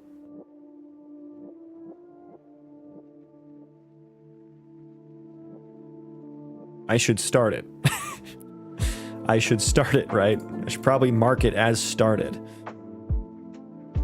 And I guess that's kind of what I want I guess that's kind of what this I'm thinking. That's why process colonist task should probably get put here.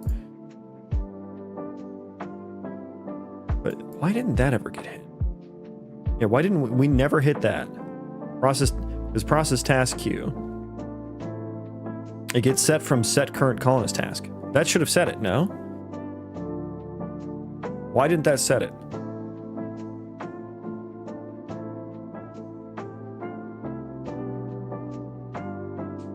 Why didn't that set it?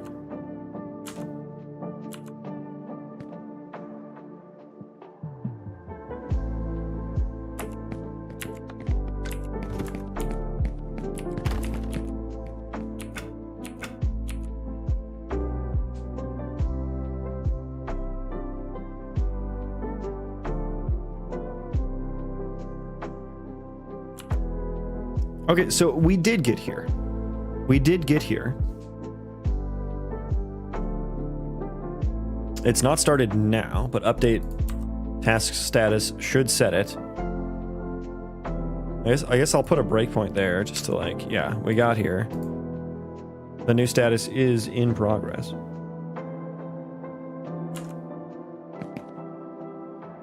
So we've gotten here. Why? How did it get set to not started? What happened? What happened in between those two events?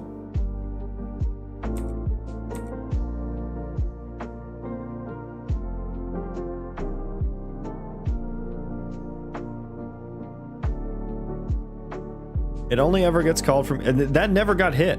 That didn't get hit again. Something hinky's going on here. I don't even have one that sets it to not started. My voice is cracking because I'm so distraught. How did that happen?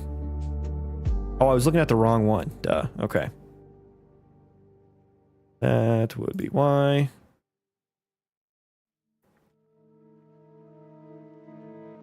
Okay, yeah, there's no... Oh, I was looking at I wasn't looking at the wrong one. I'm going crazy, guys. What is happening here? Yeah, that's only ever called from here. I never set it to... So unless this is a new task... Okay, hang on. I'm gonna restart. We need to restart. Fresh slate here. There's got to be like a copy or something that I'm not accounting for. That didn't actually update or something. Go. So the task to handle will be not started at the moment. We are processing the task queue because we set the current colonist task from blueprints. We're going to process the task queue. It is marked as not started. So we will update it. It is a reference. It is a reference. It is marked as in progress. The colonist task is in progress. We get here. It is not started. Okay, the fucking... Oh, the fucking delegate. It's the delegate. Task to handle. This isn't...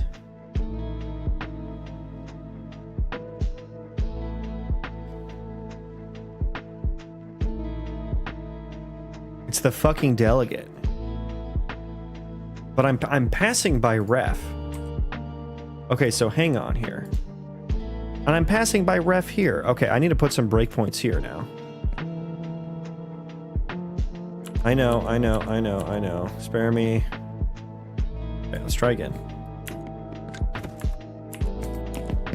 Can you give them the task of pissing in a bucket? I will do that just for you.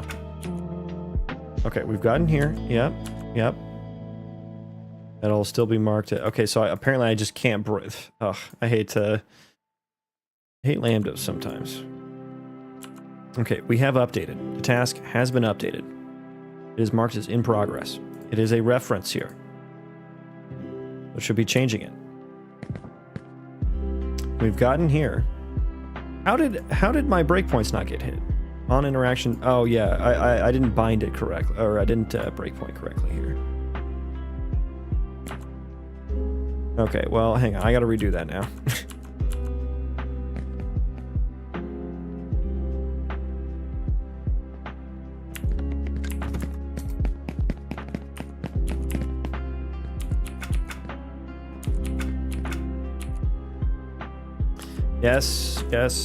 Yes, that's all well and good. Go, yeah. Okay. This should be in progress. It's not.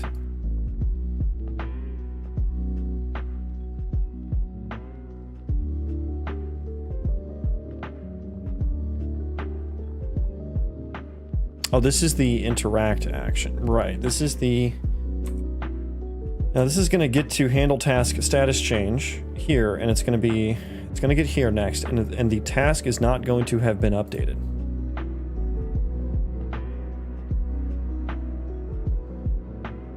The colonist task is going to not be updated because it's not updated here. I don't understand why. Why? On interaction status change, we're binding a reference. Is that not allowed?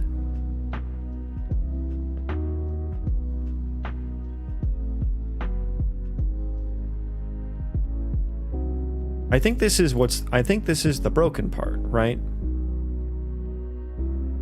Bind to status change.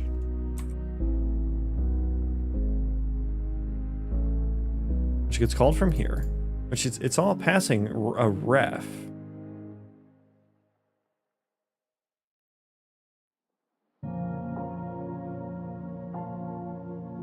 We're gonna have to refactor everything. Yeah, I think we're gonna have to. This is why I knew there's gonna be another finale, because I'm past due on my time to end stream now.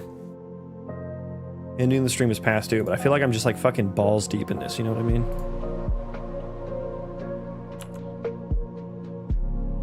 So yeah, this is just, I mean, I think I would want to handle this a little bit differently anyway, but like this is just straight up wrong as to what the code is doing. I mean, there's definitely something I don't understand. I have a feeling it has to do with the delegates. I am passing an additional arg to the delegate.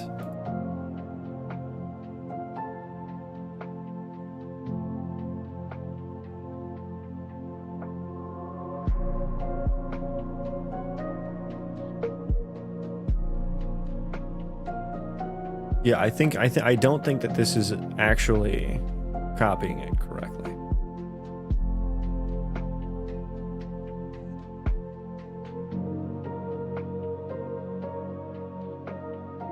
Let me think here. Can I do something like this?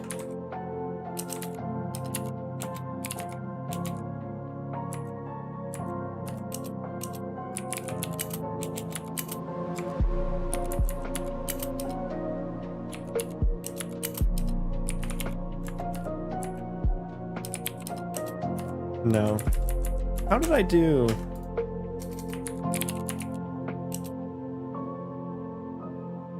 You can bind additional args. I've done it before.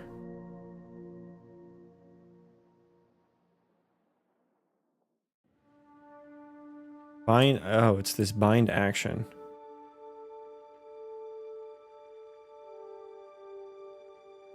Or did I do anything else here?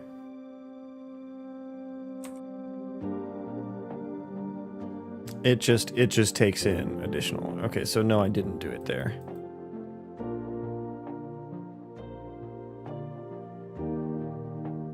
But it has additional variables here too. What are we making? We're making a mess right now.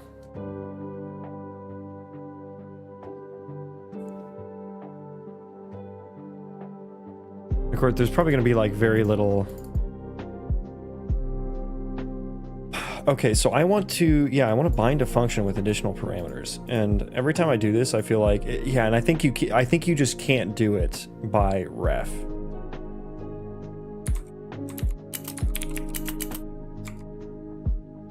I think I tried to find a way to get around it.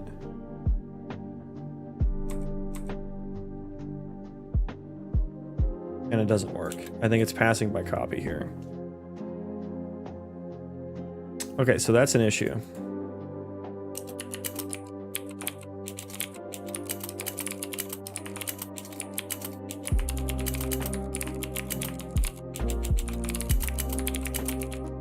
Okay, so I need to fix that. That'll be for next time, unfortunately.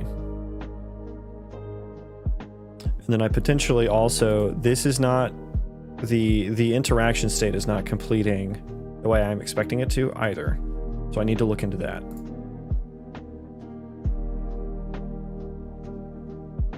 Need to look into that.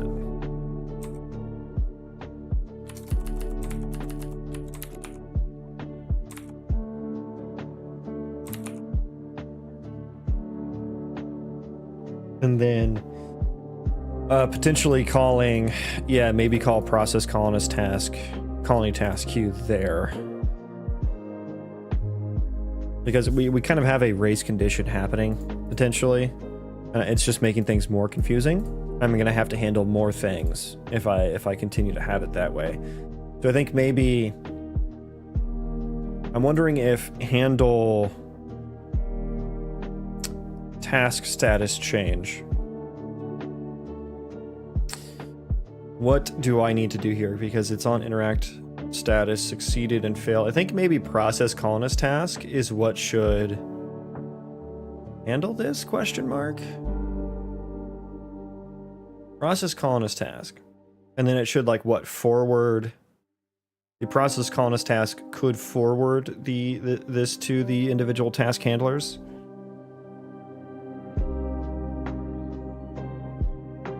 Instead of having to bind it. That would fix my delegate issue that I think I just stumbled across.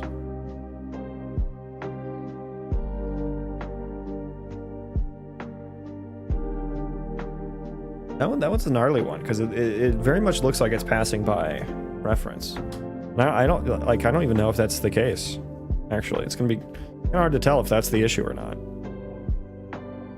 But if I change the architecture, then I won't have to worry about whether it was right or not, I guess.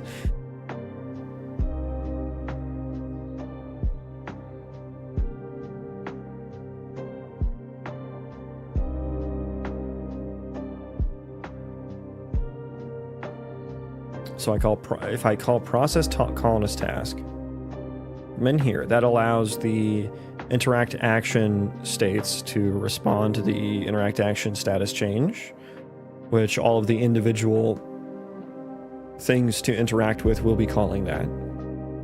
Update interact action status to success or failed. Then the interact with object will hopefully be able to pick that up here. Return succeeded. Which means that we should reset to root, which means from the root we'll get back down into the process interact action, which will pick up that it has succeeded. We'll set that to null. It'll return succeeded. I guess it'll go back to root and then back in.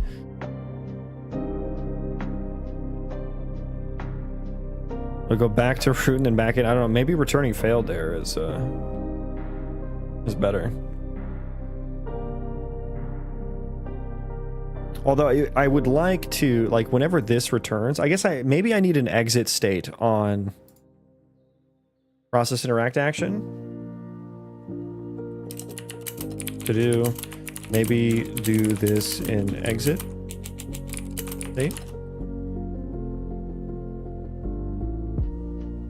Because then otherwise it's just going to come back down in here, and then it'll get to here, then it'll fail, then we go to the get current colonist task, and then this is where we'll call the process colonist task queue. Process colonist task queue.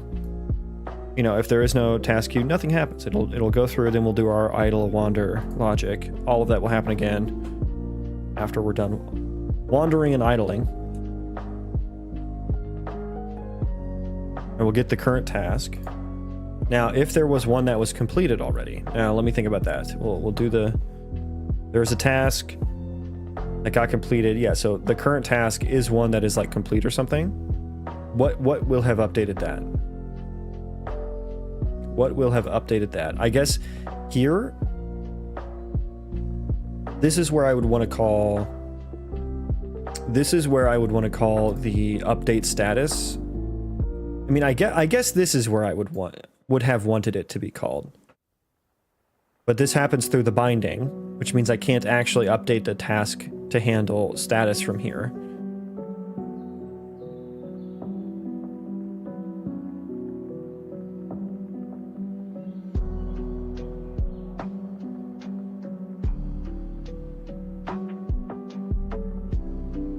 So process task queue, I guess this would call a function on the current task. It would dispatch it to the right task handler.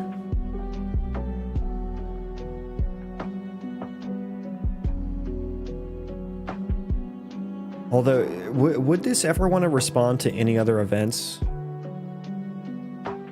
It kind of sucks to lose that functionality, to be able to respond to the interact status, the interact action status change events that happen throughout the interaction process. It kind of sucks to lose that.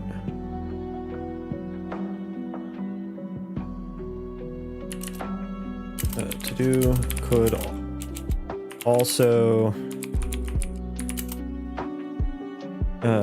also call a function on the relevant task handler here. Instead of relying on the interact action status change delegate. But yeah, but then I would only be, the only event I would have is when the task queue gets processed, which is, I think that's fine for everything that I'm doing right now. I'm literally just, this is only one task, right? Like There could very well be some scenarios where I want to be able to respond to the interact action status changing.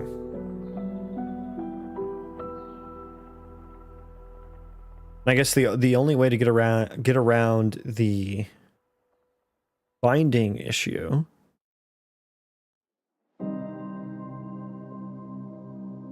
is there a way for me to rewrite that binding?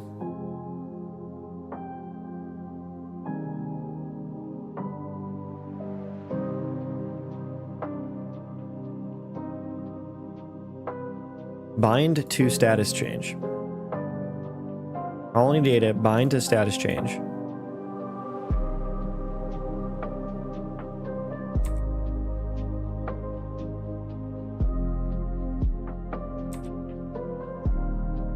Test handle interact action status change.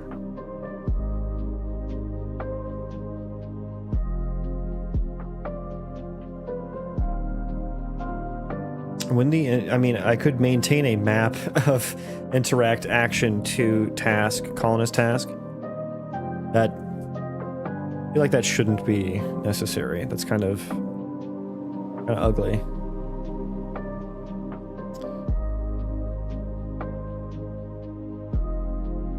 But yeah, I think it's this. I think it's this function that's the issue.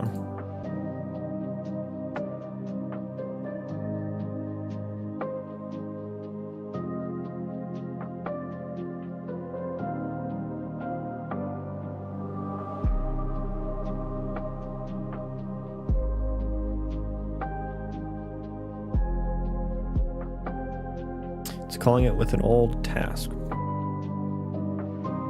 I guess I could only do it on the current task.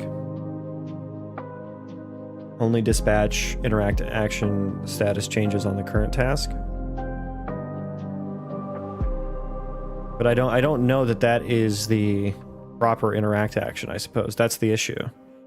There could be an interact action that changes elsewhere or something, but I guess it would never have been bound to this. So only interact actions that are bound to a colonist task. Yeah, there's some other way to set this up, but like I'm drawing a blank on it.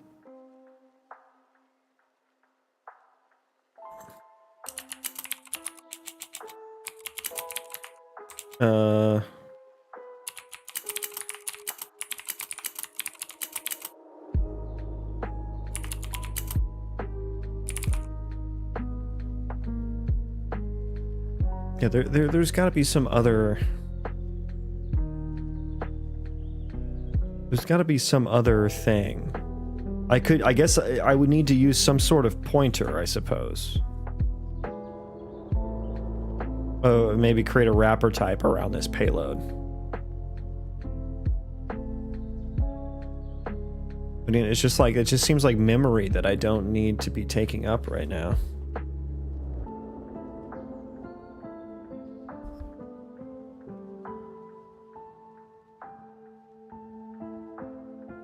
Yeah, and then, yeah, there's just no other pattern that's standing out to me as to how I would get this.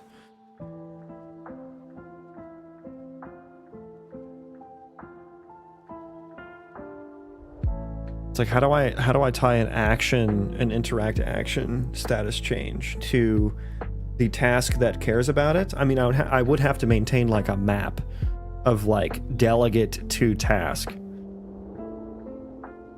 which I thought is basically what this lambda was doing. But I guess I would need to specifically do that.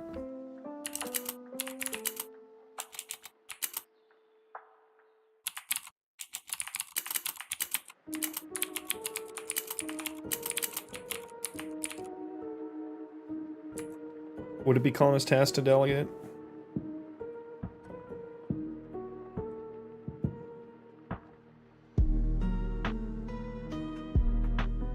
So it would be something like that, right? I think it would be interact action to task to colonist task.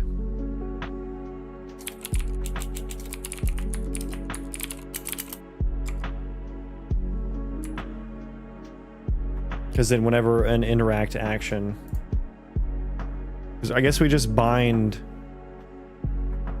this function to a bunch of different interact action status changes.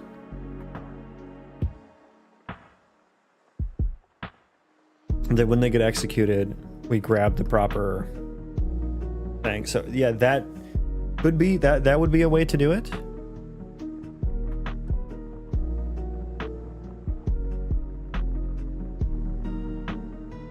Although, would that be a copy too? Or would that be a copy too?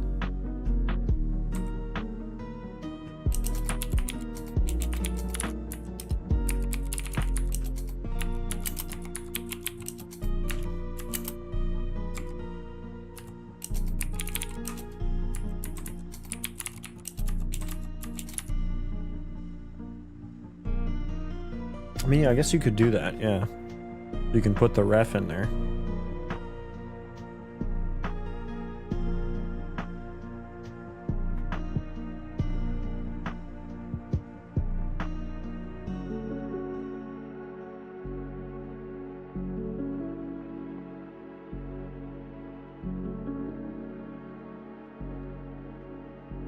So yeah, so that is one way I could get around that. Or so I kind of have two options, or maybe I want to do both. Well, my other option is to call a function here.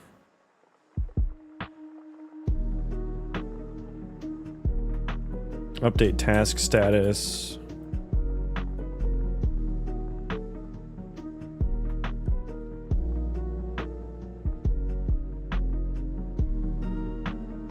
Yeah, I'll have to think about that. We'll have to think about that. I gotta get going though, folks. Thank you all for hanging out today. Been real. Who is streaming? Is anyone doing Unreal Engine?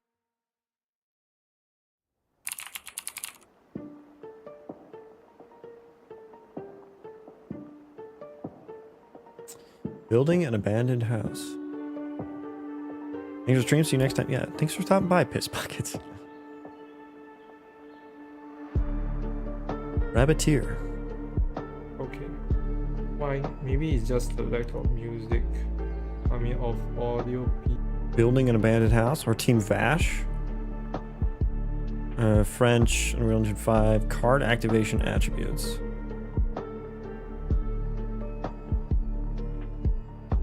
If it's going to be a consistent, like, 100 XP for a card. This looks cool to use. Or only one viewer right now, so Jevon's Cherry's Game Dev. Let's send you guys over there. Enemies might be able to do that. Like maybe enemies. Let's do it. I like his stylized vibe he's got going on here. That looks very interesting. So I'm gonna send you guys over there. Thanks again for hanging out, everyone. Hopefully, I will see you tomorrow for the Refactoring 2, the Refactoring Part 4, the finale Part 2. Make sure you don't want to miss that. In these ways that can make it interesting for us later down the line. Okay, see you, everyone. So that's what we're kind of